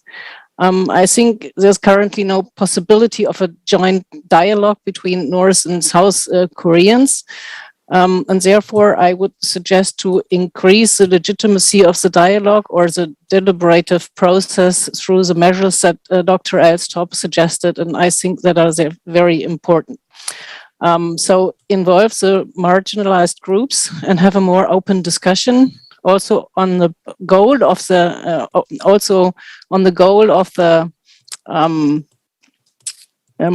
deliberation. I know that unification is prescribed in the Korean constitution, but I think there should be a discussion about the goal of unification and whether it would be better to talk about peace policy than about unification policy.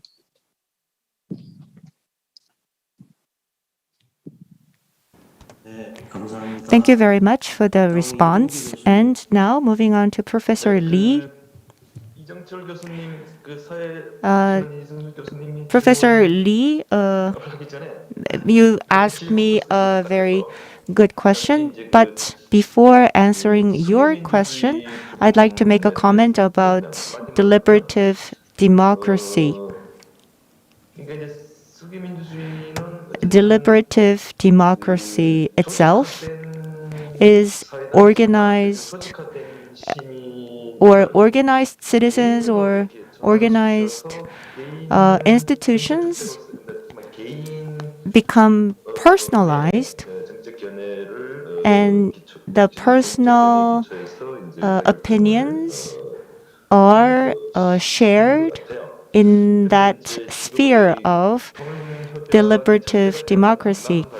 And in producing the national consensus on unification, this was started with hostile confrontation in the people of South Korea. So was deliberative democracy a proper tool? Of course, we had this visible outcome, but for national consensus on unification to grow further, should we limit ourselves to deliberative democracy? I think that we should move beyond deliberative democracy. And this connects to your question, Mr. Moderator. The opposition party looked at the national consensus on unification and criticized this as distorting the party politics. And I know where they're coming from, I think. I know why they're criticizing that. A lot of the things done through party politics could be invaded by and be overridden by other policies made from deliberative democracy or other measures. But it could be another party that can raise this objection. It could be the Green Party or it could be the Justice Party, not that strong opposition political party, because their voices could be overridden by this deliberative democracy per se, and they may feel discomfort about the process itself. And so to answer your question, I don't think it's just a problem up to the opposition party feeling marginalized and alienated, raising questions about the legitimacy of the process. I think they're all legitimate objections. But I think this comes up because we try to squeeze in too much into this deliberative democracy. Unification and peace policies are grand subjects. I think we could have made some structure about, what we should not do in peace policies and unification policies.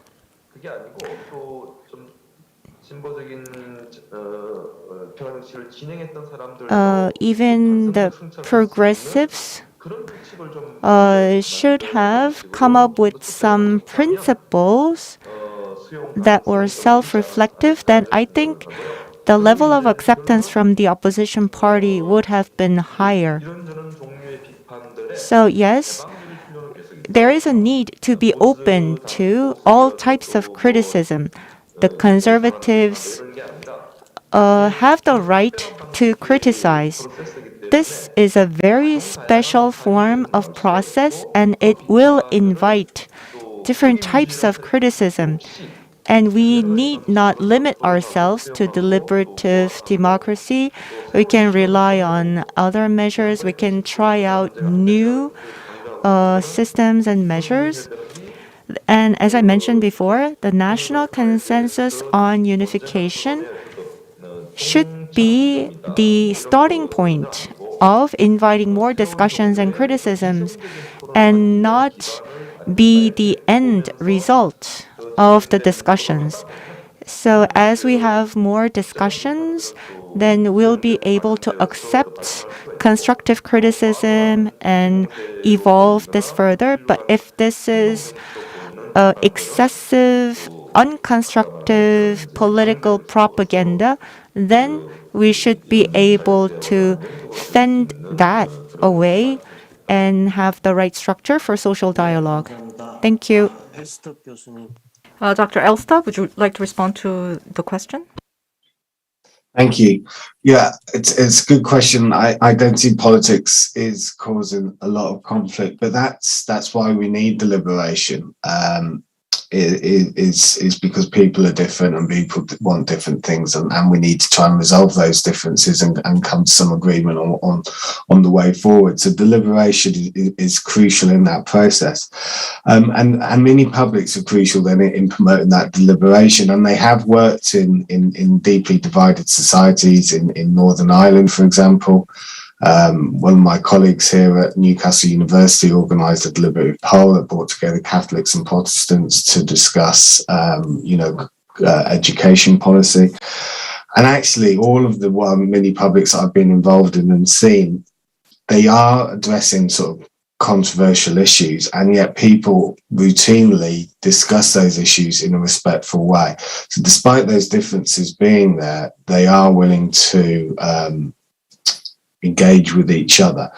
There are, of course, limits on then scaling up the mini public sort of process. I absolutely agree with that, and that's kind of what I was trying to get out with my talk as well, by saying let's not just think about mini publics, but let's think about the political system as a whole and how we can have more deliberation across the whole system, not just rely on the mini publics to promote deliberative democracy.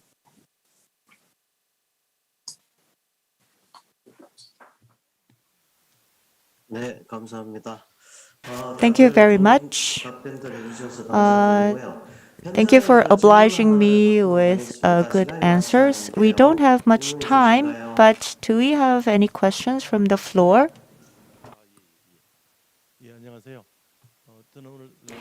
Hello, I am Do Hee-yoon. Thank you very much for your presentation. I actually have a question for Dr. Eun, because I think you were the most deeply involved in this process, so you probably know the details of the process. In my memory, during Park Geun-hye administration, there was another organization that pursued this public deliberation to form consensus on unification, but it failed, and this process began again with the initiatives of a different organization. But I think there were many messages within this draft document that could be agreed to by both conservative and progressive, and I wonder why it ultimately failed. So going forward, in order for this consensus to be finally result in some sort of a meaningful contract, what sort of efforts do we need? And regardless of which party wins the next presidential election, is there a way in which we can achieve success in achieving this national social consensus and unification? So what sort of recommendations do you have? Thank you very much for that question. In order for the national consensus on unification to succeed, the answer is actually in Dr. Elf's presentation. So there needs to be some support from the representative bodies like the government and the parliament, and the National Assembly or the parliament should be able to accept the recommendations from the citizen assembly.